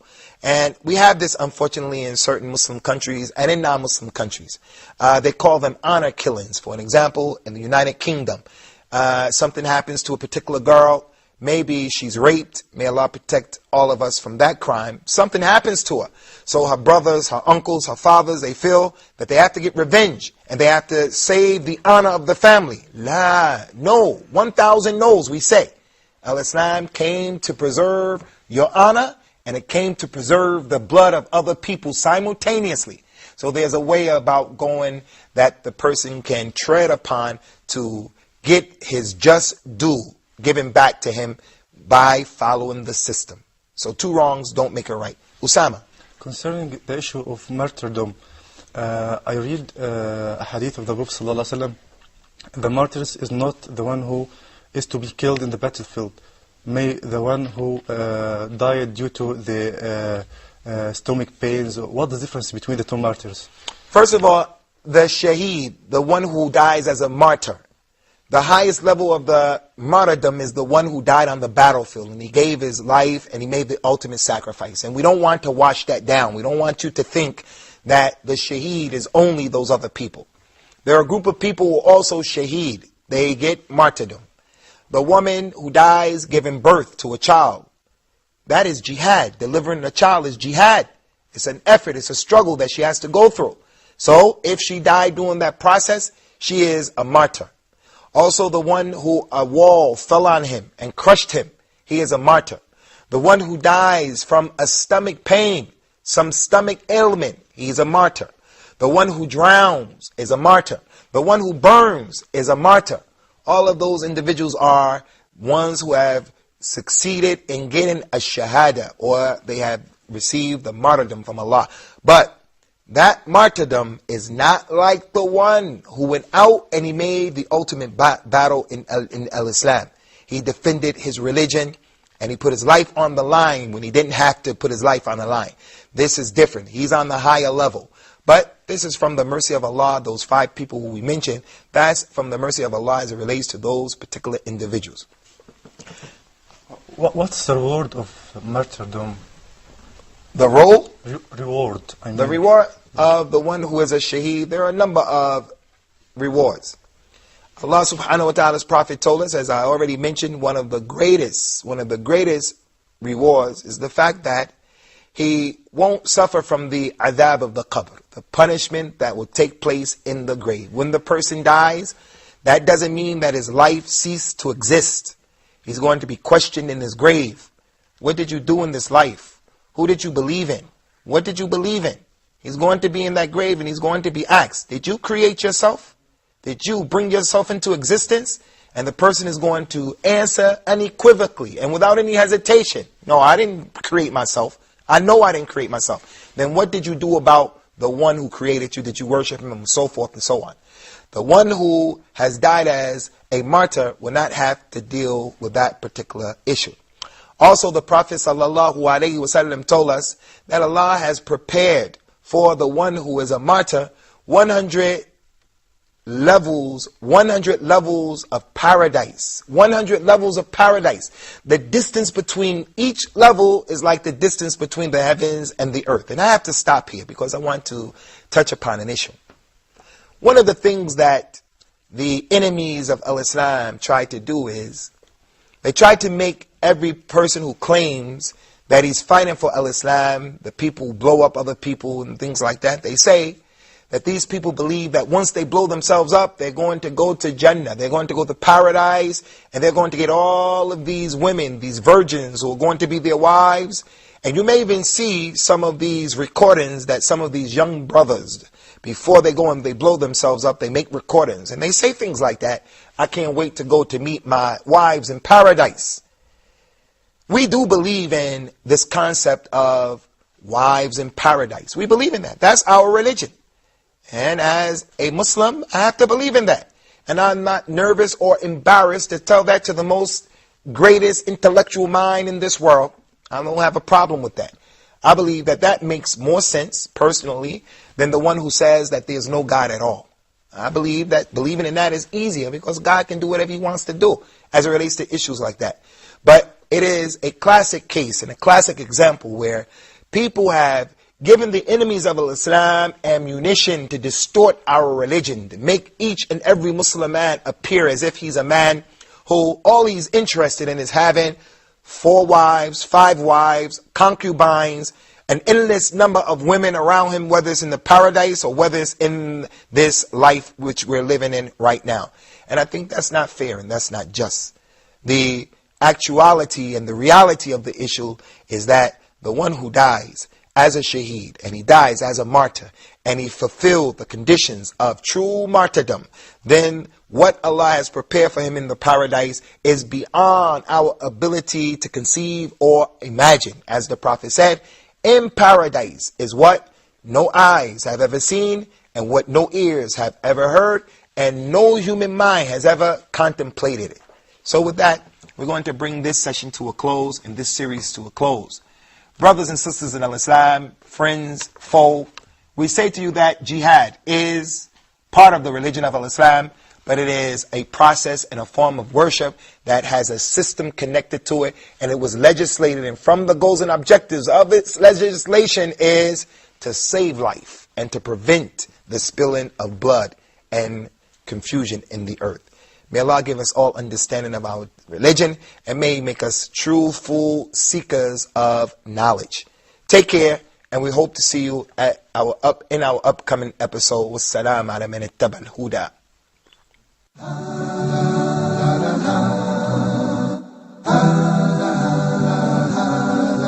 Islam.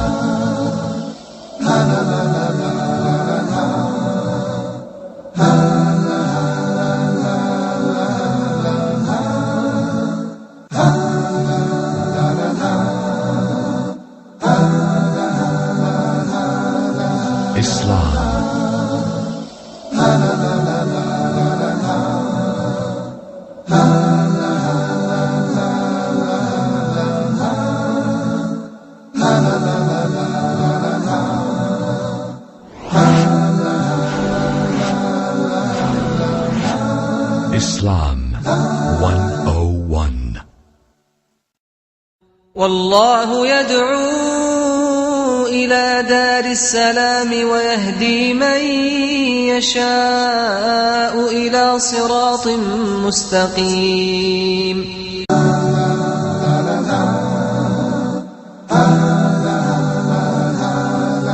Islam.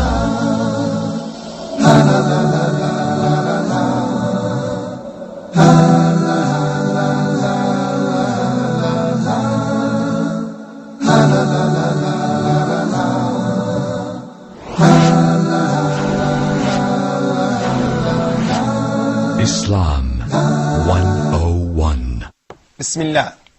Welcome to another episode of Islam 101, a program in which we're trying to bring to you, our respected viewers, a clear and concise understanding concerning the basic tenets of the religion of Islam. I'm your host, Abu Usamah Adh Dhahabi, and we have here today a panel of respected guests. Today, we're going to deal with another important topic that Al-Islam has shed light on, and it has shown its importance in the practical application of Prophet Muhammad in his authentic sunnah and his authentic way. And that is the topic of ad-du'a, which means supplication.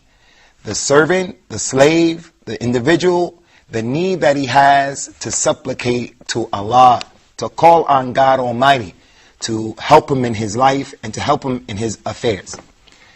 Whatever religion a person happens to belong to, there's not a religion except that the supplication plays an important role in the application of that particular religion. Islam is no different. As a matter of fact, in the religion of Islam, the supplication is one of the highest forms of worship.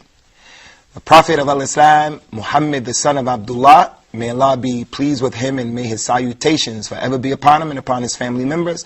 He told us in an authentic hadith, ad-du'a huwa al-ibadah.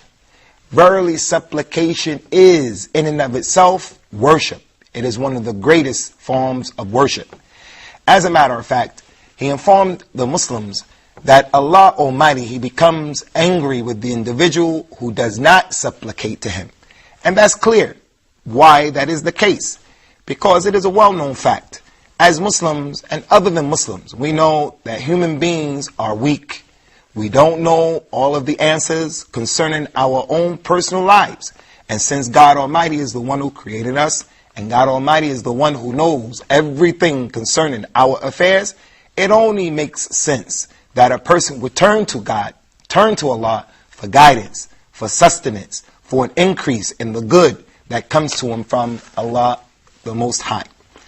In the Quran, we have a number of verses that also instruct us to call on Allah subhanahu wa ta'ala, Allah the Most High. Allah said in the Quran, وَقَالَ رَبُّكُمْ أُدْعُونِي أَسْتَجِبْ لَكُمْ. And your Lord has said, He has commanded, call on me and I will answer your call. So that is a command from Allah the Most High, ordering mankind, ordering the Muslim, that we should turn to Allah in complete and sincere devotion by asking Him for His sustenance, by asking Him for His guidance, by asking Him for His protection. That's the religion of Al-Islam. And as we mentioned, one of the main reasons behind us calling on Allah, calling on God Almighty, is the simple fact that we are weak in our creation. Allah mentioned in the Quran, you people are poor as it relates to Allah. When we have been commanded and ordered to spend out of our monies to help the poor, to help the community, that spending and the command to spend is not because our monies go to Allah and it helps Allah per se. This is something that is a ridiculous notion altogether. No, our spending, it helps those people who receive the help, and it helps the one who is spending. We are the ones who are poor. We are the ones who are in need. Allah is not in need of our money, nor is He in need of our help. He doesn't need us to carry His religion. He doesn't need us to do anything. But He commands us to do these things as a test and a trial, also so that other people will benefit. So the point from all of that is, we are weak and we are in need. And therefore, we are the ones who should make the supplication. That woman, for an example, who has conceived a child, and she's walking around on the earth, and she has a baby in her womb. She doesn't have the ability, no matter what the situation is, no matter how much money she has, no matter what the level of no matter what medical attention she's receiving, and she has the ability to receive, no one can help her to deliver that child with a good deliverance except Allah. So quite naturally, her fitrah, and we spoke about the fitrah a number of times in some of our previous episodes. The fitrah is the natural disposition that Allah has created the human being on. The natural disposition for the human being to say, there's nothing worthy of worship except Allah. God is one. God is not the sun. God is not the moon. I'm not God. I didn't create this. That is the fitrah. Part of that fitrah as well is the natural disposition that the person feels within himself to call on a higher power, to reach out to a higher power, especially during times of need. Like, as I just mentioned, the woman who wants to deliver a child. The person who is in an airplane and then they're suffering from the turbulence that happens up in the sky. And he thinks and he feels that the plane is going to crash and is going to fall out of the sky. The natural inclination of every single human being is to turn to a higher power, to turn to the God that they believe in, and to start to make those supplications. So when we look at Prophet Muhammad sallallahu alaihi wasallam, may the peace and blessings of Allah be upon him, we find that he showed us a practical application as it relates to this supplication. From the time that he woke up in the morning, all the way to the time that he put his head on his pillow again at night, he spent his day and he preoccupied himself with supplication. What I mean by that is not that he sat in his room or he sat in the mosque, he sat in the place of worship and he just prayed all day and he supplicated all day. No. But before embarking upon any particular deed or action, we will find him supplicating. And that's why, for an example, whenever we begin our episodes and our programs here at Islam 101, you may have become accustomed to hearing me saying, Bismillah, wassalatu wassalam, ala rasulillah. That is a supplication. We've been taught these supplications and we're just trying to follow Prophet Muhammad in his authentic sunnah. Allah said about Prophet Muhammad in the Quran, verily you have in the Messenger of Allah a perfect example for those who remember Allah much and who hope to meet Allah. For those who believe in Allah on the last day and they remember Allah much, and they hope to meet Allah. You have in him a perfect example. So as a result of that, we begin the process of almost every single action that we do with a particular supplication. When we wake up, there is a supplication to be made. When we put our clothes on, there's a supplication that Prophet Muhammad taught us. When the person is about to enter into the toilet, there's a supplication. When he comes out of the toilet, when he leaves his house, when he walks to the masjid, when he begins his job, there's a supplication. There is not a single action that the human being can do in his daily life except there are supplications. Supplications for marriage, supplications for welcoming the newborn child, supplications for almost every single aspect of the existence of the human being. So it is a very important aspect of the everyday life of the Muslim. As it relates to the hadith that we mentioned, the statement of Prophet Muhammad, ad-du'a huwa al-ibadah. The supplication, it is worship. With this being the case, it should be understood that every form of ibadah, every form of worship in Islam, it has to have two conditions. In order for it to be accepted by Allah, in order for it to be accepted under the umbrella of the legislation of Islam, if it is missing one or both of these two conditions, then that particular worship, form of worship, no matter who's doing it, is going to be rejected.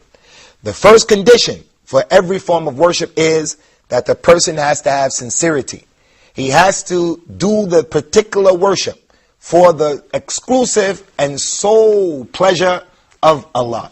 He wants to do it to please Allah. He shouldn't do it in order to have the people to put praises on him. He shouldn't do it in order to gain something monetarily from the creation. He has to do it solely and strictly for the pleasure of Allah. That's the first condition. The second condition is it has to be in accordance to what Prophet Muhammad brought, sallallahu alaihi wasallam. And these two strict conditions, they will always protect the servant from creating for himself a new religion and from introducing in the religion that which Allah has not sanctioned. So we want to always remember this. Always. Maybe you guys can write this down. The two conditions that are needed for every form of ibadah, every form of worship, no matter what the worship is, prayer, fasting, no matter what it is, giving dawah or educating people about the religion of Islam. The first condition is it has to be done with sincerity, al-ikhlas, with sincerity. If there's no sincerity, then it will be rejected. The second condition is it has to be in accordance to the sunnah. It has to be in accordance to the way of Prophet Muhammad sallallahu alaihi wa ala alihi wasallam. Now, with that being the case, the dua or the supplication is ibadah. So it has to be done with sincerity. When the person supplicates, he does not supplicate and make dua to any saints. He does not supplicate and make dua to any angel from the angels. Not to Jibril, Gabriel, Michael, or any other angel. He doesn't supplicate to Prophet Muhammad even, sallallahu alaihi wasallam. He only supplicates to Allah and to Allah alone. To supplicate to a man who's buried in a grave, unfortunately, I'm very sad to say, this is a common practice in certain Muslim countries. This is something that is counterproductive and is against the religion of Islam. And it cannot be understood or accepted by any stretch of the imagination by those people who know this religion. So we make supplication only to Allah. The second one, as it relates to supplicating, is it has to be in accordance to what Prophet Muhammad brought us and what he showed us. So we supplicate the way he supplicated.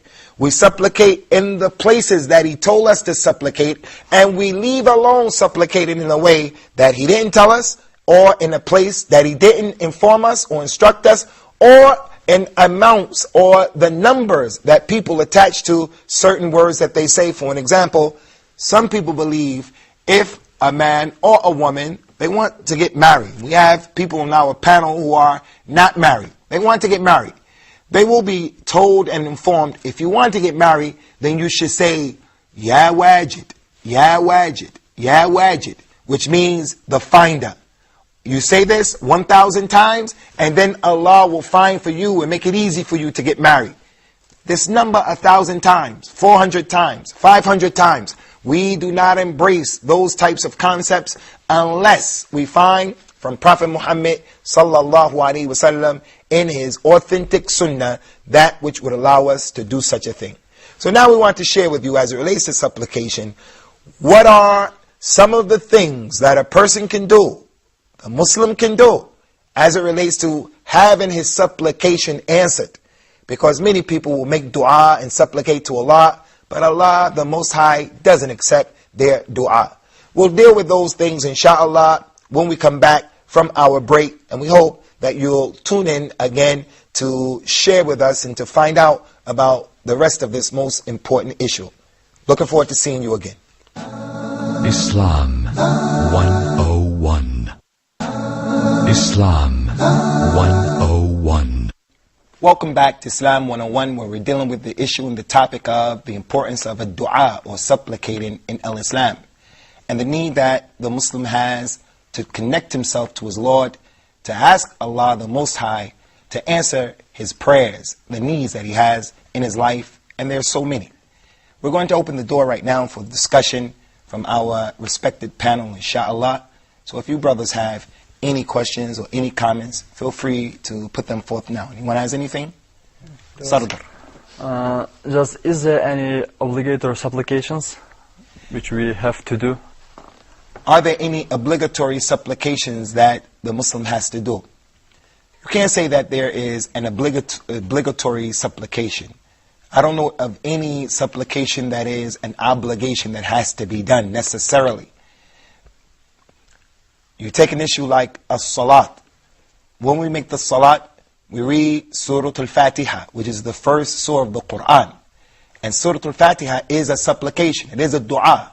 And the proof of that is at the end of reciting this particular surah, we say, Ameen. At the end of reading the particular surah, Al-Fatiha, in our prayer, we say Ameen, which means, oh Allah, please answer that supplication. So from that angle, reading Surah Al-Fatiha in the prayer is an obligation. From that angle, it is. But what we know and what we're understanding to be the normal supplication, I don't know of any supplication that you have to do. The supplications that Rasulullah taught us, they are his sunnah. What we say on the day of Arafat, when we're making the pilgrimage. What we say after the prayer. You don't have to say those things, even though it's better that you do say them. And Allah knows best. What about you, Nick? You have something? Yeah, I've got it. If someone doesn't ask his Lord often, is he arrogant?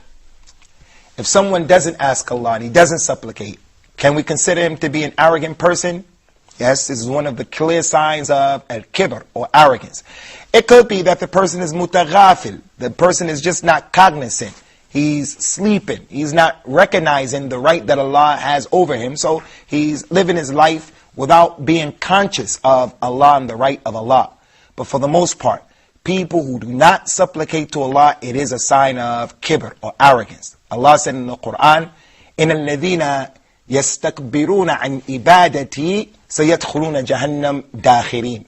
Those people who are arrogant and they don't supplicate to me, they're going to be forced to enter into the hellfire with humiliation. So Allah described the condition of those people who don't supplicate to him as being mustakbirin, as being those people who are arrogant. Yes. Dear Sheikh, sometimes I supplicate to Allah, but I don't find any answer to my supplication. Does that mean I'm wrong? Is my dua is wrong or what? It could be that a person will supplicate to Allah, the Most High, and he doesn't get an answer to his particular supplication. That's possible. That Allah doesn't reward him for something that he's doing or for something that he's not doing. But it is not necessarily an indication that Allah is not going to reward him with what he's asking for. It can be a test, it can be a trial. So he has to be consistent and he has to continue to supplicate. He has to continue to supplicate. The Prophet told us, sallallahu alaihi wasallam, that Allah will answer the supplication of the servant as long as the servant does not become mustajil, as long as the servant is not in haste.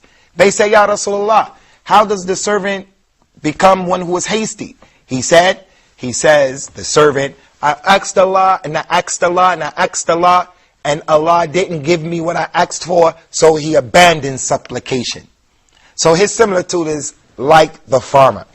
The farmer who comes and he plants his seeds, and he waters the seeds, and he continues day after day to water the seeds. After a month or a month and a half, the farmer says, I've been watering the seeds and nothing is growing forth, so I'm going to abandon my field and I'm not going to wait for the vegetation to grow forth. The successful farmer would never take that position. He knows that he has to continue to tend to his crop, to tend to the seeds that he planted, and he never gives up hope, because eventually, sooner or later, inshallah, the seed is going to send forth its fruit. As it relates to supplication, there are certain times, certain places, and certain people who, if and when they supplicate, their supplication is answered because of who they are, or because of where they are, or because of that particular time that they're supplicating. For an example, Prophet Muhammad told us that there are 3 people who supplicate to Allah, and Allah will answer their supplication. The first one is the parent who supplicates for the child. So that goes to show anyone who is a parent, he should spend his time asking Allah to guide the child, asking Allah to protect the child, asking Allah to make the child successful in his studies or other than that. The second person is the person who is fasting. Whether it's the fast of Ramadan, the obligatory fast of Islam, or whether it is a fast that is just from the individual who's fasting for whatever reason. So the one who is fasting for Allah, when he supplicates to Allah, his supplication is accepted. And the third person that was mentioned in this particular hadith is the one who is traveling in the land. The person who's traveling in the land and he has left and forsaken his home, he becomes even weaker than his normal state.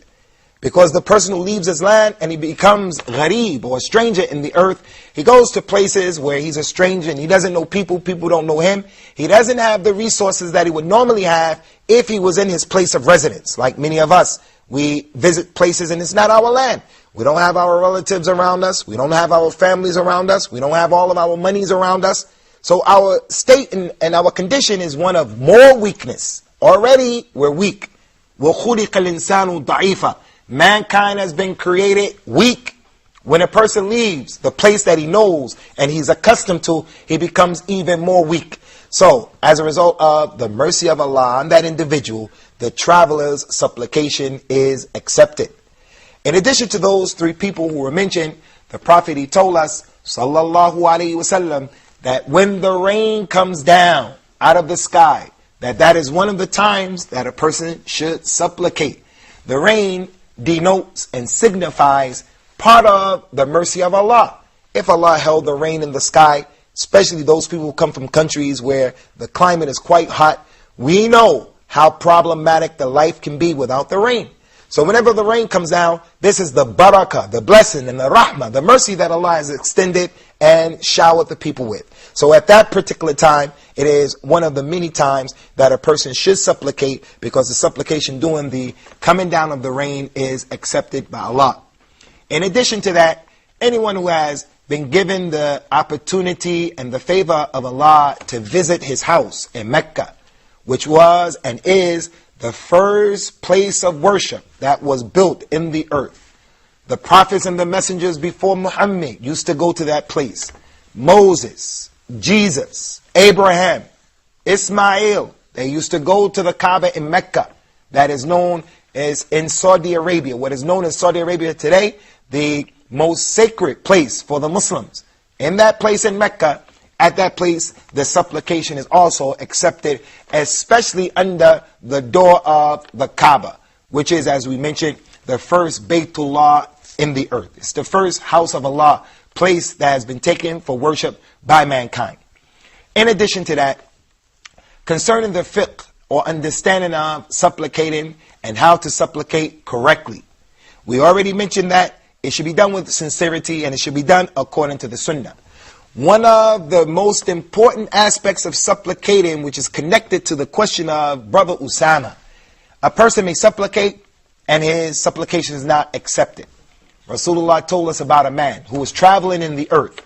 His hair was disheveled and his clothes were dirty because he's a traveler in the earth. So he turned to Allah with sincerity and he raised his hands up. Raising the hands in supplication is also one of the reasons why a person's supplication will be accepted. So this particular man who was traveling and he raised his hand and he was in need of Allah and he had sincerity. He raised his hands up and he started to supplicate. And he started to say, oh my Lord, I need this, I need that. Help me, oh my Lord, with sincerity. Rasulullah said, sallallahu alaihi wasallam, he's supplicating, but his food is impermissible. His drink is impermissible. And he clothed himself with what was impermissible. And he nourished himself with what was impermissible. So how and why would Allah accept his supplication? So that goes to show that if a person wants his supplication to be accepted, he has to have the fear of Allah as it relates to the way he lives his life. He shouldn't steal people's money. He shouldn't drink and intake and eat those things that are not permissible in the religion of Islam. He should wear what is only permissible.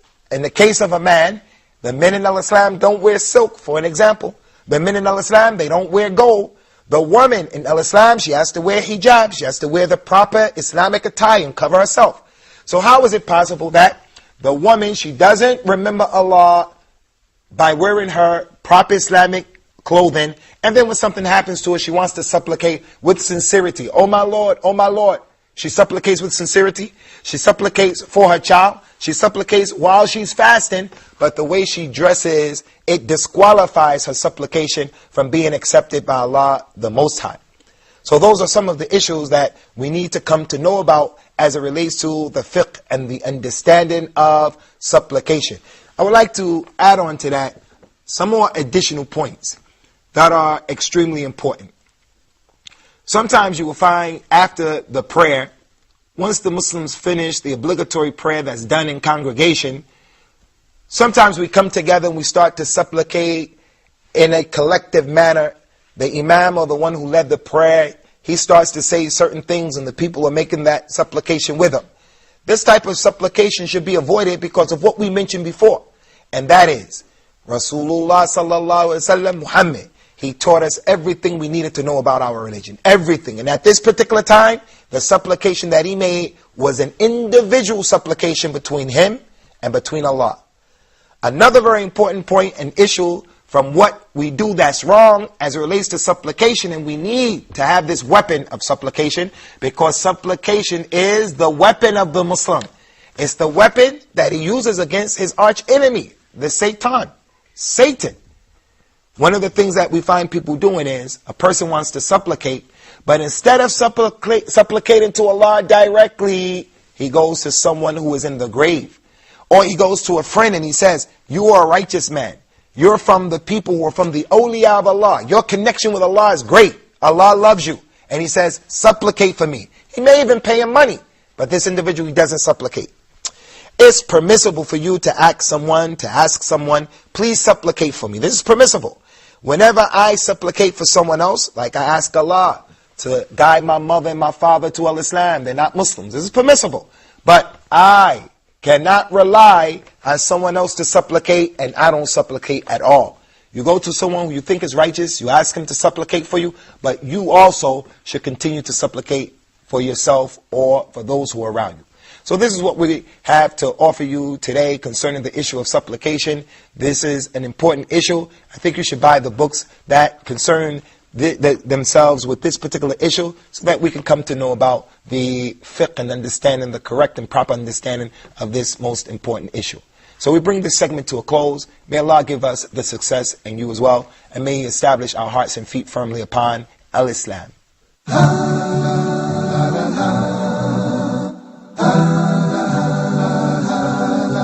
Islam.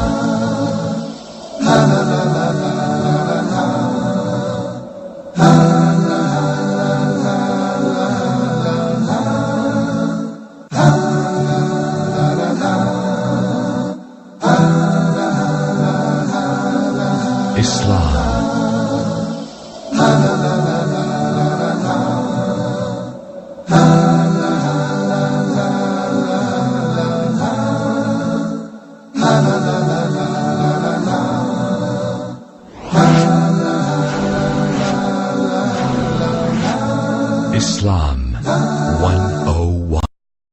والله يدعو إلى دار السلام ويهدي من يشاء إلى صراط مستقيم.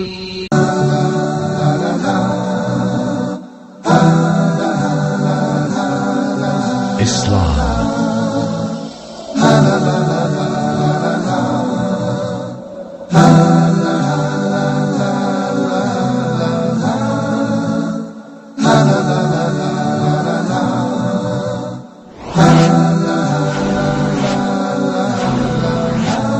Islam 101. Bismillah wassalatu wassalam ala rasulillahi amma ba'du. Welcome to another edition of Islam 101. Today's topic of discussion is a very critical point in the religion of Al-Islam and in the everyday life of each and every Muslim man and Muslim woman. And it is the topic of al-ikhlas, or sincerity. And a person will not be able to be sincere or from the mukhlisin, those who are sincere, unless Allah gives him the ability to do so. And each and every one of us has to be a person who sees the need to have the ongoing struggle and effort to keep your niyyah or your intention solely for Allah. And that's for a number of reasons. Inshallah, we're going to mention some of them. The niyyah or the intention in Al-Islam is ablagh min al-amal. The niyyah or the intent that you have, it is even more important than the action itself. Because a person may want to do a particular action and he's not successful in doing it. He wants to do some good, but he was prevented from doing the good. Circumstances and reasons beyond his ability, he couldn't control him. He didn't have anything to do with it. He never did the action, but he'll get rewarded because of his intent. The Prophet told us, sallallahu alaihi wasallam, إِنَّمَا الْأَعْمَالُ بِالنِّيَّاتِ. Verily the actions will be determined by the intent that the person had. If a person intended to do good and he does it, he'll get 10 rewards up to 700. And if a person intended to do evil and he intentionally left it alone, he'll get one reward. And if a person intended to do evil and he did that evil, he'll only be responsible for the one evil that he did. And that's from the mercy of Allah. The point of all of that is, it goes to show that the intent of a person is extremely important. Allah, the Most High, He doesn't look at your shapes. He doesn't look at your colors or your sexes. He doesn't look at our monies or our lineage. But the Prophet said, Allah looks at your hearts and He looks at your actions. So the intent, it is more important even than the action itself. In the religion of Al-Islam, we've been ordered and commanded in a number of verses to have the sole intent of pleasing Allah. وَمَا أُمِرُوا إِلَّا يَعْبُدُوا اللَّهَ مُخْلِصِينَ لَهُ الدِّينَ. They have not been commanded to do anything except to worship Allah with sincerity. So with that being the case, brothers and sisters in Al-Islam, the person who wants to do any action in this religion, any act of worship, that act of worship has to consist of two conditions. The first condition is, it has to be sincerely done for Allah and Allah alone. Allah will reject any action that a person does in which he was doing it so that he could be praised, or he was doing that particular action so that people can look at him and point their finger and say, look how much money he has, and look how generous he is, and look how brave he is, and look how knowledgeable he is. If anyone does any action and there is an iota of doing that action for someone else, then Allah will reject it, and He is not in need of that. He is richer than that. He is self-sufficient. He is al-ghani, and He is the aghna shuraka. He is the one who is in no need of any partners. So that's the first condition. The second condition is, it has to be in accordance to what the Prophet of Al-Islam brought. It has to be in accordance to the Quran and in accordance to the authentic sunnah of the Messenger of Allah. And this is one of the reasons why we say innovations are rejected. Celebrating the Prophet's birthday is rejected, no matter what you say your intent is. But my intent is to show my love for Rasulullah. We say, okay, you have one of the two conditions. But the second condition, it has to be in accordance to the Quran and the Sunnah. Where is that action as it relates to the Sunnah? Where did the Prophet instruct for us to do it? Where did his companions do it after his death? So it has to have two of these conditions. If one of the conditions is lost, then the whole action, all in of itself, is going to be lost. The Prophet told us concerning the niyyah, and other than the niyyah, that a shaitan, the devil, Satan, Iblis, he will come to each and every one of you and kulli sha'nihi. Everything that a person wants to do, shaitan is going to come. If the person wants to eat, shaitan is going to come. He wants to enter into his home, shaitan is going to come. If he wants to get married, shaitan is going to come. He wants to have relations with his wife, shaitan is going to come. Any and everything that you can possibly think of. We want to put this program out. Shaitan is going to come in some shape, form, or fashion. He's going to say, do the program so that the people can say about you, look at this, look at that. He's going to say, why is it that I'm sitting way over there and he's sitting over here? This is what shaitan does. He's an open enemy to all of us. So the Prophet told us, whenever we want to do certain things, we have to be careful and keep in mind, we have to fight this shaitan, we have to push the shaitan away.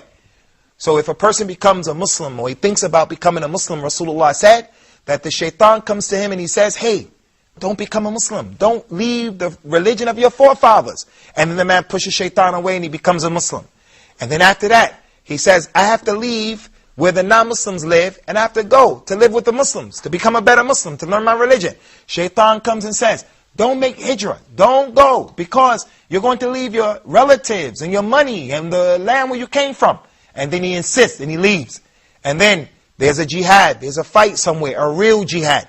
Shaitan comes and says, hey, don't go and participate in the jihad. You're going to lose your life, your children, your money, your wife, your property.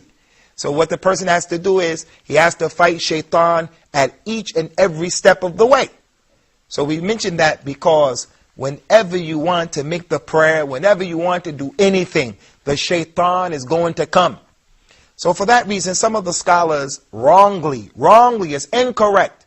Some of the scholars said that when a Muslim wants to pray, he has to pray with the niyyah, which is correct. So therefore he has to stand, face the qibla, and he says, I intend to make this prayer behind this imam, 4 raka'at, facing the qibla, and all of that. That is an innovation in the religion of Islam. The fact that you made wudu, the fact that you went to the masjid, the fact that you pulled out your prayer rug, the fact that you took a sutra, the fact that you have your family in line and you're preparing to pray, all of that is an indication and a proof of your niyyah, of your intent. You don't have to say, I intend and all of that. But the scholars came up with that concept because of the hadith. إِنَّمَا الْأَعْمَالُ بِالنِّيَّاتِ. The deeds will be judged by the intent, and because it's your way of consciously trying to push the shaitan away. But this is not permissible.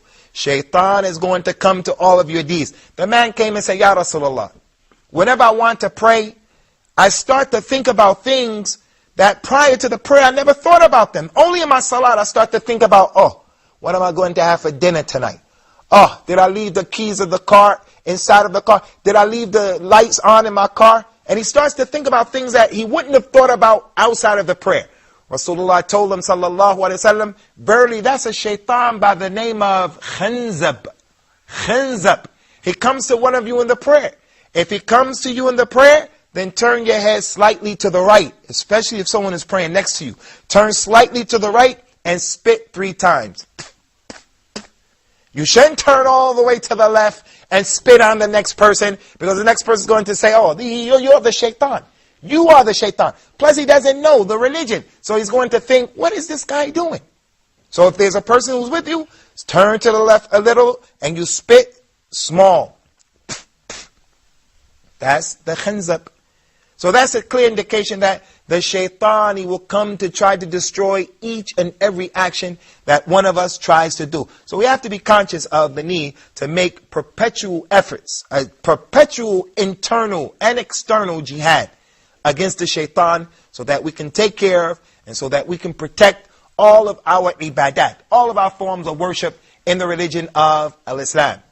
Allah subhanahu wa ta'ala is the one who If a person comes with ikhlas, with sincerity in his heart, he's going to go to paradise and his ikhlas is going to benefit him. Whoever says La ilaha illallah with sincerity, whoever says La ilaha illallah with ikhlas, it is going to benefit him one day. Abu Hurairah asked the Messenger of Allah, Ya Rasulullah, which one of us from the Muslims will be the as'adun nas bi shafa'atik yawm al-qiyamah? Who's going to have the most right and who's going to be the happiest person as a result of receiving your intercession yawm al-qiyamah? We are people who make major sins, we made mistakes, all of us. We want the shafa' of Rasulullah, him to intercede on our behalf. Who will have more rights to that intercession? Rasulullah said, Sallallahu alayhi wa sallam, Man qala la ilaha illallah khalisan min qalbihi. Whoever said La ilaha illallah with ikhlas. He understood the kalimat at-tawheed. He understood at-tawheed, the oneness of Allah. He wasn't a person who slaughtered for other than Allah. He didn't wear any tamimas. He wasn't an individual who used to go to the grave, Sayyid Badawi, Zainab, anyone other than that. Not even Rasulullah. He didn't go to the grave and say, Ya fulan, hey so-and-so, help me with this, give me that. He was a person who was only afraid of Allah. He had the understanding that only Allah can help and only Allah can harm or He can hurt. But the one who he's praying to the grave and then he expects to get the shifa'ah of Rasulullah yawm al-qiyamah, this person is duping himself. He is playing a game and a joke on himself. The joke's on him. So al-ikhlas in the religion of Islam, it is an extremely important issue. We're going to talk more about ikhlas inshallah, but first we want to give our students an opportunity to participate in the discussion. So we'll begin with Brother Muhammad al-Afghani. هل عندك شيء Muhammad? Yes, I have a question. If, for example, I'm going to mosque to pray 2 rakah nafil, but I find people are standing there and I stop from praying, I think that that those people don't think that I am showing myself to him that really see Muhammad, he's praying. So if I stop, what will be my condition? If you stop, then the shaitan has succeeded, because shaitan is going to whisper from above to the right, to the left, below, and his job is always to get us to disobey Allah, to disbelieve in Allah. So when a person is praying, shaitan comes to him and says to him, hey, you're praying and you're doing it for riyah, to show off. You're doing it for riyah. And then the person stops praying. That's what he wanted originally. So what the person does is, he tries to purify his niyyah, his intent, and he prays even longer. But he has to make the struggle inside. Don't stop the prayer. Continue to pray. The Messenger of Allah sallallahu alaihi wasallam, he got on the minbar and he prayed in front of the people. And then after the prayer, he stood up and he told the people, Sallu kama ra'aytumuni usalli. Pray the way you just saw me praying. So he prayed in front of the people, and he knew the people were watching, but he had ikhlas. He was trying to teach the people. So make the effort to get rid of the shaitan. In the hadith of Mahmud ibn Labid, radiyallahu anhu, may Allah be pleased with him, he said that he heard the Prophet say, sallallahu alayhi wa sallam, أخوف ما أخاف على أمتي الشرك الخفي أو الشرك الأصغر. And we'll translate that inshallah after the break. So try to come back and to tune in to the second half of this episode, bi-idhnillah. Looking forward to seeing you then. Islam 101.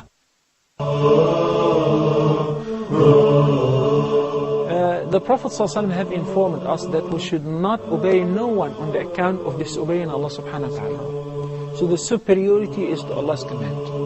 So if the husband tells his wife that I want you to shake hands with my colleagues, with my business partners, no, even if it leads to divorce. If the husband says to his wife that you have to party with me, with partners and so on, no, you have to take your hijab off, no. By any means, communicate with Allah subhanahu wa ta'ala. Definitely Allah subhanahu wa ta'ala knows your language and He will be very happy to answer your call.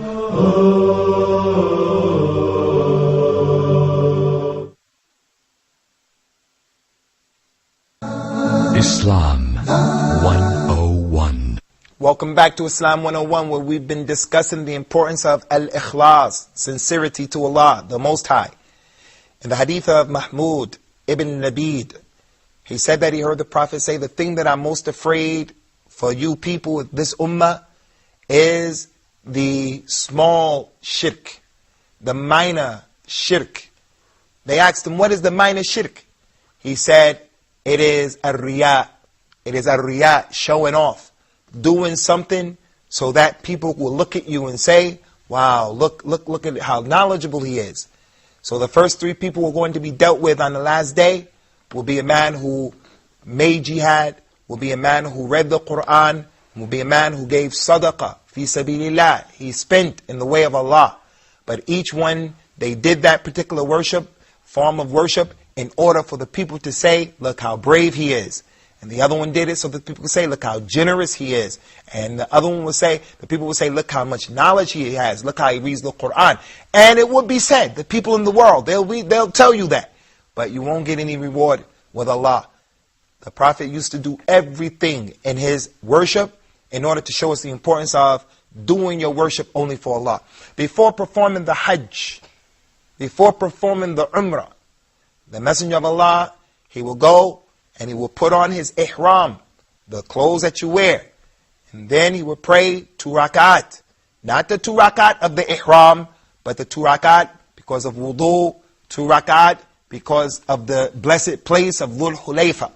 And then before making his niyyah, he will make the talbiyah. And there's a difference between the talbiyah and the niyyah. The talbiyah is what the person says when he used to say, sallallahu alayhi wa sallam, Allahumma hadihi hajjatun, la riya fiha wa la sum'a.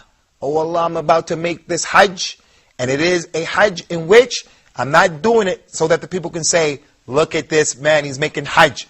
Nor am I doing it so that people can say, so that the people can hear that I made hajj. Unfortunately, Ikhwani, today when the Muslims make hajj, he starts to become known as Al-Hajj Abu Granfil, for an example. Where does the title come from, Al-Hajj?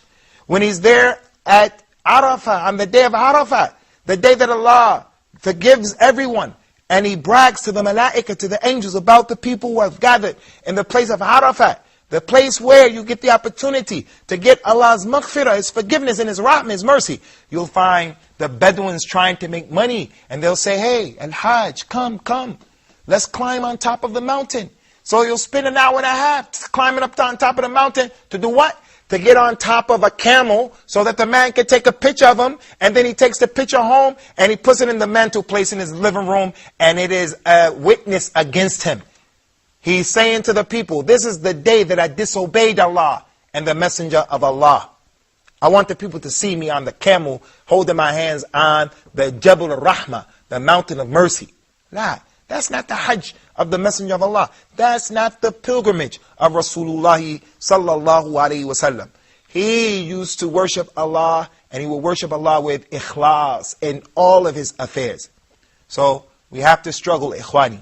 The scholar of Al-Islam, Sufyan ibn Uyayna, the scholar of Mecca, the teacher of Imam al-Shafi'i, he used to say, one of the most difficult things for us to deal with was purifying our hearts, to make searching for knowledge solely for Allah. If that's the case, especially you brothers who are students of knowledge, my brother Muhammad al-Afghani, brother Noor, and other than that, when the student is going for knowledge, he has to make his desire solely to please Allah. Whoever tries to gain knowledge, to look big in front of the people, or he's doing it to argue with the scholars, or he's doing it to argue with the ignorant people, and it's the knowledge that you should try to gain for Allah's good pleasure, Allah is not happy with that individual. Allah is not pleased with that individual. So people, they go against al-ikhlas as it relates to their prayer. They go against al-ikhlas as it relates to searching for knowledge. Make your niyyah for Allah. And don't be like the candle that burns and it gives off light to other people. They benefit from your knowledge, but you're burning yourself out from the knowledge that you have. Make your niyyah for Allah and Allah alone. Okay, at this point, inshallah, if you brothers have any questions, we'll start with Al-Akh Umar. Okay, what's a sign that somebody doing everything sincerity for Allah? What is a sign that a person is doing what he's doing solely for Allah? There are a lot of signs, but one of the most important signs, give you the example of teaching and calling people to Al-Islam. One of the most important signs that will prove to a person that he is doing a thing strictly and solely for Allah is if people accept from him his call, his invitation. If they accept it or they reject it, it's all the same for him. Because that's not what's important to him. What's important to him is that he has to relay the message clearly. But the hidayah or the guidance is with Allah. So whether they follow what I'm saying or they don't follow what he's saying, he doesn't care. He wants the people to be guided. But if that person is calling for his own self, or he's calling to his group, when the person doesn't accept it, he takes it personally, and he becomes upset. Why don't you take it from me? This is what my father and my forefathers were doing. This is what my jama'at, my group is doing. This is what my sheikh is saying. So one of the signs is that whether the person accepts it or not, it doesn't make any difference to him. Another example is, he's not looking to get praise. There are those people who, if you don't praise them, you don't say you did a good job, they're going to take offense to what you did or what you didn't do. So those are two examples. Akhi Muhammad al-Afghani. Okay, my question is, how can one concentrate in praying? For example, I prevent myself from thinking in praying. Concentration in the salah, ikhwani, is an art. Requires a person contemplating the Quran, thinking about the hereafter, thinking about Allah's punishment, thinking about the paradise. When the Messenger of Allah would read the Quran, if he came to a verse that mentioned the na'im or what was in the paradise, he would stop and he would ask Allah to give him from that favor. If he read a verse that talked about the hellfire, he would stop and seek refuge in Allah. So think about the hellfire, think about the mistakes that a person made, think about how weak he is in front of Allah. Come to the salat without having anything on your mind. Don't worry, don't come to the prayer at a time when the food has been put down on the table. Don't come to the prayer if you have to relieve yourself. Don't hold gas in your stomach and you're just praying to hurry up and get rid of the prayer. You really want to relieve yourself. So turn to your Lord in complete devotion. Akhi. Okay, spill question. When somebody, for example, when somebody did something bad with us, for example, he steal our money or another, must we be sincere, or we may pray to Allah, may Allah damn him? Or well, you shouldn't pray that Allah would damn that person if damning him means to like curse him or to give him perpetual punishment. But it is permissible to pray against people who oppressed you. It's permissible. The Prophet of Islam used to pray against people in the salat, in Salat al-Fajr. He would make what was called the qunut.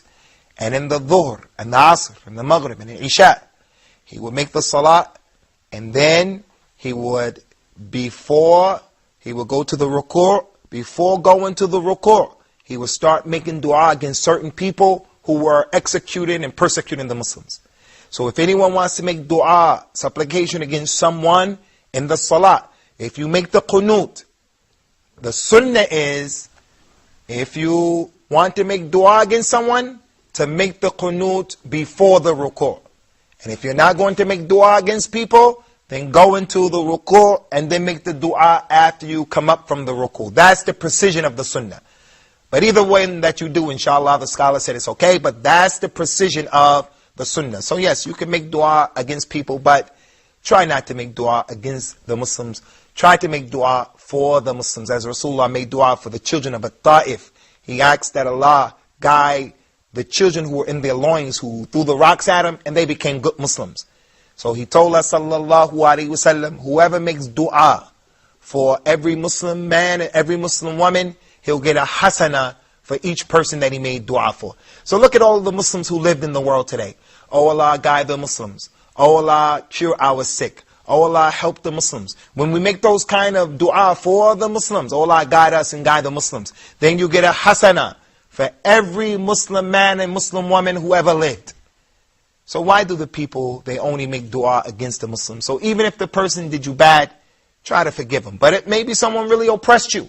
You can make dua against them, as Rasulullah used to do, and as some of the companions used to do as well. Akhi, Muhammad Hussein. So the sincerity is very important in Islam. So I'm asking about sincerity in doing jobs or the behaviors of Muslim. That's a good question. Sincerity, having ikhlas, sincerity in doing your work and doing your job to other people. We're going to deal with that inshallah in the upcoming episode about an-nasiha. An-nasiha, which means sincerity. We'll deal with that inshallah. The last point that I want to make, it's a good question, Akhi Muhammad. Last point that I want to make concerning al-ikhlas is what is known in al-Islam as at-tawassul. At-tawassul. That is when a person takes an intermediary between him and Allah. It's haram for us to ask a dead person to do something and he becomes the middleman between you and Allah. But one thing that you can do in terms of at-tawassul is you can ask Allah for the things that you need by saying things like, oh Allah, verily I did such and such a thing and I did it only for your pleasure. So please give me this thing or give me that thing. And there's the hadith about the 3 men who went into the cave and the big rock shut the mouth of the cave and they were stuck. So the 3 men said, let us supplicate for the best thing that we ever did and ask Allah to open up the cave. So the first man said, oh Allah, verily you know that I'm an individual who, there was my cousin. She came to me and she was poor and she needed money. So I asked her, okay, I'll give you the money, I'll give you help, but you have to make zina with me. You have to do fornication. The lady said, no. She went away. But she was so impoverished, she came back. She said, okay, I'm forced. I'll make zina with you. You give me the money. I'll fornicate with you. The man said he prepared to make zina with her. And she said to him, oh Abdullah, don't take off the ring. Don't take off the ring except by the correct way. Don't do this except with what is halal. So the man got up because he feared Allah and he told the lady, here, take the money, go. I don't want to do anything. He said, oh Allah, I did that only for you. So open up the door. So the rock moved over. He made a tawassul with his sincerity. He did that only for Allah. The second man said, Ya Allah, you know that a man worked for me. And when he worked, before I paid him, he finished the work and he said, I'll be back. And he left. And he never came back. So the money that I had, that I owed him, I brought with his money, I brought some sheep and some camels and some cows. And they started having babies and they filled up the pasture. And then that man came back and he said, where's my money? I said to him, do you see all of those animals in the pasture? All of those animals belong to you. The man said, are you playing around with me? He said, no, I invested your money in that.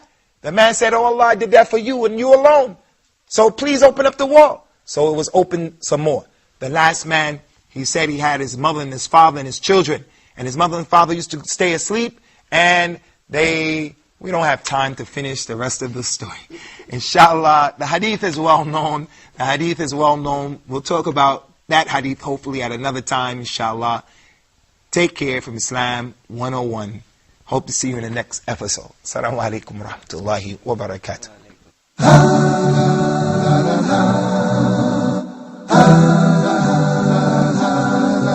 Islam.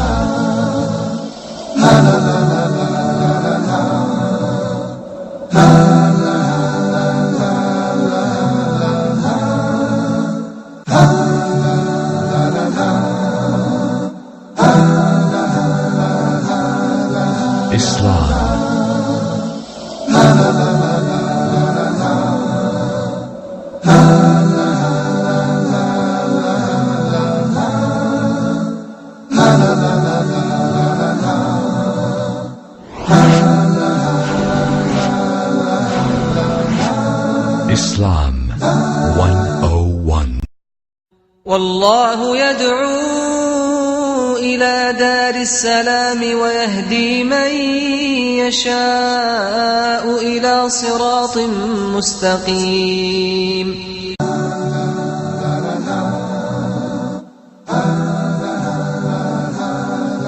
Islam.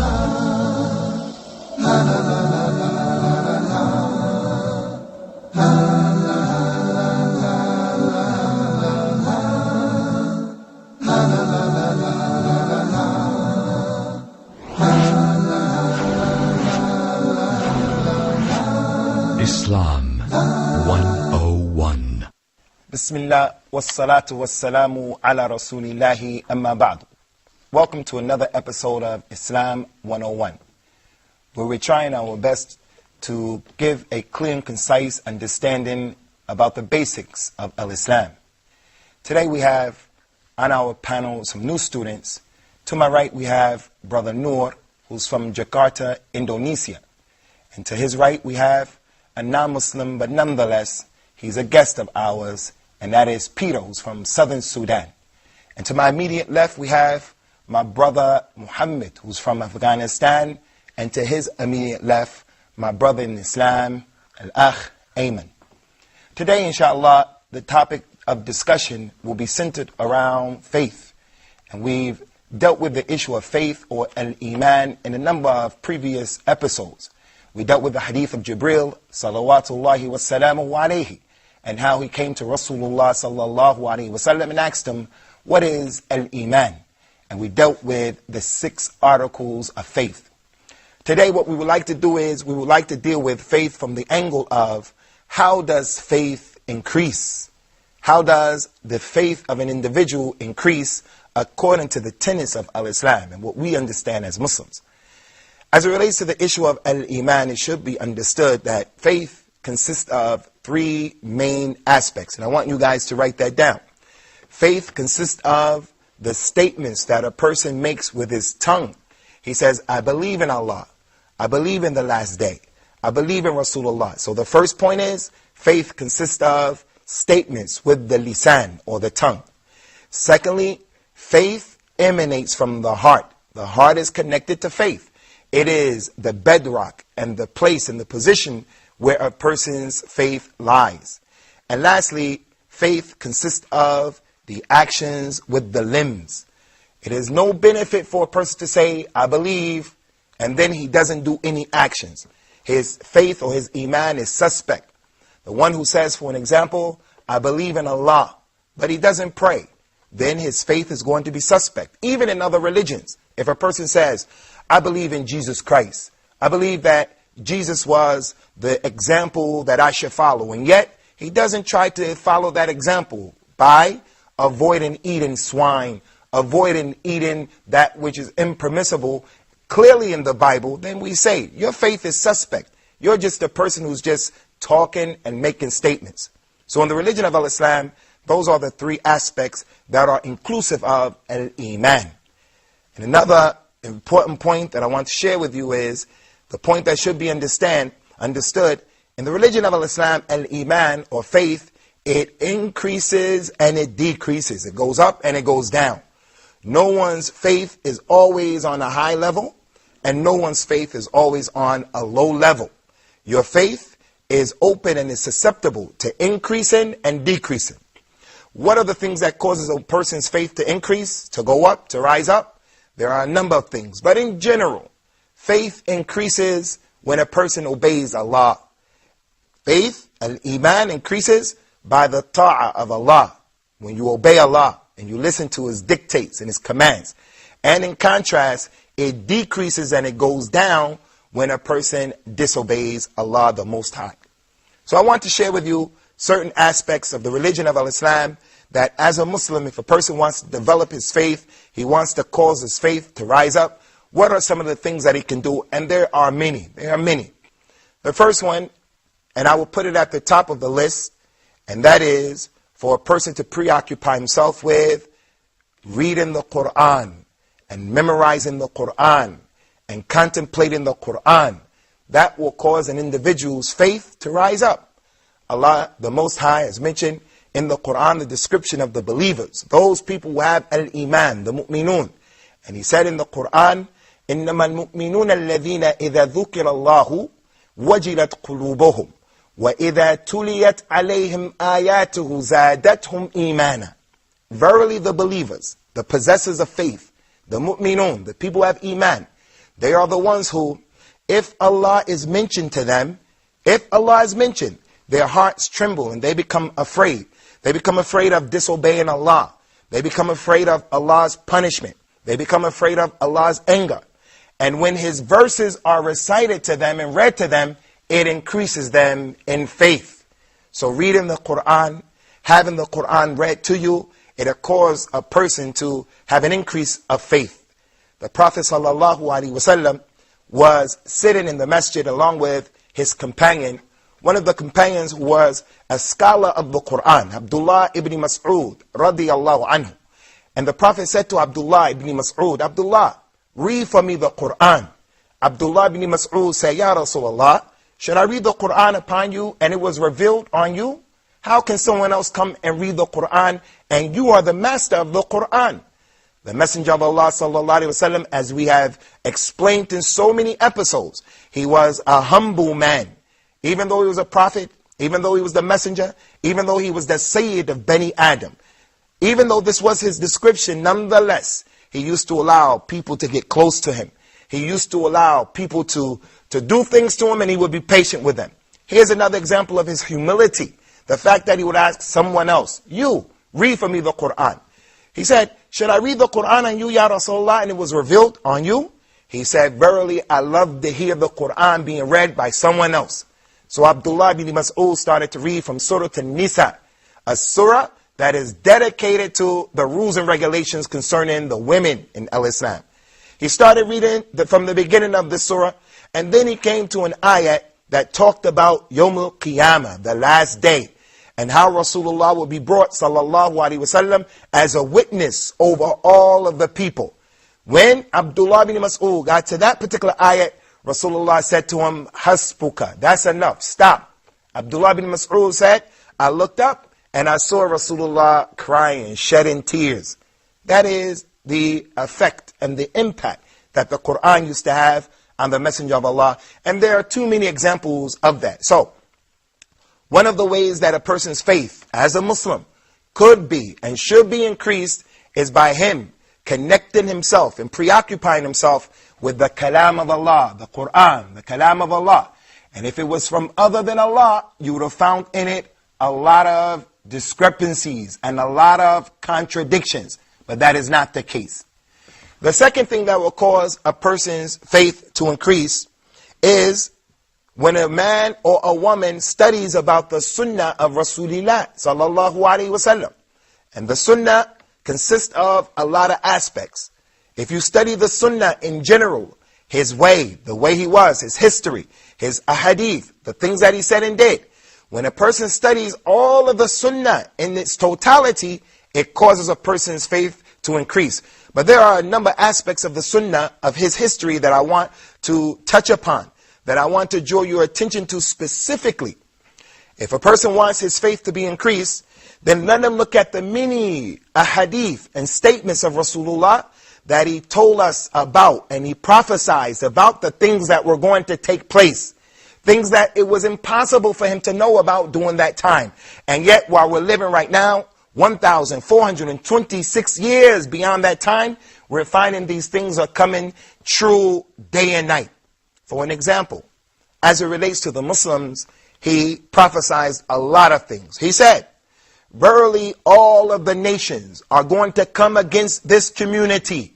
All of the nations are going to come against this community the same way a group of people come together to eat from one single plate. The companions say, Ya Rasulullah, will they come together and unite against us because of our few numbers, our low numbers? He said, no. You people will have a lot of members. Indonesia has millions and millions of Muslims, not to look at the other Muslims in the world. You people on that day, you will have many, many people, many Muslims on that day. But you will be weak. You will be weak like the foam of the ocean. And Allah is going to take out of your hearts the love of the religion, and He's going to take out of the hearts of the enemy the fear of you, and He's going to throw into your hearts the love of the dunya.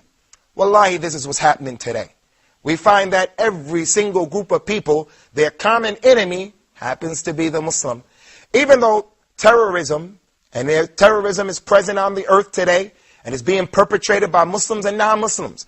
But it is a fact that's indisputable that the vast majority of terroristic acts that are taking place today, they take place in South America. But somehow, some way, Islam has become synonymous with terrorism. Muslims have become synonymous with terrorism. Why? Because the Muslims are the common foe. In the places where people are ruling and judging and making decisions and laws, they are doing so with the thought of al-Islam. What role is Islam going to play in today's world and in the future? And as a result of that, we see all kind of legislation coming out of Europe, coming out of Africa, coming out of Southeast Asia, and other than that. So when a person reads about those types of prophecies, it should do nothing but causes his faith to increase. Another example as it relates to the Muslims themselves is that the Prophet told us, sallallahu alaihi wasallam, the time is quickly approaching when there will be a man from my ummah, from my nation, who will recline with comfort on his chair or on his couch. He'll have a full belly. He'll eat because he's living a nice life. He's going to say, whatever is in the Quran, I'm going to take it. But whatever is not in the Quran, I'm not going to take it. Wallahi, we see these individuals right now. They're in Pakistan, they're in India, they're in America, they're in the UK, in the United Kingdom. They're called the Quraniyun. But they're not really Quraniyun. Because if you took the Quran, you will find that Allah subhanahu wa ta'ala told us in the Quran, وَمَا أَتَاكُمَ الرَّسُولُ فَخُذُوهُ وَمَا نَهَاكُمْ عَنْهُ فَانْتَهُوا. Whatever the messenger gives you, take it. Whatever he left from you, leave it alone.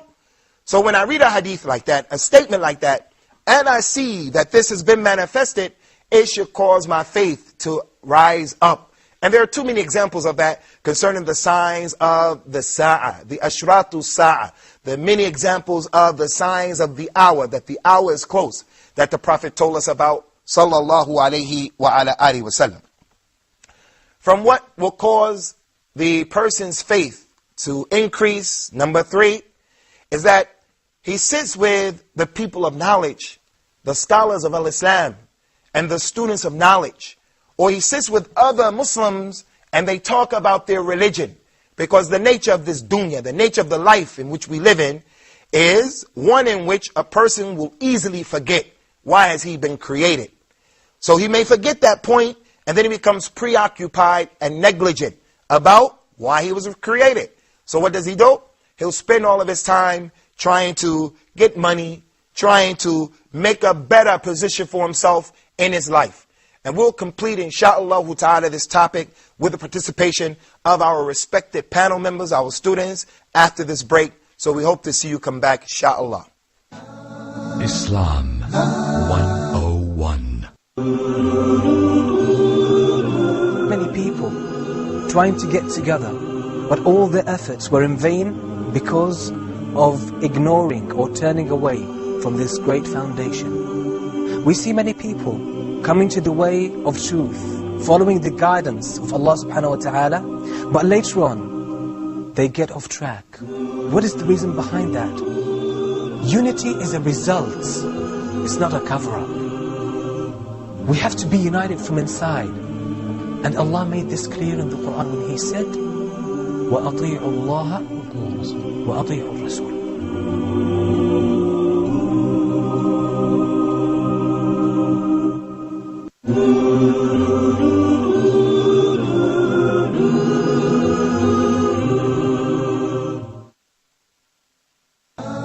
Islam 101. Welcome back to the second half of the episode of the increase of Iman. And how does it increase in the religion of Al-Islam? We were speaking about the importance of sitting with the scholars and the importance of sitting with those people who are religious. Because the religious people are going to remind each other about the religion. They're going to remind each other about the halal and the haram and the ayyamullah, the days of Allah and the religion of Allah. And as a result of that, people's faith is going to increase. There was a companion by the name of Hamdallah. He met the companion Abu Bakr as-Siddiq. And we talked about the virtues of Abu Bakr as-Siddiq, that tremendous companion of Prophet Muhammad. Hamdallah said to Abu Bakr, "O Abu Bakr, verily I have become a hypocrite." Abu Bakr said, "Subhanallah, why are you saying that, Hamdallah?" Hamdallah said, "Because when we sit with Rasulullah and we're in his presence, he tells us about the paradise, tells us about the hellfire, tells us about issues like that, and my iman is increased. And then when I leave Rasulullah and I go home and I spend time with my wife and my family and I try to make money, I forget about those issues and my iman goes down." Abu Bakr said, "Ya Hamdallah, I suffer from the same thing. Let's go and talk to the Prophet about this issue." So they went to the Messenger of Allah sallallahu alaihi wasallam and they told him about it. Hamdallah said, "Ya Rasulullah, I have become a hypocrite." He asked, "Why is that?" Hamdallah told him the story. The Messenger of Allah told him, "When you are with me, the feeling that you have when you're with me, if you leave my presence and you were to remain on that level, verily you will be able to shake the hands of the angels in the street as well as in your homes. But faith is like that. It goes up and down. That's the nature of faith. That it is like some clothes that you wear. It's new today, but after some time it gets dirty and it gets worn out. It goes up and down. So no one's faith is going to stay up all the time, and no one's faith is going to stay down all the time if they're making the internal jihad, the jihad al-akbar, the major jihad of fighting against one's desires, lower base desires, to raise his iman. So we're going to open the door now for the participation of my respected guests, the students here today, and we'll start with my brother Muhammad al-Afghani. Yes, my question is that how we can increase our faith in Allah in the time that we see in environment in most of Muslim countries. The environment is really bad. So how we can prevent ourselves from the sins that we... That's a good question, Akhi Muhammad. How do we go about increasing our faith when the environments are not conducive to being on a high level of iman? Well, the question is actually an answer. It's one of the answers and one of the issues of how a person's faith can be increased. And that is by avoiding the environments that do not help you to remember Allah. Putting yourself in a situation or an environment in which you're going to be able to practice your religion. And that's why we have the concept of al-hijrah. Al-hijrah, migrating for Allah's sake. Leaving the place where non-Muslims live, for an example. Or leaving the place where people are given to sin. Maybe you're in a country where there are Muslims, but everyone is sinning. Well, you have to leave that place to look for another place where there's a better possibility of practicing the religion. Everyone knows about the man who killed 99 people and then he killed the 100th man and he wanted to make tawbah, he wanted to make repentance. When he came to the scholar and he said to the scholar, can I make repentance? The scholar said, yes, you can make repentance, but you have to leave the land where you are, where the people are doing evil, and go to the land where the people are doing good. Do good with them in that land. So al-hijrah is one of the ways. Another thing concerning that, before we take the next question, another thing concerning that is, it may be necessary for an individual because all of the environments are no good. It may be necessary for him to make what is known in Islam as al-uzla, where he totally, absolutely leaves all of the people. And he goes and he secludes himself by himself, but that is the last alternative. And it shouldn't be confused with going to a monastery and becoming a monk and disconnecting yourself from the people and the life of the people. It is not like that right now for most of us, because the Prophet told us the believer who mixes with the people and he's patient with what they do to him, their adha, he's better than the believer who doesn't mix with the people and he's not patient with their annoyances. We'll take a question from this side. Akhi, Nur al-Islam. Is there a special way how to increase the young people faith, young people iman especially? Because many people, they say, as long as we are young, we can do everything, and we can do tawbah if we are old. That's a good question too, Nur. The younger people in Islam, the concept that some people have, I'll make tawbah, I'll make al-istighfar, and I'll seek Allah's forgiveness when I hit the age of 40. I'll make hajj when I become 45. I'll go and perform the pilgrimage. I'll start to pray and wear hijab when I get married, or this or that. First of all, that individual is being tricked and duped and bamboozled by a shaitan, by Iblis, by the devil. Who told you that you're going to live past today? We don't know if we're going to be able to complete this particular episode, because life and death is in the hand of Allah and Allah alone. That's number one. Number two, as it relates to a person who is young, he has to read again the Quran and read the authentic Sunnah. And he sees in the Quran so many examples of those young people who Allah mentioned in the Quran, showing their level of commitment to the religion. Like in the story of Musa when he met Khidr, Moses when he met Khidr, that righteous man. With Musa was a young man from Bani Israel who went along with him on his trip, and the role that he played. The young person should take an example from that. The young people from the story of the cave, Surah Al-Kahf. Look at those people who they made hijrah from their people, and they left their people, migrated from their people when their people wanted them to practice other than the religion of Al-Islam. the tafsir, the explanation of the people of the Akhdud, the Ashabul Akhdud, the little child who gave his mother advice about being patient with the adab and the adha, the punishment and the annoyances that she was about to fall into. So our young people are to look at those issues and look at the fact that with Prophet Muhammad sallallahu alaihi wasallam, there were a number of young people that he used to pay attention to. Abdullah ibn Abbas, Abdullah ibn Umar. He used to pay attention to Usamah ibn Zayd, and he made Usamah ibn Zayd the leader of the army, and he was only of the tender age of 17 or 18. He has to look at those people and take examples from those people and not say what Shaitan wants him to say. If I become older, that's when I'm going to practice the religion. No one promised that you're going to live past today. Peter, you have a question? Yeah. So I want to question, why did Muhammad have many wives? Why did Muhammad have many wives? Yeah. Well, there's a lot of reasons for that. One reason that I will share with you at this particular time as it relates to this subject right now. And as a Christian shouldn't have a problem with the concept of Muhammad having more than one wife if he was really a true Christian. Because when you look in the Bible, Abraham had more than one wife. Moses had more than one wife. David had more than one wife. Solomon had more than one wife. The prophets of the Bible had more than one wife. And this is what I was saying about Iman. Don't be a person who says, I believe in the Bible, but you have problems with issues that are in the Bible. As it relates to Muhammad, one of the wisdoms behind him having more than one wife, one of the wisdoms, and there are many, Muhammad is the only human being that history has recorded that his enemies called him a crazy man, a possessed man, a soothsayer, a man who was a child molester. They hurled at him so many accusations, so many accusations. You will not find in history a single man being accused of all of what they accused Muhammad of. They may say he's crazy. They say that Hitler was crazy, but they don't say he was possessed. They don't say he was a child molester.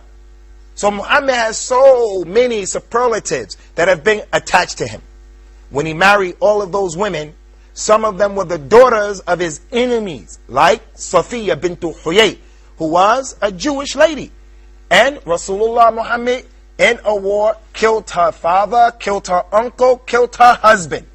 And he married her with her permission. If he was really crazy, someone from those women would have come forth and said, Muhammad is crazy. It's like the man who's married to his wife. I'm an imam in the community. Whenever there's a problem between the husband and the wife, and they come to sit with me for arbitration, the very first thing that the wife does is she starts to expose her husband. She says, you think he's righteous, but he smokes cigarettes. You think he's righteous, but he watches bad movies at night. You think, that's how women are. They start to expose their husbands.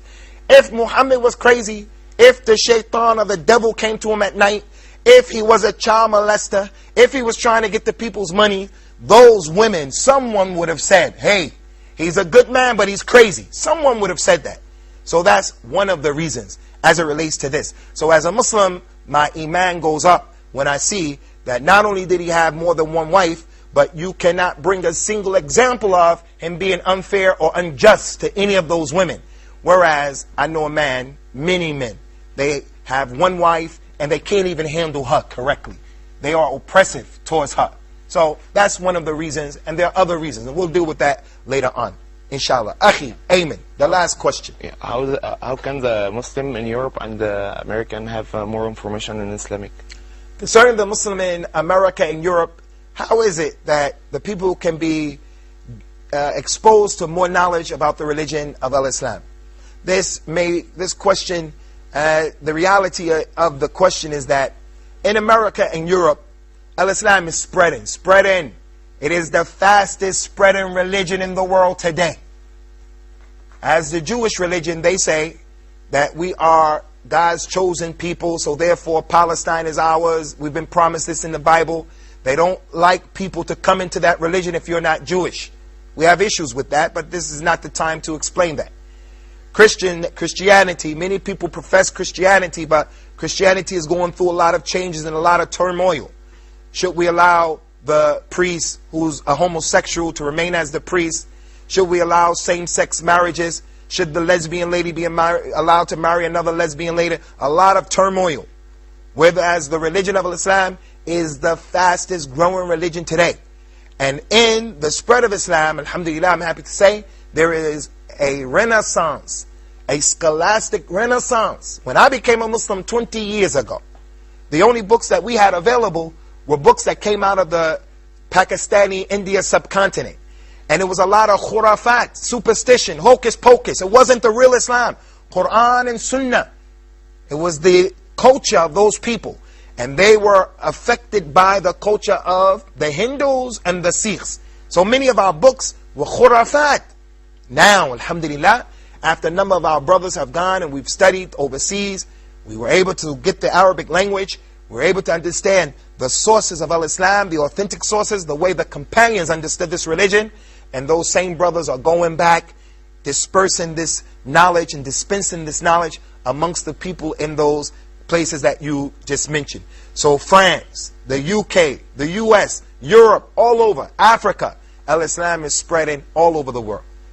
So all a person has to do is go on the internet or buy the many books that are available. We're going to bring this session to a close now, and I'm sad to bring it to a close, but everything has to close one day.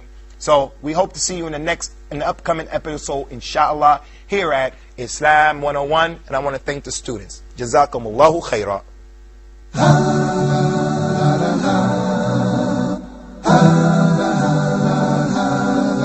Islam.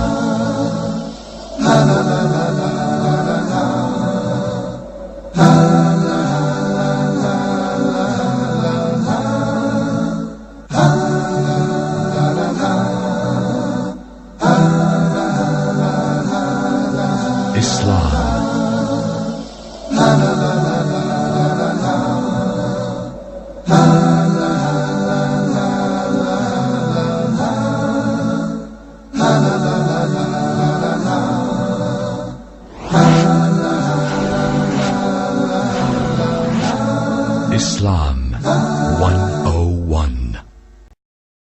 والله يدعو إلى دار السلام ويهدي من يشاء إلى صراط مستقيم.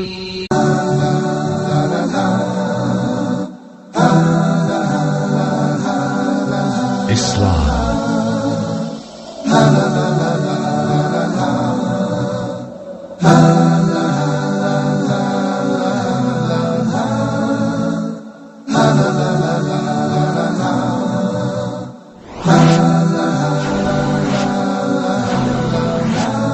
Islam 101. Bismillah ar-Rahman ar-Rahim. Wassalatu wassalam ala nabiyyina al-amin wa ala alihi wa ashabihi ajma'in. Welcome to a new episode of Islam 101, and I'm your host, Abu Usamah Adh Dhahabi. Today, inshallah, our discussion is concerning the birru walidain, or being respectful and kind and diligent in taking care of our parents.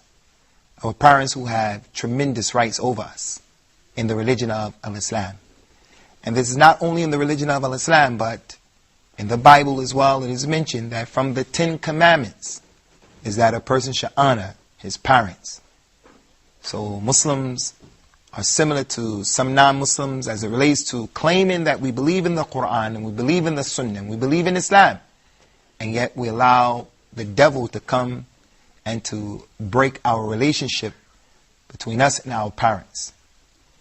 It is a big issue in the religion of Al-Islam not to care for and not to take care of the parent, the mother and the father. They've been mentioned, as Allah said in the Quran, وَقَضَى رَبُّكَ أَلَّا تَعْبُدُوا إِلَّا إِيَّاهُ وَبِالْوَالِدَيْنِ إِحْسَانًا. And your Lord has commanded, your Lord has legislated, your Lord has written that you should only worship Him. You shouldn't make shirk with Him. No partners along with Him. That's the first right. And the second right is that you are kind to your parents. There's another concept in the Bible that is similar to a concept in Al-Islam, and that is that the Bible says, if you do right by your parents, then your lifespan will be extended so that your days on the earth will be numbered, meaning you will get more years added on to your life. This is a concept in our religion that the Messenger of Allah told us, sallallahu alaihi wasallam, whoever connects his ties of relations, his aunt, uncle, cousins, grandmother, grandfather, anyone who connects his ties of relationship, Allah will give him an increase in money and an increase in the number of years that he lives. So out of his relations, the relation that has the most rights over him is the relationship of his parents. The man came and he asked, Ya Rasulullah, man ahaqqu nas bi husni suhbati. Ya Rasulullah, who has more rights for me to take care of them, for my relatives? The man asked, who has the most rights that I take care of their relationship? He said, your mother. The man said, and then after her who? He said a second time, your mother. The man said, after her who? He said, your mother 3 times. Then the man said, and after her who? He said, then your father. He said, and then who? He said, then your sister. The man said, and then who? He said, and then after your sister, your brother. So that's a clear indication of the position of the parents, in particular the mother in Islam. And I want to say this for the Muslim men and Muslim women who are out there. Your mother has more rights over you than your wife, your children, your father, and all of the people. Because he mentioned her 3 times. Who has more rights out of all of the people? He said, your mother, your mother, your mother. There's an authentic hadith that the man had married the woman. He married the woman, and his mother was not pleased with that marriage. And the mother was insisting that that man should divorce his wife. And the reason why the mother was insisting that is because the mother had knowledge of the religion. And the mother had the boy's best interests at heart.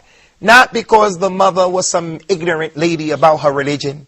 The mother was some racist lady in her religion. The mother wasn't practicing the religion, but the wife was practicing. No, the mother was a practicing Muslim and she had knowledge of the religion. And she saw something in the girl that she knew wasn't conducive to make her husband or her son happy. So she ordered her son, divorce that lady. The boy, the man, he loved his wife. So he went to the Prophet and he said, Ya Rasulullah, my mother's ordering me to divorce my wife. The Prophet told that man, sallallahu alayhi wa sallam, Inna rada Allah fi rada al-walid, wa sakhatillah fi sakhat al-walid. Verily, Allah's pleasure is in the pleasure of your father and your mother, your parent. And the anger of Allah is in the anger of your father or your mother. Meaning, you should listen to your mother. Because your mother knows if you want to make her happy, then you should listen to her in this issue. But that should be understood the correct way. And I have to take this time out and leave the subject for 1 minute to explain this clearly, because we have ignorant mothers and ignorant fathers out there who may order one of you to divorce his wife or the husband, and the father and the mother don't know the religion. The reason why they want you to divorce your wife is because she wears hijab, because the wife doesn't want to watch TV. The mother loves Kulthum and she wants to watch the movies with Kulthum and watch the singing of but the daughter, the wife, she doesn't want to watch that. So the mother says, divorce her. How do we understand that? We understand this issue because it happened with Umar radiallahu anhu. Umar ordered his son Abdullah to divorce his wife, and Abdullah loved his wife tremendously. Abdullah went to Rasulullah and said, my father's telling me to divorce the lady, my wife, and I love her. The Prophet said, obey Umar, obey your father. Everyone knows the level of the Islam of Umar, his knowledge. So we understand this hadith in terms of the other hadith. There are 3 people who they make salat and their salat doesn't reach their necks because of some sin that they're doing. 2 people who I want to mention is the imam who leads the people in prayer, and they hate him and he hates them. They hate him. They don't want him as the imam. When he prays, his prayer doesn't reach his neck. The second one is the wife, the lady who her husband is angry with her. There's another person, we'll leave him out, but we want to help you to understand this hadith in light of the other 2 hadith as well. The imam who is in charge of the masjid, and he's calling to the sunnah, and he's telling the people to understand the Quran and the sunnah according to the way that the companions and the salaf of this ummah understood. He straightens the lines, he educates the people, he encourages them to be upon the sunnah, to learn the Quran. Whenever something goes wrong in the prayer, he sets it right. He doesn't leave the people ignorant. So when he's setting up the line for prayer, he just doesn't pray. He makes sure the line is straight. So someone is in the line who doesn't love the sunnah. He says, you're always wasting time. What are you doing? But that man is calling to the sunnah. And those people don't like him because he's a man of the sunnah. He tells them, you can't celebrate Rasulullah's birthday. You can't say Rasulullah is from the nur of Allah. You can't have ghulu in your religion. They say, this man is a Wahhabi. He doesn't love Rasulullah. Does that mean that when he prays, his salat doesn't go to his neck? No. They don't like him for religious reasons. Allah is angry with those people. This is talking about the imam who is stealing their money. The imam who says one thing and he does another thing. The imam who leaves them to be ignorant. The imam who they don't like him because of things that they see in him. This is what this hadith is talking about. Similarly, the woman, her salat is not accepted. Even though she's praying, her salat is not accepted because her husband is angry with her. As for the lady who, her husband wants her to shake hands with men, she says, no, those men are haram. They're not my mahram. Rasulullah said for me to be poked in my head with an iron pipe is better than to shake a man who's not halal for me. I'm not shaking their hands. The man wants her to allow his brother into the house when he's not there. She says, no, I'm not going to let him in the house with me because it's khalwa with shaitan. Is that lady, when she prays, her salat doesn't go up? La, it's not talking about that. Similarly, the mother and the father. In this case, the mother has to know the deen and the father has to know the religion. And if they order the child to divorce, then the child should look into this issue. He may be better off divorcing them, but he should try to convince them. Anyway, the hadith said that Allah's anger is in the anger of the parent, and Allah's happiness is in the happiness of the parent. So, we're Muslims. This hadith is important because Akhi Ahmed, you, Muhammad, everyone here, the viewers, you have to look. If your mother and your father, either one of them is living, you have to ask yourself, how is my mother and my father, or one of them, how are they looking at me? Because if my mother is happy with me, or my father is happy with me, or vice versa, then that is an indication and a measurement that Allah subhanahu wa ta'ala is not happy with you, or Allah is happy with you. In another hadith, the man, he wanted to make jihad, to defend the religion and to make the ultimate sacrifice. And the Prophet told him, is your mother and your father living? He said, yes, they're living. Rasulullah said, then don't participate in the jihad. Don't go to the war. Go back and take care of your mother and your father, because the paradise is under the feet of your mother. That particular boy's mother, paradise was under her feet. As for the hadith, al-jannatu tahtu aqdam al-ummahat, paradise is under the feet of all mothers. This is not authentic. The non-Muslim mother, Jannah is under her feet, and she makes shirk with Allah. No, that particular mother, the paradise was under her feet because she was a righteous lady. But every lady, paradise is under her feet? No, there's some people who are mothers and they do evil crimes in this life in which we live. So the point is, if a person is a student of knowledge, a person wants to go to participate in jihad, for an example, he wants to go and study the religion. This hadith goes to show us, you can't go and study the religion, which could be an obligation upon you. It's definitely highly recommended. But you can't go and study the religion if your mother and your father says to you, I don't want you to go, and they need you at home. You can't go to study the religion. You have to stay home and obey your parents.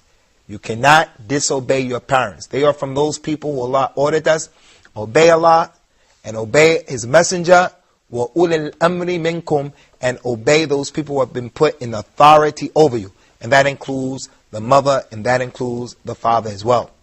Concerning the rights of the parents, the Prophet told us, sallallahu alaihi wasallam, that the mother and the father, they are from the awsat abwab al-jannah. They are from the best doors of the paradise. Meaning, if a person is being good to his mother and his father, that's one of the ways that you can open one of the doors. It's one of the best doors of paradise to open up. You being good to your mother and your father. So what did he do? He came to the masjid one day and he stood on the first step of his mimbar, the first step of his pulpit, and he said, Ameen. And then he stood on the second step and he said, Ameen. And he stood on the third step and he said, Ameen. He turned around and he faced the congregation, and he said, when I stood on the first step, Gabriel came to me and said, O Muhammad, may the one who, when your name is mentioned and he doesn't say sallallahu alayhi wasallam, and he doesn't say that, may his nose be put in the dirt. Say Ameen. So Rasulullah said, I said Ameen.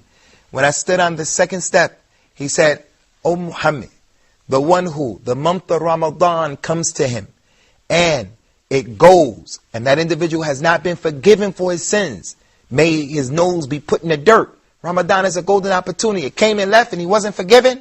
Say Ameen, may his nose be put in the dirt, may he be made lowly. Rasulullah said, so I said Ameen. He stood on the third step. Jibril said, O Muhammad, the one who grows up, he reaches the age of maturity, he can know right and wrong, and his mother and his father are living, or one of them, one or both, and he doesn't get forgiven for his sins and doesn't go to Jannah, may his nose be put in the dirt. Say Ameen. So he said Ameen. We'll come back inshallah with the second half of this particular topic, and we'll complete it with the participation of our students inshallah. So come back with us. Islam 101. If you're 18 or if you're 80, if you've been Muslim for 50 years or 5 minutes, this is a show for you. You know, when 5 times a day our foreheads touch the ground in prayer, we beg for what's most important in our lives. We want to be good people, better Muslims. We want to serve Allah Almighty with all our hearts. In this show, Let's Talk, every week we're going to talk about Islam and life, how to relate with other people and how to serve Allah. We'll have studio guests, we'll have a live studio audience, there'll be an email for you to write to, talk@huda.tv. So if you're looking for something different, looking for something that will make you think, maybe even touch your heart, this is the show for you.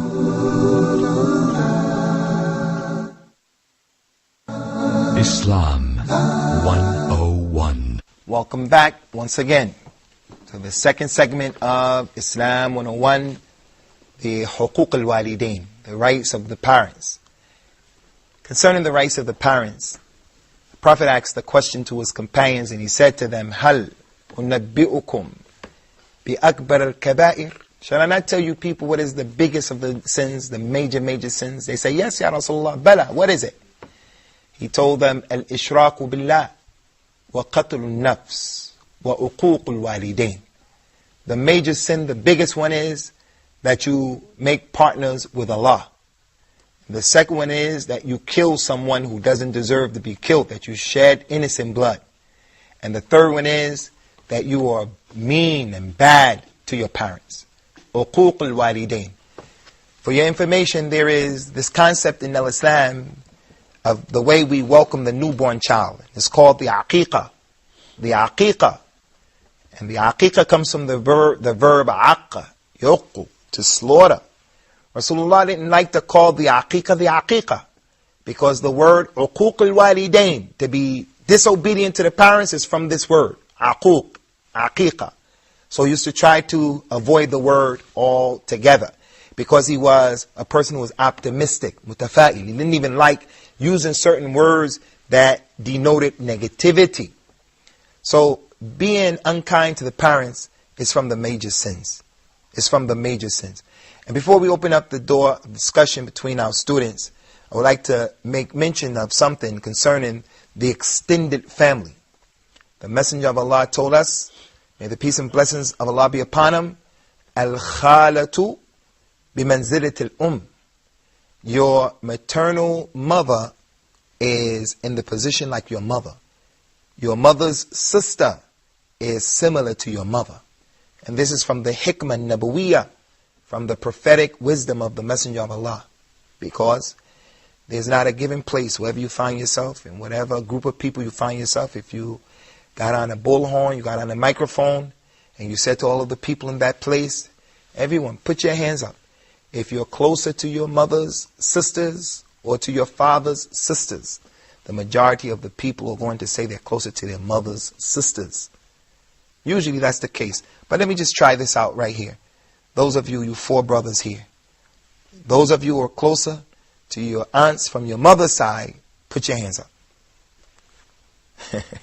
So here we have 100%, including myself. That doesn't mean that we're not close to our fathers, sisters, but the hadith said, al-khala bimanzilatul Your mother's sister, your maternal aunt, is just like your mother. If something happened to a person's mother, his aunt will be there, and she will step up to the plate just as if she was your mother. That's the fitrah that we've been talking about. So that means what? That means that the maternal aunt in Islam, if we came to the issue of al-hadana, or custody of the child, and the mother died, the mother of the child died, and the father of the child was there, and his maternal aunt was there, sometimes the judge can possibly give the baby to the khala, to the maternal aunt. Because Rasulullah said this hadith as it relates to the custody of the child. He ruled that the child will go to the maternal aunt in a particular situation. So she's one of the people who has consideration as it relates to the custody of the little baby, because what is considered is what's in the best interest of the child. So therefore, we have to take care of our maternal aunts as well. We have to connect to our maternal aunts as well. So we're going to open the door now, inshallah, for the questions. We'll start with Brother Jamil, then we'll go to Brother Noor, and then we'll do Brother Muhammad, and lastly, Brother Ayman, Al-Akh Ahmed, very quickly. Naam, Akhi. Are the rights of the non-Muslim parents the same as the rights of the Muslim parent? For the most part, the rights of the non-Muslim parents are the same. For the most part. But there are certain things that you can't do for the non-Muslim parents, obviously. So our parents, many of us who have reverted to the religion, our parents are not Muslims. So we continue to make dua for them. We continue to ask Allah to guide them to the religion of Islam, and not to allow them to die on disbelief. But even if your parents are non-Muslims, you have to take care of them. Asma, the daughter of Abu Bakr, her mother came and knocked on the door. She wanted to visit her daughter. The daughter opened the door. It was her mother.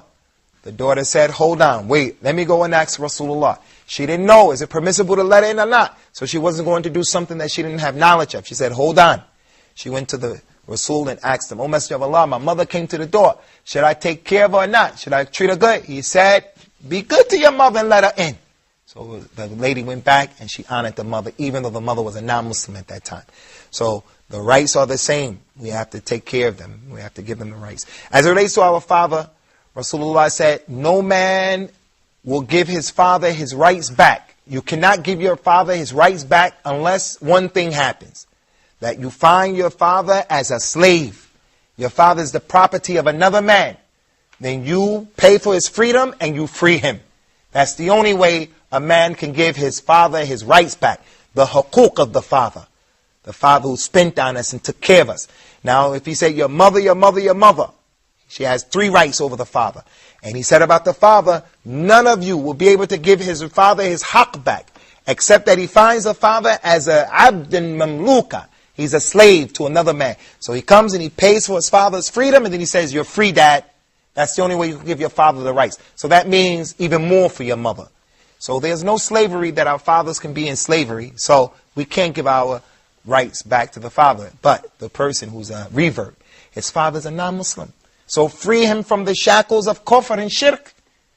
Free him from the chains and the slavery of worshiping other than Allah. Do everything to call them to the religion of Islam. Akhi Noor. Okay. Our parents are responsible of their children in the day of judgment. Or maybe our children responsible of their parent in the day of judgment. Yes. Every parent will be responsible for his child, Yawm al-Qiyamah, and every child will be responsible for his parent, Yawm al-Qiyamah. And as a matter of fact, everybody is going to try to escape the other one and put blame on the other. The child is going to blame the parent. He's going to tell Allah, oh Allah, take them and punish them. They didn't teach me the religion. Oh Allah, let me have their good deeds because they didn't teach me the religion. Every child is going to do that. And every parent is going to say, oh, I'm free from that child. Nafsi, nafsi. I have enough problems for my own today. So everyone will do that except the muttaqun, except the people who have taqwa.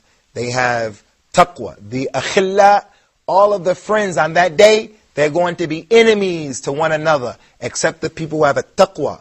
The relationship of religion, the relationship of righteousness will benefit. Yes.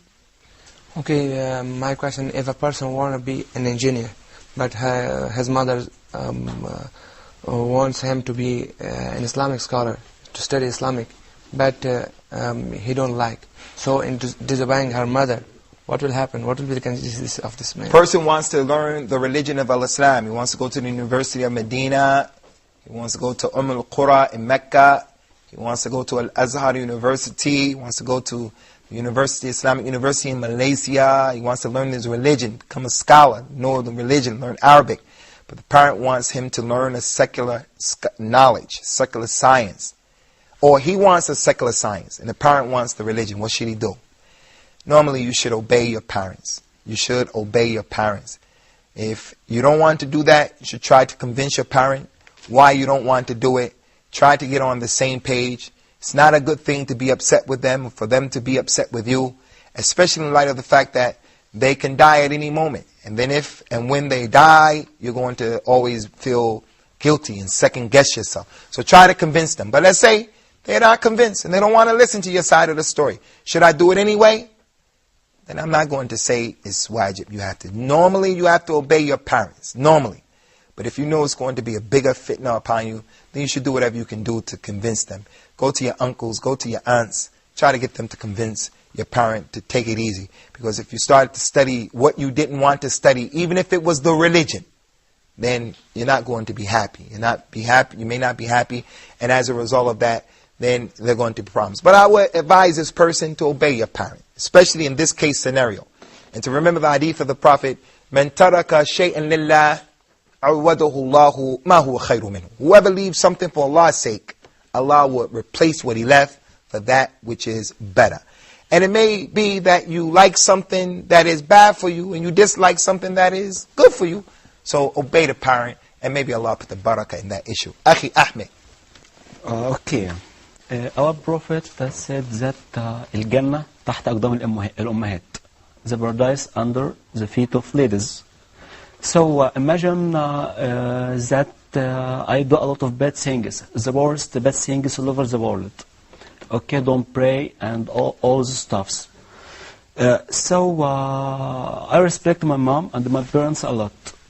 Okay, will I join the paradise? Okay, before answering this question, listen, I want to make it again crystal clear. Al-Jannah tahta aqdam al-ummahat. Paradise is under the feet of the mothers. The Prophet didn't say that. That is a weak hadith. We shouldn't say it because he didn't say it. And he said, Al-kadhibu alayya laysa ka-kadhibin ala ahadin. Lying on me is not like lying on anyone else. If I lie on any person from the people, it's bad. It's bad. If I lied on a non-Muslim, a little child, it's bad. But to lie on the Messenger of Allah is even worse. Because now, when you lie on him, you're making legislation. Ya Ikhwani, Rasulullah said, accept everybody, his name is Abu Usamah, and give him $100 every week. And I make that a hadith. So the person with ikhlas, he'll believe that and he gives me money. And it becomes the religion. So this is what happened with the other people in the other religions. We don't say anything except we know what Rasulullah said. So he didn't say Jannah is under the feet of the mothers. It's not authentic. What about the person who, he doesn't pray? He doesn't do the worship of Al-Islam, of the arkan of Al-Islam and other than that. But he is good to his parents. Would he not go to paradise? Would he go to the hellfire? First point, Allah has more rights that we obey him and we listen to him. He has more rights.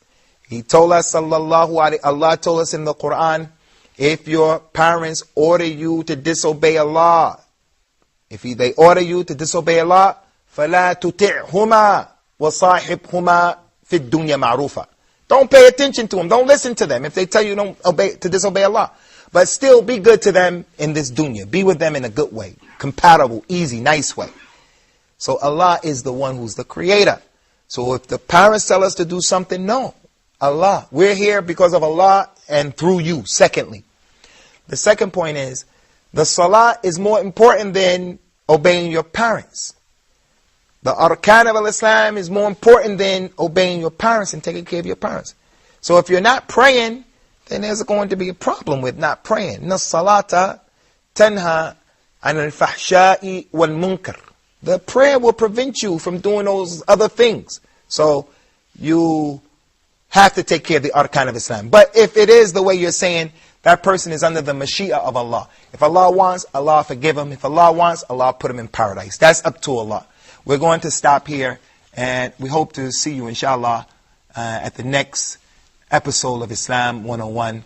Our dua is for the hidayah of everyone. May Allah guide us all to the religion of Islam and establish upon the Quran and the Sunnah according to the understanding of the Salaf of this Ummah. Wassalamu alaikum wa rahmatullahi wa barakatuh.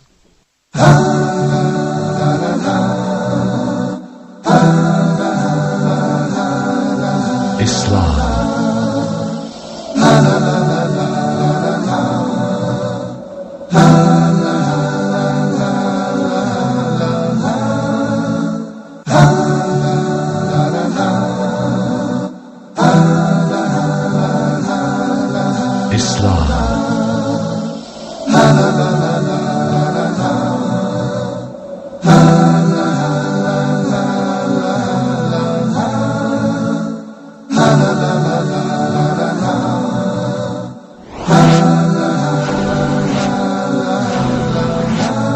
Islam 101.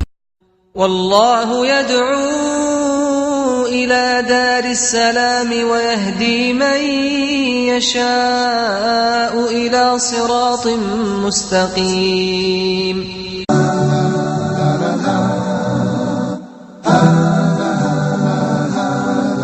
Islam.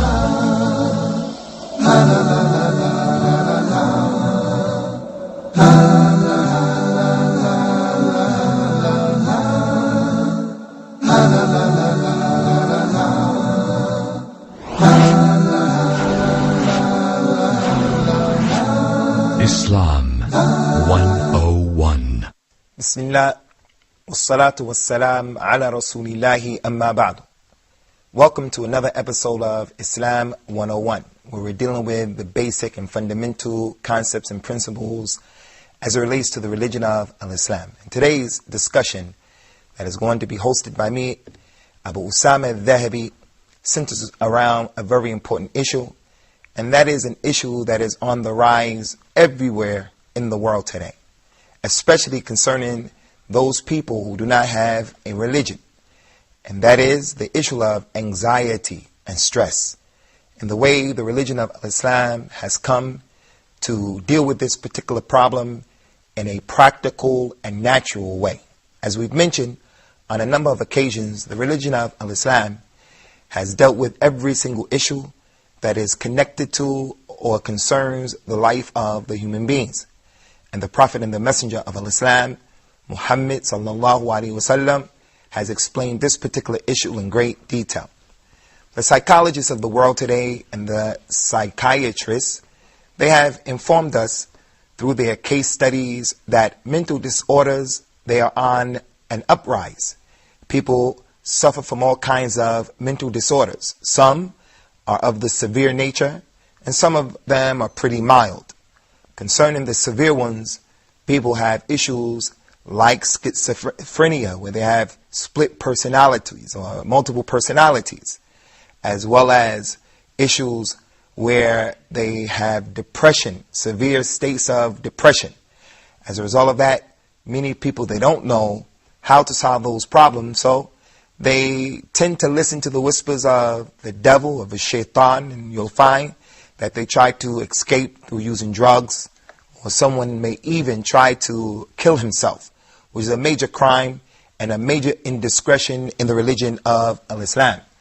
There are those people who suffer from delusions of grandeur, and other than that, schizophrenia, delusions of grandeur, severe cases of depression, whatever the case may be, Islam has come and has explained how to deal with all of those issues, how the Muslim can go about solving those mental problems or those mental disorders that he's confronted with. As it relates to the issue of stress and anxiety, if they're not addressed, and if a person's stress and his issues that come as a result of anxiety, if they're not dealt with, then they can lead to severe cases of depression and other than that. And the person may find himself in a situation where his quality of life is going to be compromised.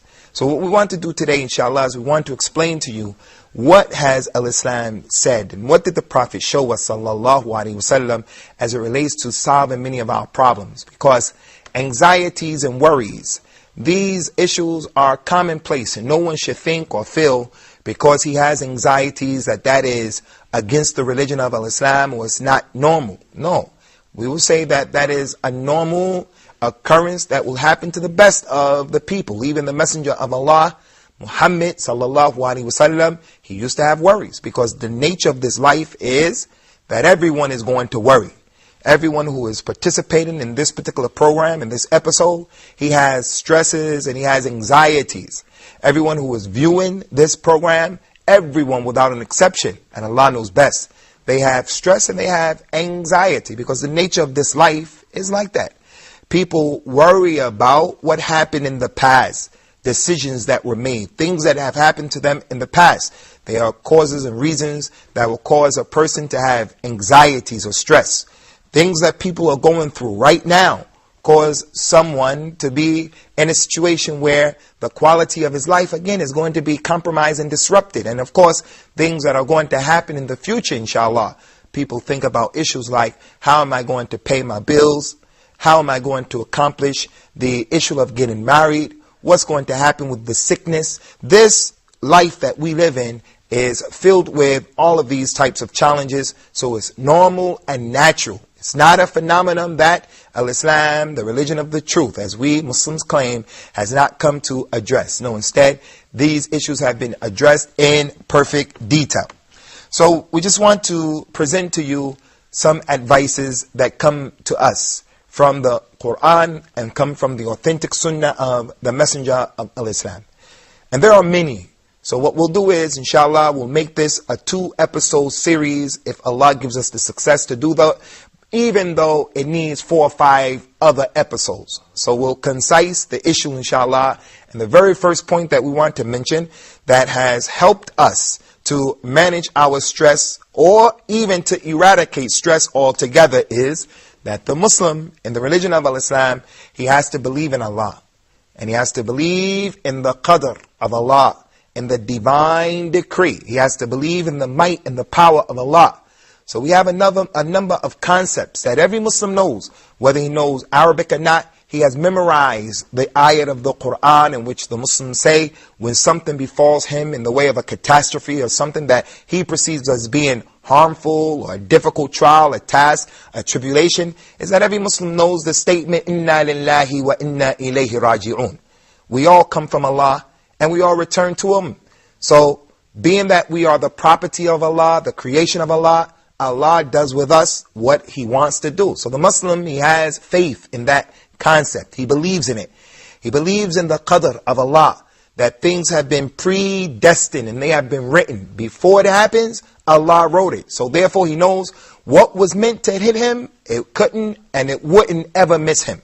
And what wasn't meant to hit him and to befall him, it is never going to him, nor will it ever befall him. And that's why we find with the companions of the Prophet sallallahu alaihi wasallam, and may Allah's peace and blessings and pleasure always be upon his companions, we find when they used to go out to participate in a war campaign in which a person can ultimately lose his life and render his children as orphans and lose his family and his property, that is something that's a stressful state of mind.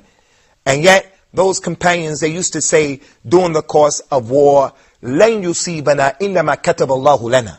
Nothing is going to befall us except that which Allah has decreed, what Allah has written for us. So the first thing that the Muslim can do in order to manage his stress, to manage his worries, or to even do away with them altogether is to know that nothing will befall you that Allah has not written for you. And if it was meant to befall you, there's no escaping that particular thing. So therefore you should resolve yourself to dealing with the issue head on and realizing that it is a test, a trial, a tribulation from Allah. Which brings us to the second issue of advice. The second point that we want to talk about and that we want to mention. How can a person manage his worries and his stress? He can manage those worries and those stresses by putting them into perspective. Not saying to himself or about himself, woe is me, look at me, I'm so poor, I'm miskin, I'm so oppressed. Look at my condition, I'm so weak, I have nowhere to turn. Instead of using that energy, that negative energy, he looks at his state of affairs and he puts it in perspective and he turns it into positive energy. How does he put his issues into perspective and thus save himself from being overcome and from being suffocated by his worries and anxieties? He puts it into perspective by first saying, this thing that has befallen me, I have the ability to handle it. Because in our religion, the Muslims believe that Allah will not burden a human being beyond his scope.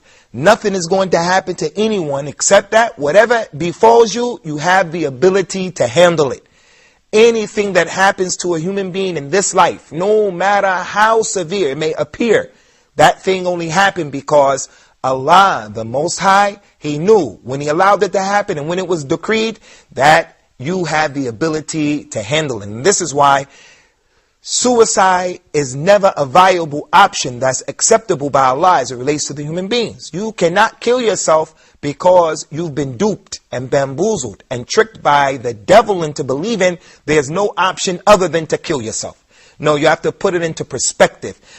The way you put it into perspective is, as the Prophet told us, sallallahu alaihi wasallam, don't look at the people who are above you, look at the people who are below you.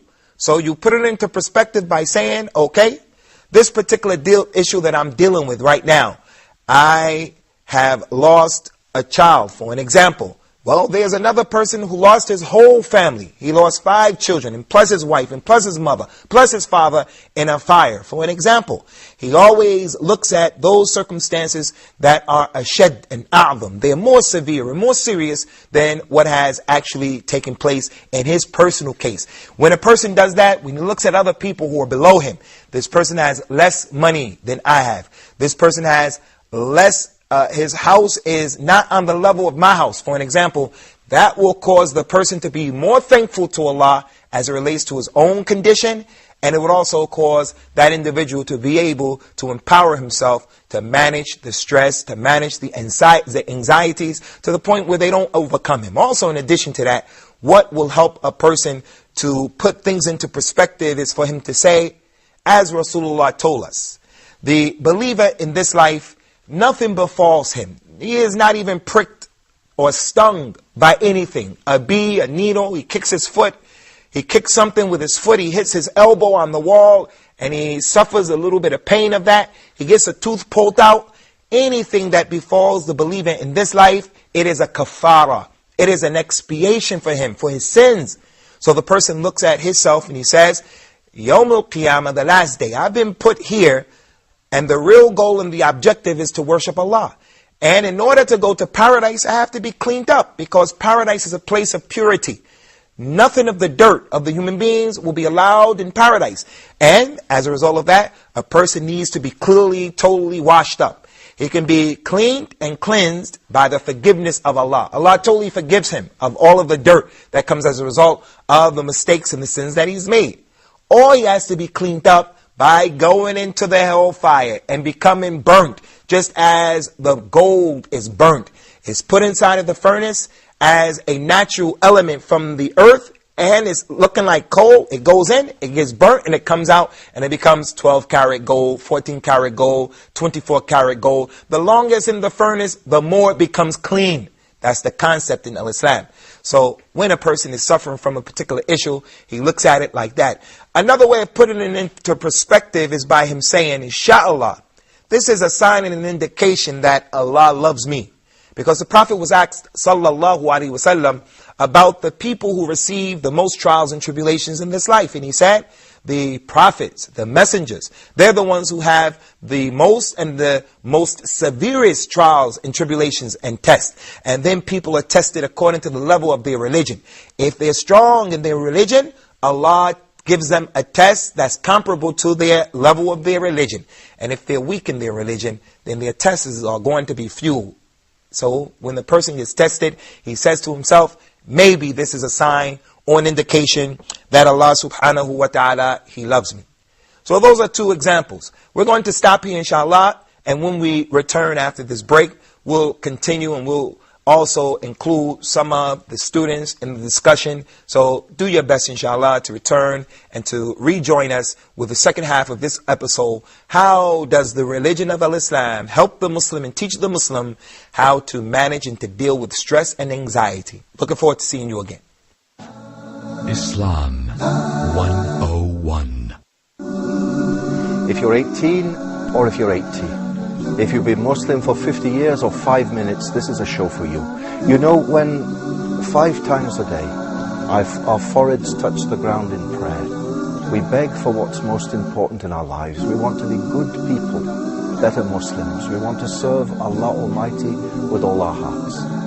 In this show, Let's Talk, every week we're going to talk about Islam and life, how to relate with other people and how to serve Allah. We'll have studio guests, we'll have a live studio audience, there'll be an email for you to write to, talk@huda.tv.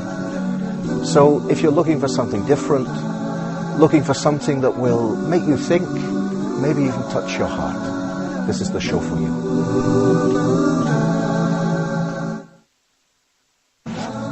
Islam 101. Welcome back to our episode concerning al-ham wal-gham, worries and stress, and dealing with anxieties. From what the Prophet has also taught us, from his authentic sunnah, and what the Quran has commanded us to do.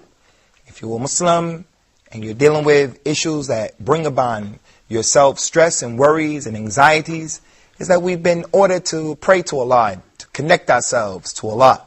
As Allah has mentioned in a number of ayat, a number of verses of the Quran, وَاسْتَعِينُوا بِالصَّبْرِ وَالصَّلَاةِ. Seek Allah's help. Seek the assistance of Allah with being patient and in prayer. So Hudayfa ibn al-Yaman, that companion of the Messenger of Allah, he said, whenever the Messenger of Allah suffered for something that caused him to worry, he would turn to the prayer and he would call on Allah. When the Muslims were about to engage the non-Muslims in the battle of Badr, the night before the battle, Allah sent down His Sakina. He sent down a tranquility over the Muslims and they went to sleep. But the Messenger of Allah, he went and he was making the prayer. Abu Bakr radiallahu anhu said that he saw Rasulullah made the salat, and then after the salat, he raised his hands and he extended his arms to the point that he said, I could see his armpits and his bisht fell off. The outer garment that he had on his shoulders fell off. And he was asking Allah to help the group of Muslims who were there, who were going to defend al-Islam. So this was his sunnah and this was his practice.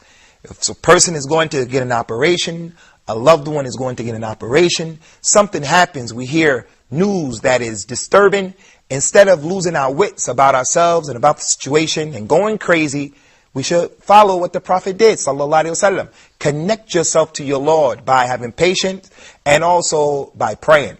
Abdullah ibn Abbas, that tremendous and illustrious companion, he was on a journey and the news arrived to him while he was riding on the journey, when he was with his companions, that his brother had died. He stopped, he got off of his horse, went to the side, made wudu, the ablution, and then he prayed 2 rakats. After which he made dua, he supplicated to Allah.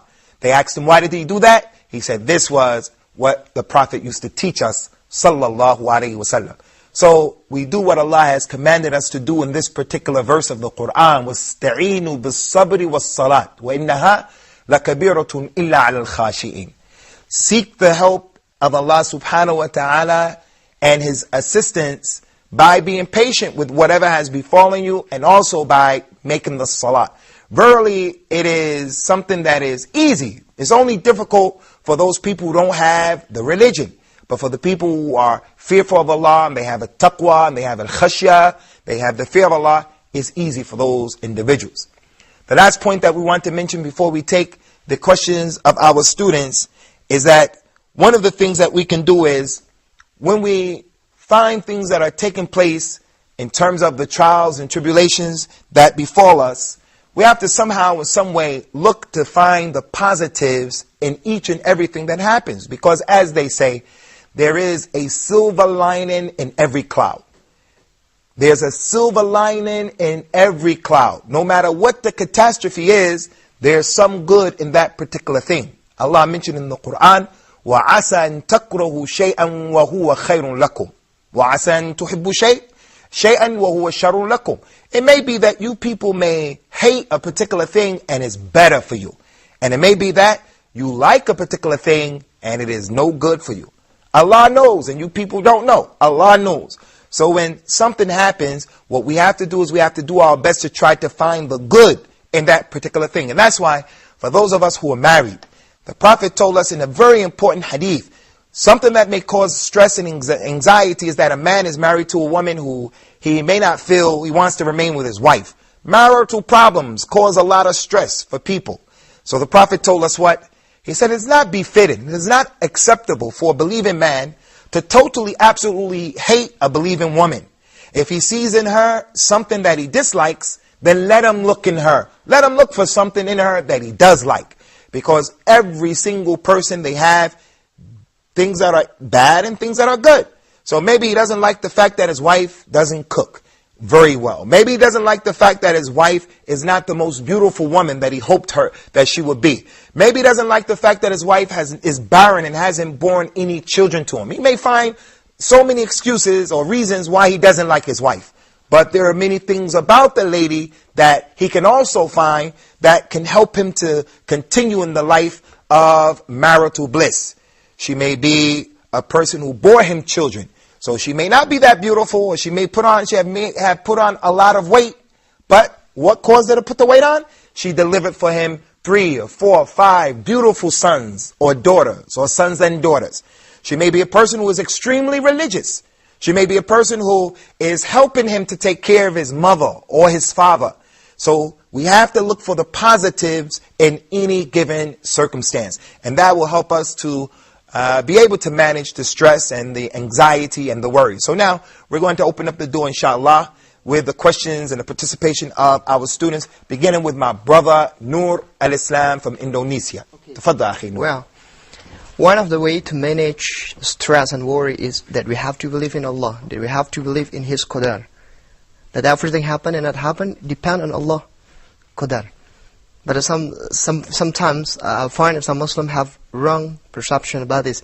They believe in Qadar and they are absent from actions. They don't do anything. And I also find some Muslims, they don't believe in Qadar. And they say that Allah, that everything that we do is what Allah makes in His Qadar. Is it right?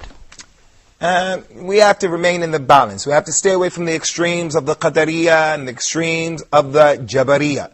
Those people who say that Allah doesn't know what's going to happen until it happens, so therefore Allah is ignorant. The God that they worship is ignorant. And then the other extreme are those people who say everything that happens as a result of the qadr, and no one is responsible for what happens because Allah forced them. So therefore they're called the Jabariya.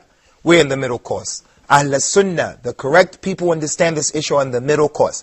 Everything is by the divine decrees, by the qadr. But everyone will find it easy to do that which was written for him. And everyone has a free will. Everyone has a free will to make a decision to do what's right or to do what's wrong. Akhi Muhammad al-Afghani. Yes, Orientalists claims that Prophet Muhammad, peace be upon him, tried to kill himself. So if there is a remedy for anxiety and worries, so why he did that? That's a good point, Akhi Muhammad, that some of the Orientalists have claimed that Prophet Muhammad tried to commit suicide.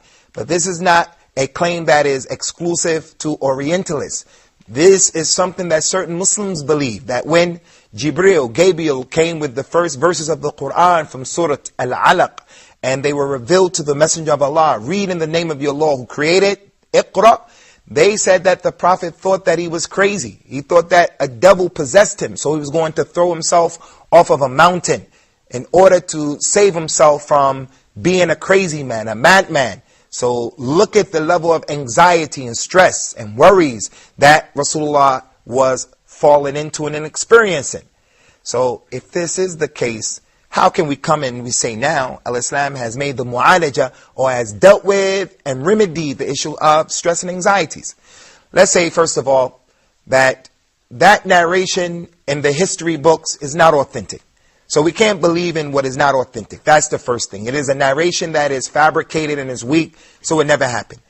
Another thing is that action, it goes against many of the verses of the Quran, many of the statements that the Prophet gave in terms of the impermissibility of killing oneself.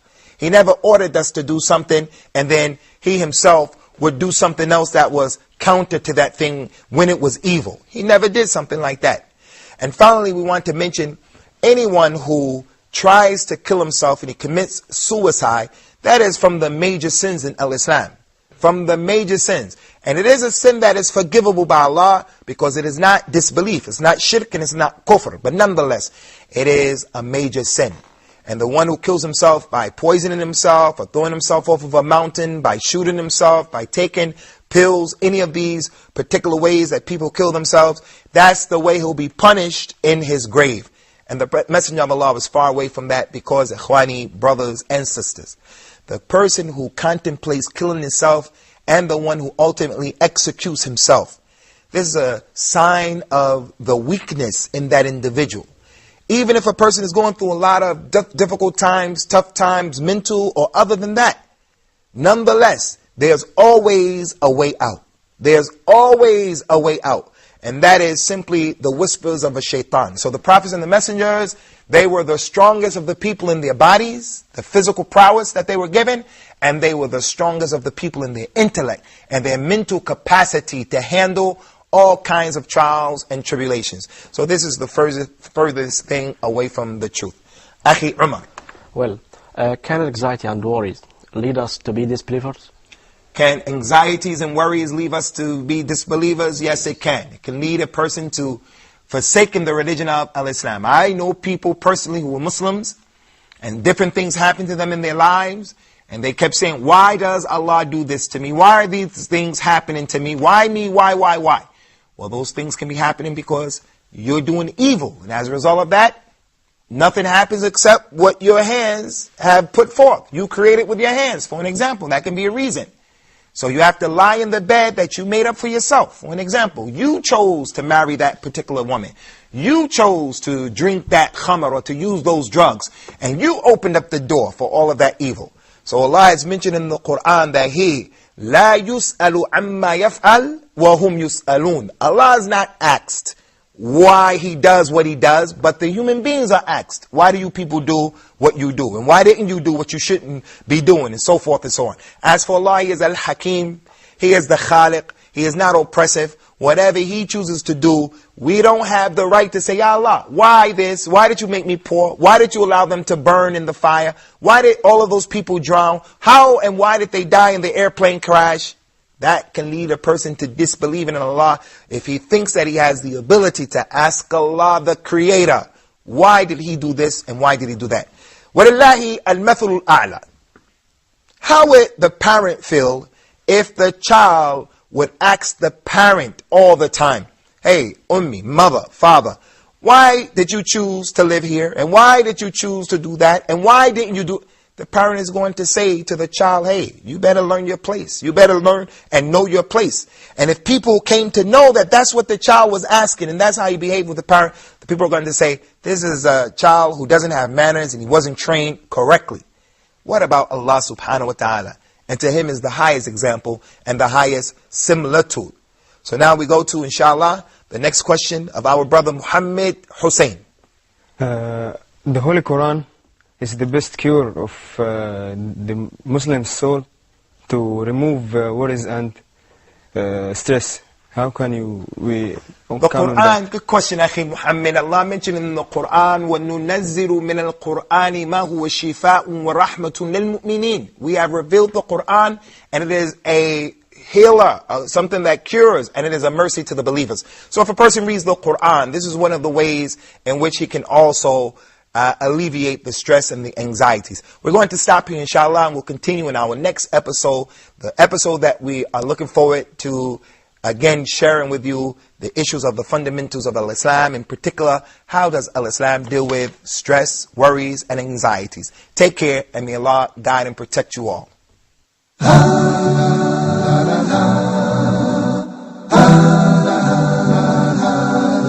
Islam.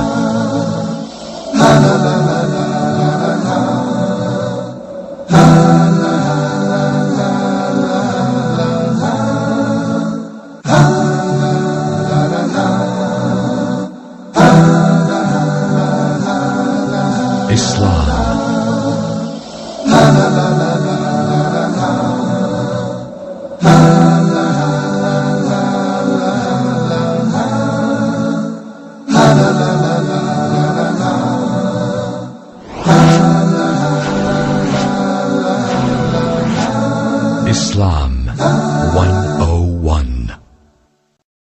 والله يدعو إلى دار السلام ويهدي من يشاء إلى صراط مستقيم.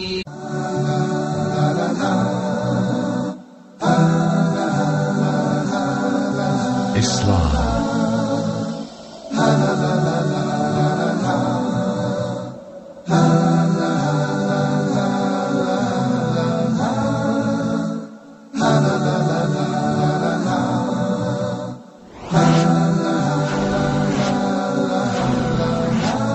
Islam 101. Bismillah, wassalatu wassalam ala rasulillahi amma ba'd. Welcome back to a new episode of Islam 101, and I'm your host Abu Usamah Adh Dhahabi. In our last episode, we dealt with the issue of how Al-Islam has encouraged and instructed the Muslim to handle and to manage and to deal with his stresses, his worries, and those issues that bring upon anxieties in his life, and how the religion has equipped him and given him the ability and the power to overcome any and every issue that has been decreed upon him or his family in this particular life in which we live. We want to, inshallah, conclude that particular topic here today by giving you 3 or 4 more examples from the authentic Sunnah and from the Book of Allah subhanahu wa ta'ala. But before doing so, I would like to address something that can be a shubha or a misunderstanding that some people may have. It's a misunderstanding that comes as a result of ignorance, or it comes as a result of going too far in the extremes in either direction.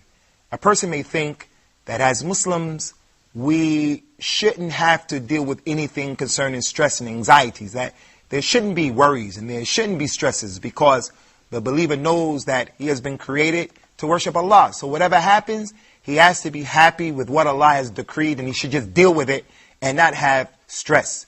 And there's another misconception that people may have. They say that in Islam it's not permissible to seek the advice or the help of a psychiatrist. They say that the science of psychiatry is a science in which there are a bunch of charlatans who are just stealing people's monies. It is a fact that, for the most part, there are certain psychiatrists who are thieves, just like there are medical doctors who are thieves. They sit you on the couch, for an example, the old proverbial couch, and you tell them about your secrets, and they just steal your money. And they themselves also go to see psychiatrists to sit on the couch. I say in those types of circumstances, then this is not permissible. We don't have the concept in Islam where you go and you tell someone and you confess about your sins and you expose your sins. If a Muslim can avoid exposing his sins and the things that he did, this is something that is an obligation. But nonetheless, psychiatry is a bona fide science that helps people, because some people, their problems are not only mental, but they are physical. There may be some type of chemical imbalance in the brain, in his body.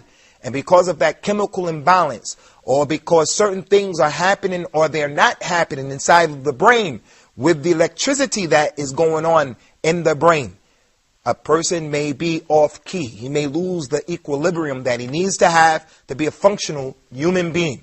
So he goes to a psychiatrist, the one who prescribes for him certain drugs. He goes to that psychiatrist, and then he is helped by medication to get the equilibrium. This is acceptable in the religion of Islam, but it has to be in the balance. The person shouldn't believe that the psychiatrist or the doctor has the ability to make him well. No, what makes him well is Allah, but he can seek the means and the ways to become well, because sometimes those problems, as I mentioned, they are sicknesses that are going on inside of an individual. So we must remain balanced. As it relates to some of the examples that we have concerning managing stress, anxieties, and problems, is that the Muslim should always realize that with every difficulty there is an ease that is going to come. Allah has mentioned in the Quran, and He mentioned the verse 2 times, verily with every difficulty there is an ease. And then He stressed it again, verily with every difficulty there is ease. So whatever causes your stress or your anxiety, you have to remember, just as Allah decreed that thing on you, behind it is going to come some ease. Allah has not created an individual in this earth. It goes against the sunnah of Allah. It goes against the way that Allah has created and the way He put the laws into place. It goes against the fact that He would never send only problems on an individual. There are always opposites. There's white, there's black. There's lightness, there's the light, there's the darkness. There's the man, there's the woman. There's the believer, there's the disbeliever. There's the good, there's the bad. There's the land, there's the water. You have difficulty and you have ease. So we have to always remember that. So He told us, sallallahu alaihi wasallam, when He was given Abdullah ibn Abbas. And Abdullah ibn Abbas at that particular time was a very young man. He was teaching the youth of the community. So what about the adults who are dealing with all kinds of problems and issues because they're going out trying to make a better life for themselves. They're going out. They're responsible for people who are behind them. He said to the young man, وَعْلَمْ أَنَّ النَّصْرَ مَعَ الصَّبْرِ. No, Abdullah ibn Abbas, that victory comes as a result of being patient. وَأَنَّ الْفَرَجْ مَعَ الْكَرْبِ. And that you will get relief out of a situation. Relief is going to come after every difficulty that has been decreed upon you. So we have to remember that it will not always strictly and solely be difficult times for anyone. The second advice in this particular episode that we want to mention is the weapon of the believer. And that is that he makes the salat of al-istikhara, the salat of seeking the khair from Allah.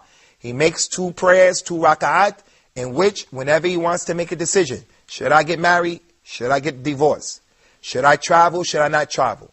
Should I invest? Should I not invest? Should I send my child to that school? Should I not send them to that school? Should I say it? Should I not say it? Should I do it? Should I not do it? Issues that may cause a person to worry because he doesn't know what the ramifications are going to be as a result of what he says or does. So he wants to know where the good is. So he makes the 2 rakat of al-istikhara. And in that dua of al-istikhara, he prays the 2 rakat. And then after he says, Assalamu alaikum wa rahmatullah, Assalamu alaikum wa rahmatullah, he makes a dua. And from the dua, oh my Lord, if this thing that I'm about to do, if it is good for me in my religion and in my life and in my last affairs, then make it happen. Decree it for me and make it easy for me and then bless me in it. And if it's bad for me in my religion and in my livelihood and in my end affairs, then take it away from me and take me away from it and then bless me in whatever you choose for me and make me happy with it. So the Muslim makes al-istikhara. This way, once he makes the istikhara and the final result of what he made the istikhara about, whatever happens, he doesn't suffer from anxiety because he feels, I totally, absolutely relied on Allah. I had a tawakkul on Allah, which is a part of one of the things that can be done.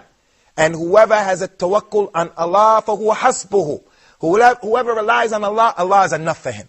Whatever decision he decides to make, he says, Hasbi Allah wa ni'mal wakil. Allah is enough for me and Allah is a good protector, a good wakil. So that will take away his stress and his anxieties. Ibrahim, the prophet of Al-Islam, he was going to be thrown into the hellfire. Before he was going to be thrown into a fire that the people kindled for him on the earth. The people were against the religion. Ibrahim, before getting thrown into the fire, he would say, Allah is enough for me. Hasbi Allah wa ni'mal wakil. Allah is enough for me. And Allah is a good protector. When he was thrown into the fire, Allah told the fire, be cool and easy for Ibrahim. And the Prophet as well. Him and his companions were about to engage in the war. And when all of the people gathered against them, that's a big cause of concern and worry. But they remembered what Allah promised. And they relied on Allah and had a tawakkul on Allah, reliance on Allah. And they said the same thing that Ibrahim said. Hasbunallah wa ni'mal wakil. Allah is enough for us. Nothing can happen to the individual. When he wants to go back to his country, they can't do anything to him at the airport or other than that, if he relies on Allah. But if he wants to rely on his intellect, if he wants to rely on his friends from the human beings, if he wants to rely on his awliya, his friends and protectors from the jinn or other than that, then they may help him and they may not help him. And even if they help him, they only can help him by Allah's permission. So the Muslim should do his best, try his level best to develop this tawakkul on Allah, this reliance. The Prophet told us about the issue of a tawakkul if you people only relied on Allah, the real tawakkul, the real one, if you did this, then Allah will provide for you the same way He provides for the birds. The birds, they go out early in the morning and they're hungry. And they come back in the evening time and they're full. Those birds don't have any brains, they don't have any intellect. They only go out with their reliance that Allah is going to feed them. So with that being the case, the Muslim doesn't have to steal, he doesn't have to lie, he doesn't have to compromise his religion. They tell him, you can't pray Jummah, you can't pray Friday if you're going to work here. He says, Hasbi Allah wa ni'mal wakil, I'm not going to work here. And he doesn't worry. He knows that Allah is going to make a way out for him. وَمَن يَتَوَكِّلْ عَلَى اللَّهِ فَهُوَ حَسْبُهُ. Whoever relies on Allah, Allah is enough for him. Whoever relies on himself or all of the people, then they will not be sufficient for him. Lastly, in this particular segment, concerning what we want to mention from those things, those means and those ways, the weapons that a Muslim can use, a person can use, in order to protect himself and to save himself from being overcome and subdued by his anxieties and his worries, is that he has to make the dua to Allah. Hasbi Allah wa ni'mal wakil is a dua. Inna lillahi wa inna ilayhi raji'un is a dua. La hawla wa la quwwata illa billah is a dua. Those are all supplications. But there are specific supplications that we've been taught to make as it relates to ham wa gham, anxieties and worries. Abdullah ibn Mas'ud radiyallahu anhu, may Allah be pleased with him, in an authentic hadith, he said that the Prophet said, if anyone suffers from anxieties and worries, and then he says this particular dua, this supplication, and he says it with faith, Allah will take it away. Allah will take it away. And the dua is not very long, but it's quite long. Allahumma ana abduka wa ibnu abdika wa ibnu amitika nasiyati biyadika. That particular dua, that particular supplication, that is well known. It's in the small book, The Citadel of the Muslim. That little book with the dua. That is a dua, a supplication that Muslims have to learn. If you say it with sincerity, Allah will take it away. And he says smaller things other than that. He used to seek refuge in Allah from al-ham wal-gham, and from al-ajiz, and from being overtaken by the debt, and by the ghalabat al-rijal. He used to make that dua. He used to say, sallallahu alaihi wasallam, Allahumma bi rahmatik astaghith. Oh Allah, with your rahmah, by your mercy, I seek your help. He used to say that when he was being afflicted with worries and anxieties. He used to say, Allah, Allah, la ilaha illahu, wa la ushriku bihi shay. He used to say that, sallallahu alayhi wasallam, as it relates to the anxiety, the worries, those things that come to him that used to cause him stress. So if you don't memorize any of those dua or supplications, one of the things that can be done is that the person makes his own supplication with sincerity in his own language, and he just asks Allah to take it away. Allah mentioned in the Quran, وَإِذَا سَأَلَكَ عِبَادِي أَنِّي فَإِنِّي قَرِيبٌ أُجِيبُ دَعْوَةَ الدَّاعِ إِذَا دَعَانِ. If my slave asks you, Ya Muhammad, about me, let him know that I'm close. And I answer the dua, the supplication of the one who calls on me. So we're going to stop here, inshallah. And then after that, for the second half of this particular episode, we'll deal with our students. They may have comments. They may have personal examples they want to share with you. Or they may have questions. So try to come back, inshallah. And we'll see you when you do. Inshallah. Assalamu alaikum. Islam 101. The Prophet ﷺ have informed us that we should not obey no one on the account of disobeying Allah subhanahu wa ta'ala. So the superiority is to Allah's command. So if the husband tells his wife that I want you to shake hands with my colleagues, with my business partners, no, even if it leads to divorce. If the husband says to his wife that you have to party with me, with partners and so on, no, you have to take your hijab off, no. By any means, communicate with Allah subhanahu wa ta'ala. Definitely Allah subhanahu wa ta'ala knows your language, and He would be very happy to answer your dua.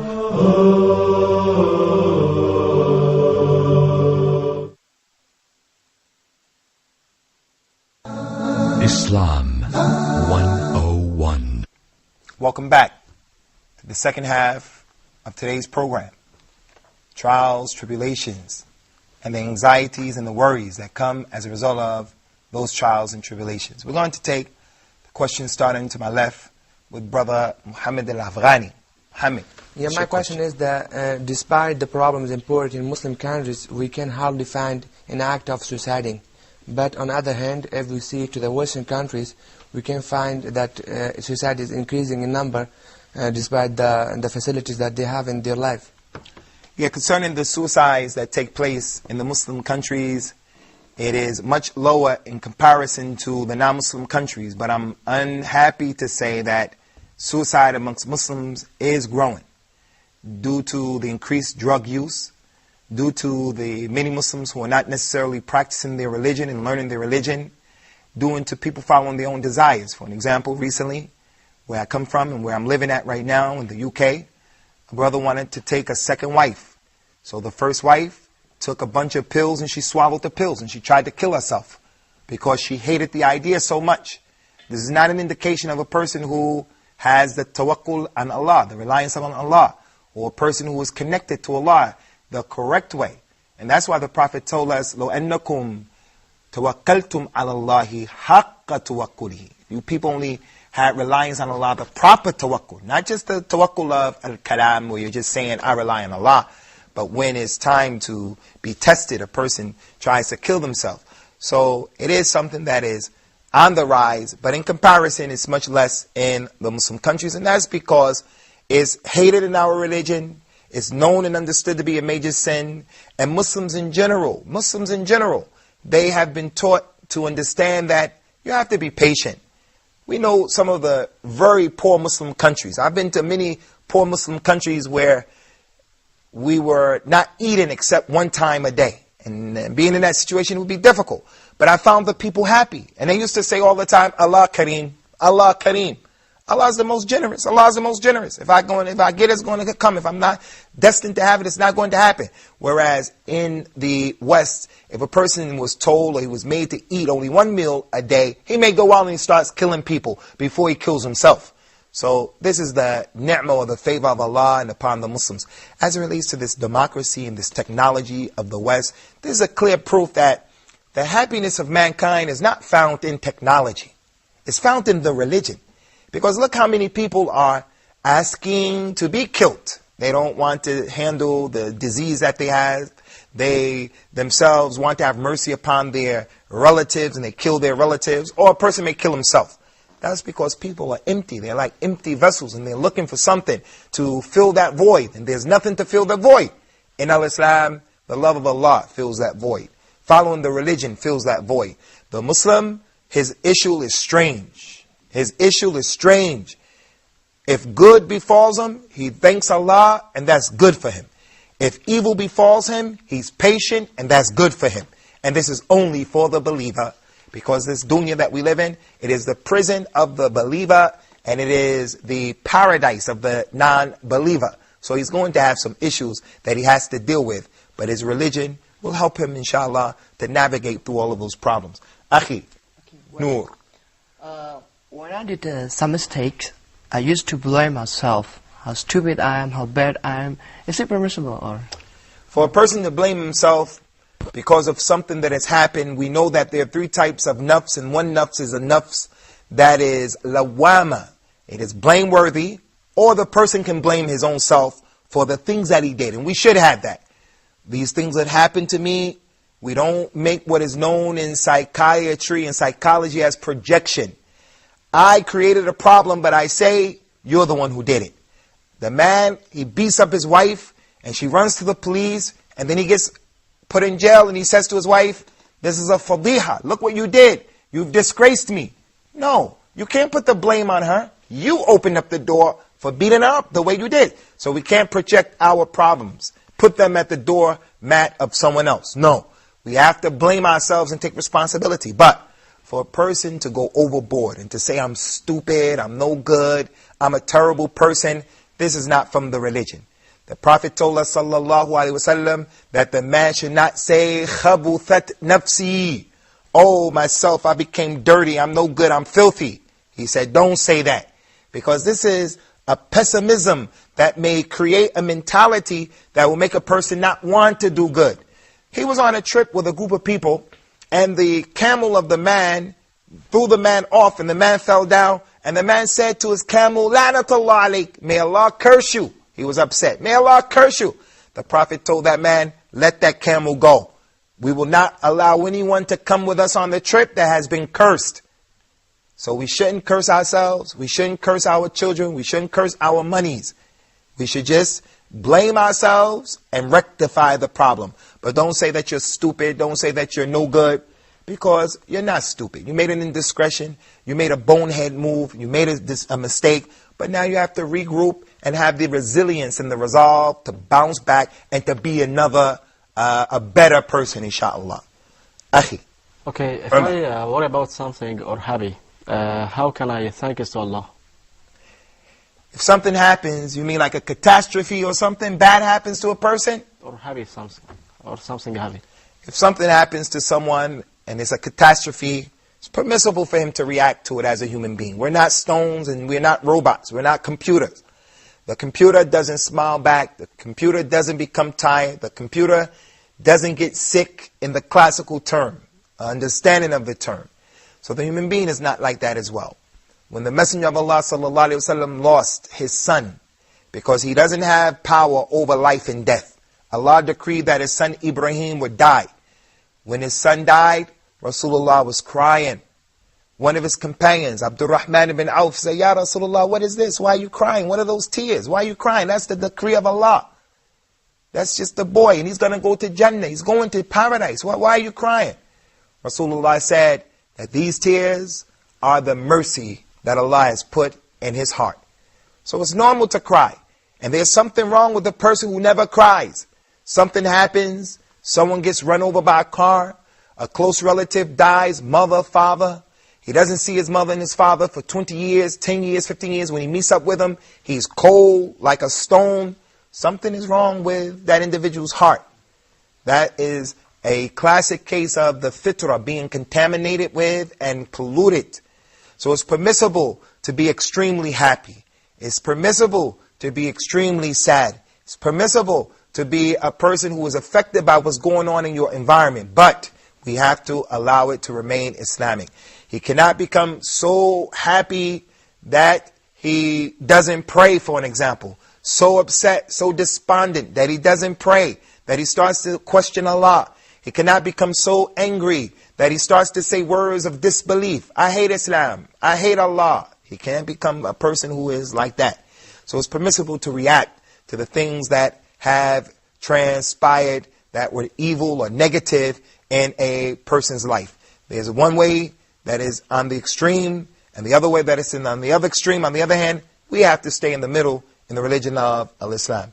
Akhi, Muhammad, you have another question? Do you have something, Muhammad? No. How about you, Muhammad Al-Afghani? I don't have a question, but something came into my mind that instead in the last program you told that all the anxiety and the problem that a man facing because the lack of religion. But there are still people that have a religion, but still they have problems. They can't solve them. Everyone is going to have problems, whether you're religious or not. As a matter of fact, the hadith said, the more religion you have, the more problems you're going to have. And we also mentioned that the people who kill themselves are the people who don't have the religion. If you have the religion, normally the person won't kill himself. But even with that being the case, there are some religious people who may kill themselves. But that's an indication that they really didn't have the real religion, or they didn't understand the real religion. And that's why we've been ordered in so many ayahs and verses of the Quran. Ittaqullaha haqqa tuqati. Fear Allah, the true fearing of Allah. الَّذِينَ آتَيْنَاهُمَ الْكِتَابِ يَتْنُونَهُ حَقَّ تِلَاوَتِهِ. Those people we gave them the book, they read it the true tilawah. They read it correctly with tajweed. They follow it. They practice it. They stop where you're supposed to stop, and they don't stop where you're not supposed to stop. Istahyu min Allah haqq al-haya.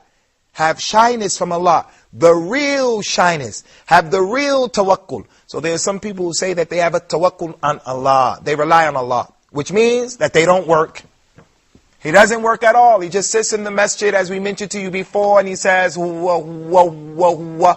And he says, I'm from those who rely on Allah. But I expect my brother Noor to bring me my food. I expect Brother Umar to wash my clothes. I expect Brother Muhammad al-Afghani to spend money on my family, and I go out in the path of Allah for 40 days, 60 days, 140 days other than that, or I stay and remain in the darkness in the masjid, going back and forth, doing some kind of a dance. This is not a tawakkul, not the real tawakkul. That is a person being negligent of the religion. So certain religious people, they have killed themselves. A man from the companions of Rasulullah sallallahu alaihi wasallam, and they're the best of the people. That particular man was fighting in the war. He was wounded. He wasn't patient. So he put his sword in the ground and he threw himself on the sword. And he killed himself. He killed himself. So the religion of those people back then is stronger than the religion of the people right now. So the Prophet said subsequently that that particular man would be in the hellfire because of what he did. That he what? Badarani abdi. My slave, he was too quick. He was mustajil. He was in a rush and he was speeding up. He wasn't patient with my qadr. Akhi, Noor. I have a question already. Tfadda, akhi. No, my question already, the first question. Maybe... Oh, you don't have a question Yes. now. You finished. Yes, I'll finish my questions. Does anyone have another Muhammad. question? Any more questions amongst you guys? No. Well, as it relates to the issue of making dua or anxieties, there are many issues. The one I want to share with you, and that is that the Prophet told us, sallallahu alaihi wasallam, verily, you should give the talbeen from labbana, is from milk. You should give the talbeen to your sick and the ones who have been overtaken by grief. For verily it will cure the sickness and it will take away the grief. And the talbeen is a kind of drink that they used to make during that time. It looked white, but it was made from bran and it was made from flour, and they would mix it up with some other things. And he said that this particular thing will take away grief. So we should learn a talbeen. The Shaykh al-Islam ibn al-Qayyim talked about in his book, The Prophetic Medicines, the Tibb al-Nabawi. For those who have that book in English or Arabic, you can refer back to it, how to make it. Also, the Prophet told us, sallallahu alaihi wasallam, to make jihad in the cause of Allah. For verily, the jihad takes away the grief. When a person preoccupies himself with the jihad, he doesn't think about other things, which is another sign. Instead of a person worrying about things that he doesn't have the ability to control, or overburdening himself with many issues that cause grief, he should prioritize and organize himself. He said, "Al-mu'min al-qawi khayrun wa ahabbu ila Allahi min al-mu'min al-da'if wa fi kulli khayr. Ihras ala ma yanfa'uka. Ihras ala ma yanfa'uka." The strong believer is better and more beloved to Allah than the weak believer. And in both of them is good. Do whatever you can about the thing that is going to benefit you. So those things that you have the ability to deal with, then you do that. You have to go about accomplishing the things that you have the ability to do. The things that you don't have the ability, they're beyond your ability and your scope. Why are you worrying about those things? Don't worry about what does not concern you. We're going to get married tomorrow, and inshallah we're going to get married outside, and if it rains, then it's not going to because they forecast it's going to be rain. So the lady is worrying about the rain and all. You don't have anything, any control over that, so don't worry about it. Worry about those things that you have the ability to do. And he told us in that same hadith that we should not say low. And don't say low. If only I would have done this. Lo anni fa'altu kana kada wa kada. If I would have done this, it would have been this or that. He said, Inna lo taftah amal shaitan. Whenever you say that, you open up the door and the opportunity for shaitan to get into the equation. So we're going to stop here, inshallah, on the issue of how do we deal with stress and anxiety. And may Allah take away from all of our hearts and our minds those issues that cause us stress and anxiety. For verily, He is qadirun ala dhalik. Wassalamu alaikum wa rahmatullahi wa barakatuh.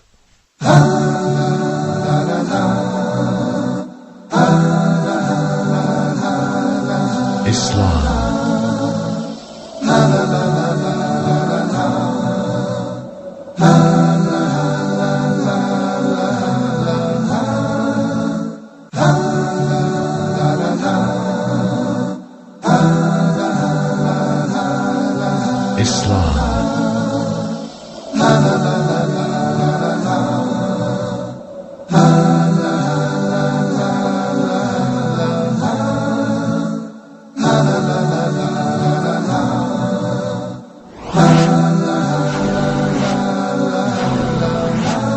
Islam 101. والله يدعو إلى دار السلام ويهدي من يشاء إلى صراط مستقيم.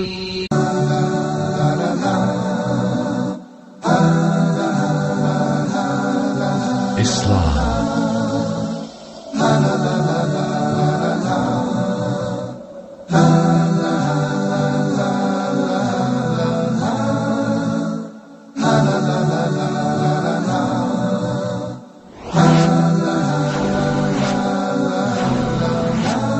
Islam 101. Bismillah wassalat wassalamu ala rasulillahi amma ba'du. Welcome to Islam 101. I'm your host Abu Usamah Adh Dhahabi. And today, inshallah, our topic of discussion is dealing with the importance of giving advice in the religion, or what is known as an-nasiha. An-nasiha. An-nasiha is from the sha'air of al-Islam. It is from the institutions of al-Islam, because as the Prophet has described the believer, he said, Al-mu'min mir'atul mu'min. The believer is a mirror to his brother. And the job and the function of the mirror is for a person to put himself in the position that he looks in the mirror, and the mirror gives him a reflection of himself. It lets him know, your hat is on the wrong way. Your beard is disheveled. You need to straighten this out. You need to straighten that out. So the believers, they work with each other and they serve this particular purpose. You may not see something within yourself that your brother has the ability to see. So you have to give the person advice in the religion. The Messenger of Allah told us in the authentic hadith, verily the religion is nasiha. The religion is nasiha. The religion is nasiha. And he said it 3 times. And he made the whole religion an-nasiha. Ad-deenun nasiha. And he said it 3 times. The religion of Islam, all of it is an-nasiha. The companions asked, is giving good advice to who, ya Messenger of Allah? He said, having nasiha for Allah, and nasiha to the book of Allah, the Quran, and having nasiha to the Messenger of Allah, and having nasiha to the leader of the Muslims, and having nasiha to the general Muslims. So now very quickly, because we don't have a lot of time to get into the details of this hadith, but what does it mean having nasiha to Allah? Can you say, oh Allah, I want to advise you, make my mother a Muslim. Oh Allah, I advise you, make it rain today. Oh Allah, I advise you, let the Muslims do this to these people or that to those people. If you think that you can advise Allah, this is disbelief. We are poor and weak. We are fuqara to Allah, du'afa. Allah is not in need of nasiha. Nasiha is something that is given because a person doesn't see everything. He doesn't see his blind spot. He's in his car and he's about to pull back up into the driveway or into the busy street. He asks his brother in the back seat or the one sitting next to him in the passenger seat, hey, look out the window, I can't see. But Allah Azza wa Jalla is muhitum bi kulli shay. Allah sees everything. His knowledge is around everything. So Allah is not in need of nasiha. But this goes to show the importance of the language in Islam, the language of the Arabs. And nasiha in the Arabic language comes from the verb nasaha, which means to purify something, to make it clean and pure. The man, he takes the honey and he separates the honey from the honeycomb. He separates the milk from the foam and the curdle and the milk. You say that that man, nasah al-asal, he purified the honey. Nasah al-halib or leban, he purified the milk or the yogurt. And we know that because Allah ordered us to make tawbah to Allah. What kind of tawbah? The tawbah that he described as nusuha, from nasiha. Nusuha is pure. There is no harm, no junah. There's no harm on the one who is sick, on the one who is poor, on the one who doesn't have the ability to go out and to make the jihad. إِذَا نَسَحُوا لِلَّهِ وَرَسُولِهِ. If they have sincerity to Allah and His Messenger. So a nasiha in the language means purity, sincerity. Again, the importance of the language. And that is an example of what Umar radiallahu anhu said when he happened to mention this is a good bid'ah. He meant the bid'ah in the language. So the nasiha to Allah is that you have ikhlas to Allah. You only worship Allah. You slaughter for Allah. You pray to Allah. You stay away from a riyah, showing off. You stay away from sum'ah, having people hearing that you did this and you did that. Nasiha to the book of Allah means that you learn the Quran and you read the Quran with tajweed, that you practice the Quran, that you call to the Quran, that you have the Quran to be something that is reflected in your actions and how you are. And nasiha to the Messenger of Allah means two things. One, that you have sincerity to his sunnah. You love his sunnah. You practice his sunnah. You defend his sunnah. You call to his sunnah. You want to be from the people of the sunnah. You let the people come to know about his sunnah. That is sincerity. That's one meaning. The second meaning of the sunnah, the nasiha to Rasulullah is, if you're living with him, Abu Bakr, Umar, Uthman, other than you, if you're living with him, and he asks for your advice, then you have to tell him, Ya Rasulullah, I think you should do this. He used to come and he used to ask his companions, what do you think I should do? Abu Bakr would say, do this. Umar would say, do that. He would even take advice from his wives. They would say, Ya Rasulullah, do this. Ya Rasulullah, do that. In some of our cultures, we are very chauvinistic. We don't want to listen to what the wife has to say. She has nothing to say. All you can do is buy the food and cook the food and that's it. No, she should have something to say as it relates to who the child is going to marry, who her daughter is going to marry, who the daughter is not going to marry. So that's the meaning of the nasiha to Rasulullah sallallahu alaihi wasallam. And obviously, nasiha or advice to the leaders and to the regular Muslims means that we make dua for the leaders, we advise them to do good, and we don't revolt against them. This is the meaning of a nasiha. Abdullah ibn Jarir al-Bajali, he said, we used to take the bay'ah, the pledge of allegiance from Rasulullah, that we would establish the salat, and that we would give the zakat, and that we will give nasiha to every Muslim.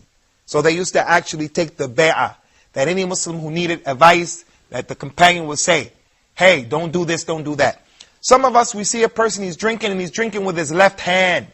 And we'll allow him to drink with his left hand without saying, Ya akhi, don't drink with your left hand. Shaitan drinks with his left hand.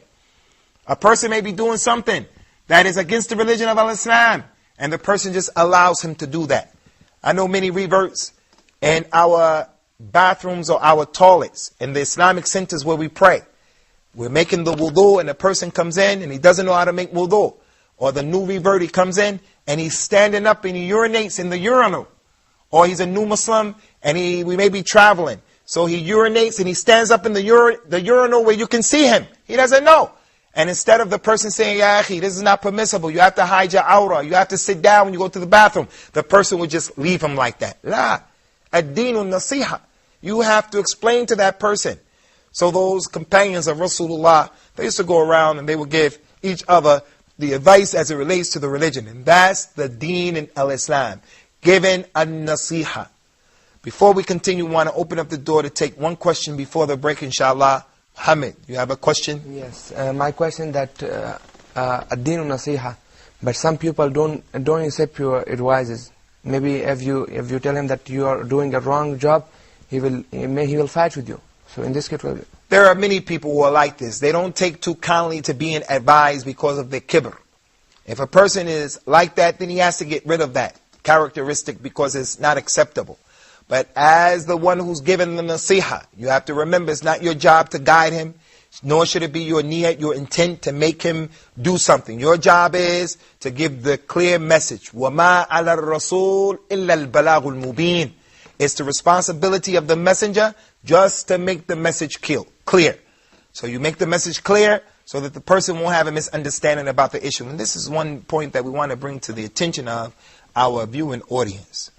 As Muslims, we have to do a better job of giving advice to the non-Muslims in terms of making the message of al-Islam clear. We're sending mixed messages. This lady, she wears hijab. That lady over there, she doesn't wear hijab. This lady over here, she wears a niqab. That one over there, she wears a niqab, but her feet are exposed. This one over here, she's doing this. That man, he's smoking cigarettes. This one, he's drinking khamr. This one over here, he's not praying. Those over there, he's praying. That one, he has a beard. That one, he doesn't have a beard. That one, he cuts his beard. So when the kuffar look at us, we're not making the da'wah, the balagh, mubin or mubina. We're making it confused. So Yawm al-Qiyamah, on the last day, the people are going to have an argument against us. They'll be able to stand before Allah and say, Ya Rabbi, oh my Lord, those Muslims didn't make the religion clear to me. And then we have to answer for that. The kamal is for Allah. Completeness is only with Allah. But we have to do a better job. Everyone is responsible for calling to this religion in some shape, form, or fashion. Ad-Dinu Nasiha. The whole religion is giving advice. We have to give advice to those people who don't know the religion as it relates to calling them to the religion of Al-Islam.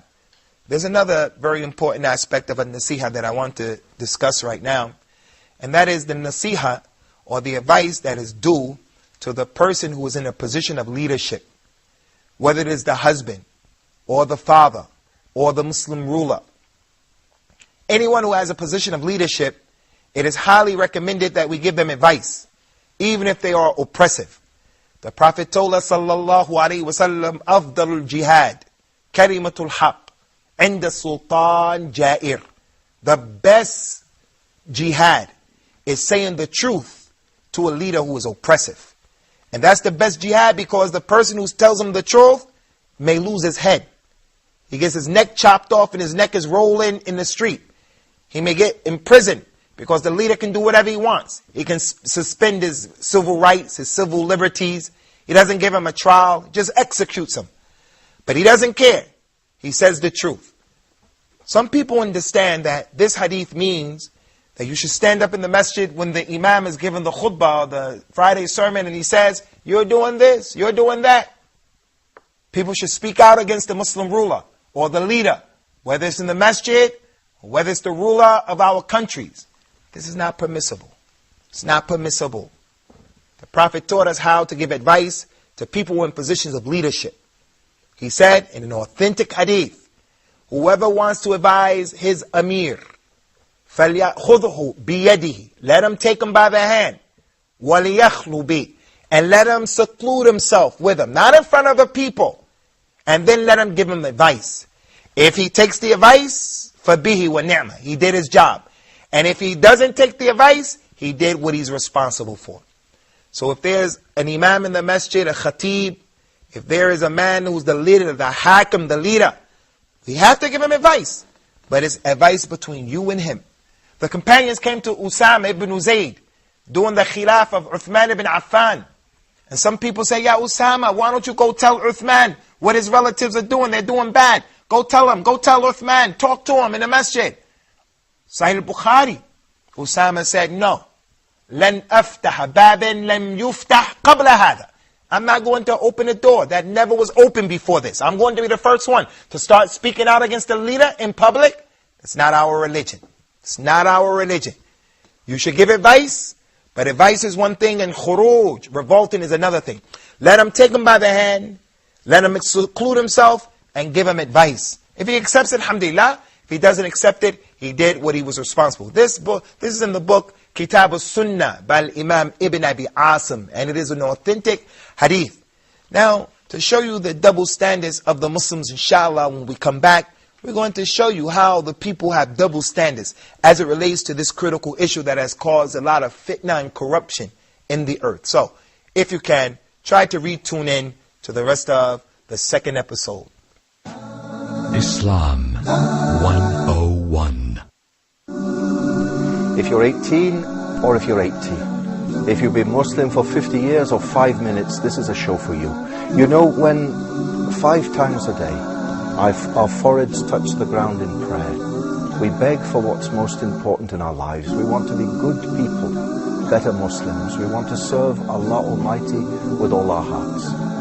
In this show, Let's Talk, every week we're going to talk about Islam and life, how to relate with other people and how to serve Allah. We'll have studio guests, we'll have a live studio audience, there'll be an email for you to write to, talk@huda.tv. So if you're looking for something different, looking for something that will make you think, maybe even touch your heart, this is the show for you.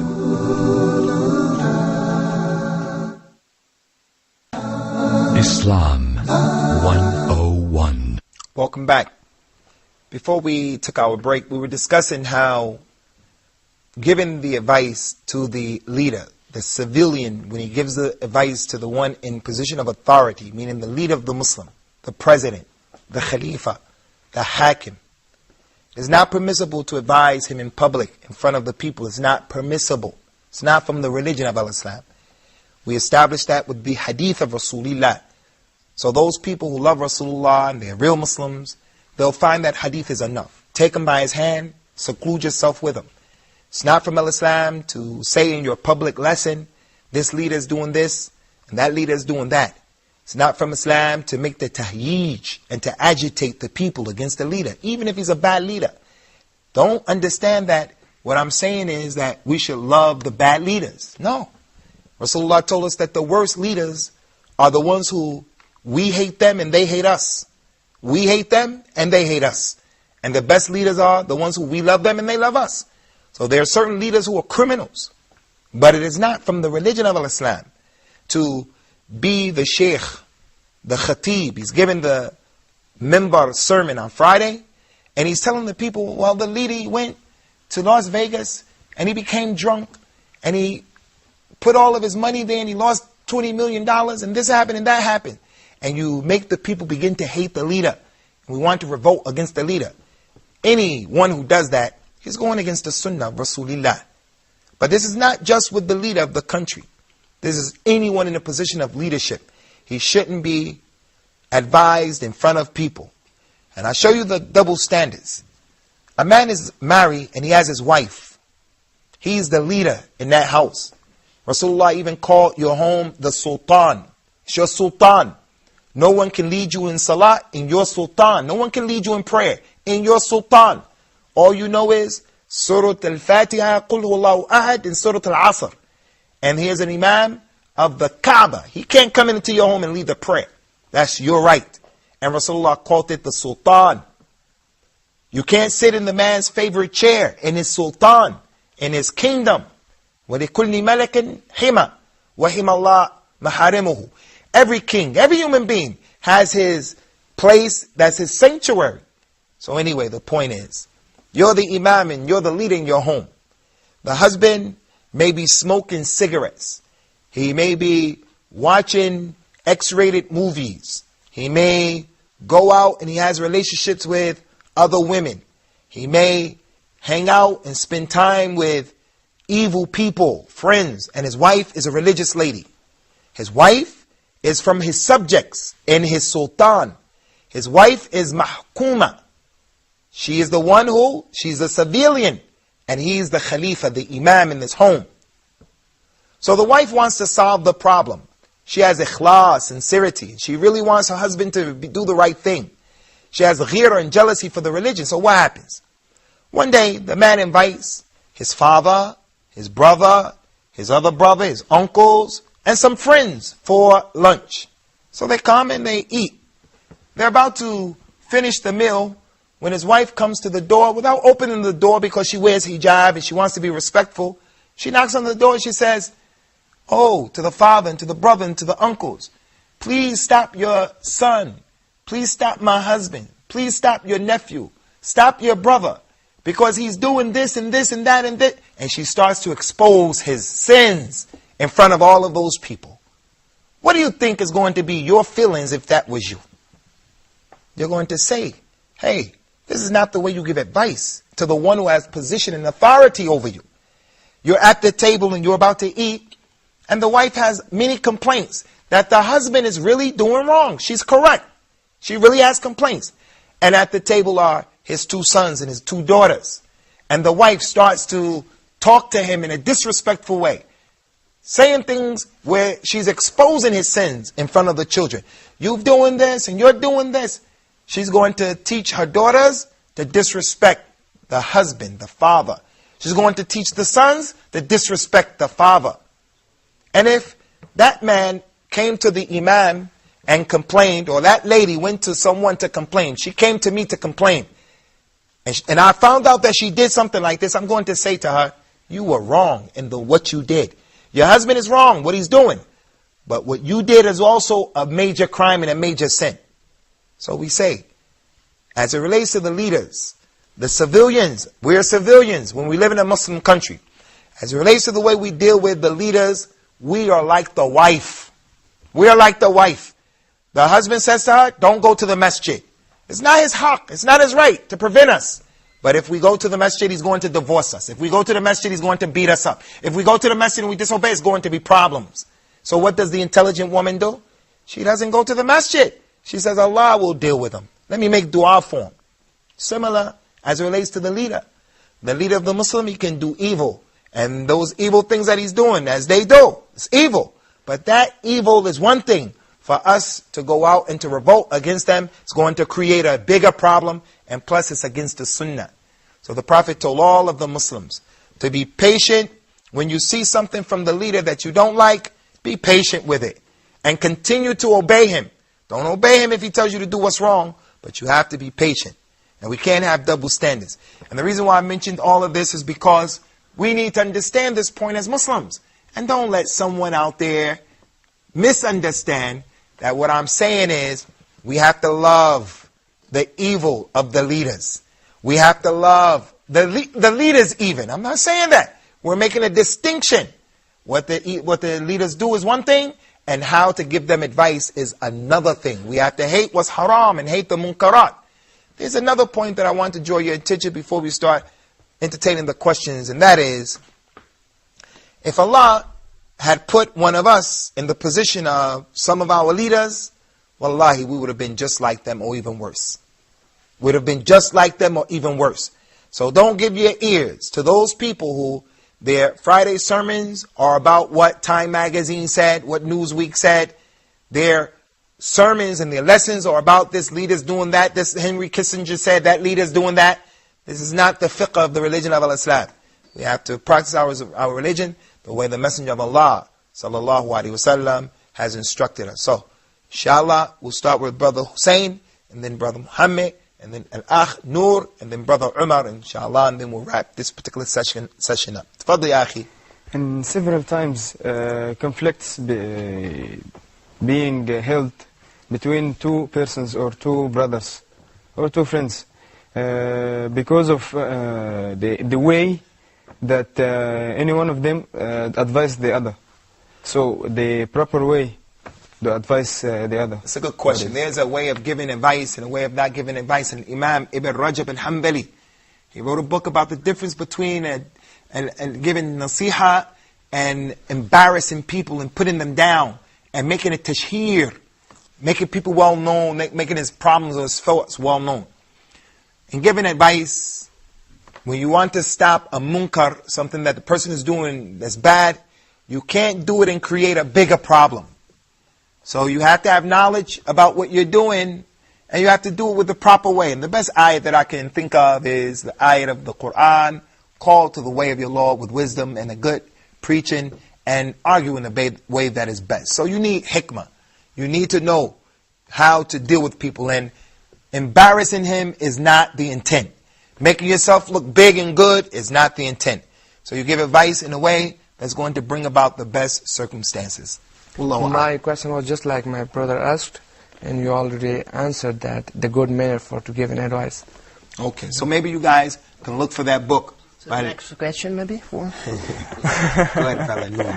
Okay, now what about somebody that gave advices and he did not do it?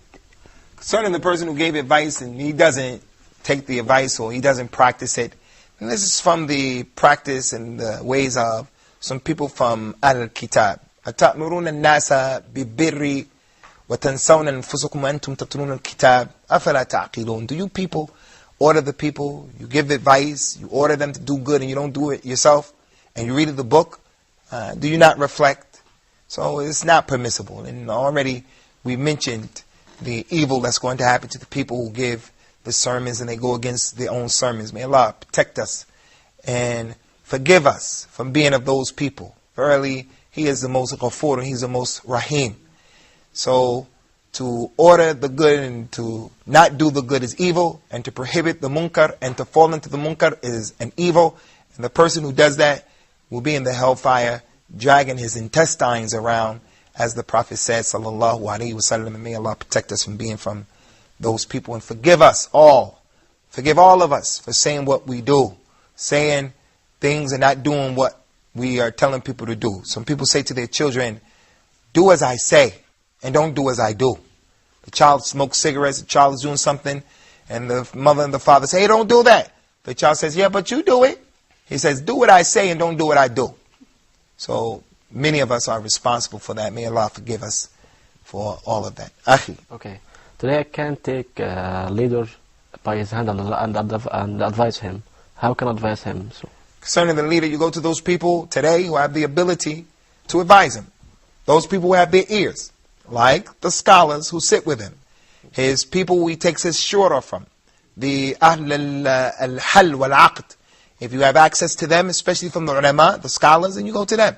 You write letters to the leader. You become aggressive and creative in making the ways to advise him. And then if there's no way that you're cut off from the leader, then fear Allah to the best of your ability. Taqullah, fattaqullah mastata'tum. Fear Allah to the best of your ability. And if a person is a leader, he has to be aware of this.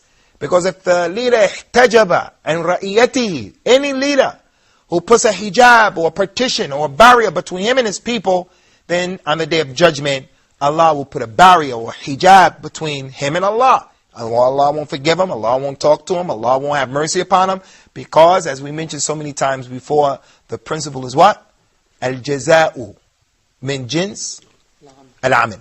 The reward is comparable to the action itself. You do good, good will be done to you. You do bad, bad will be done to you. You nice and gentle with the people, Allah will be nice and gentle with you.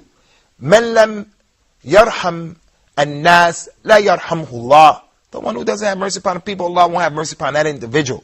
So we continue to try to ask try to have contact with the leader if he has representatives. And usually there's some type of representative, but it's a fact that many times it's not the case. Which brings me to the example of the people of the past, Abu Bakr and Umar, especially Umar radiallahu anhu. He used to be easily accessible to the leader. He would walk around making sure that the people are okay. He would ask women, what's going on? Where's your husband? What do you need? And what do you need? He would take care of the Baytul Mal. But I tell you, if Umar was here right now, we want leaders like Umar. If Umar was our leader right now, I tell you, Umar would hit many of us over the head with his stick. Many of us will be hit over the head with the stick of Umar. So we have to practice our religion. Okay, we're going to stop here, inshallah. May Allah accept it from us and accept it from you. Stay tuned, inshallah, for the upcoming episode of Islam 101. Take care.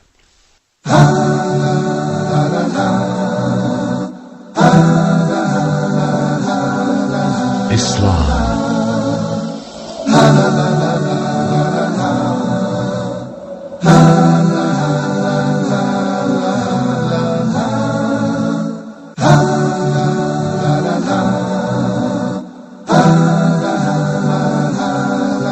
Islam.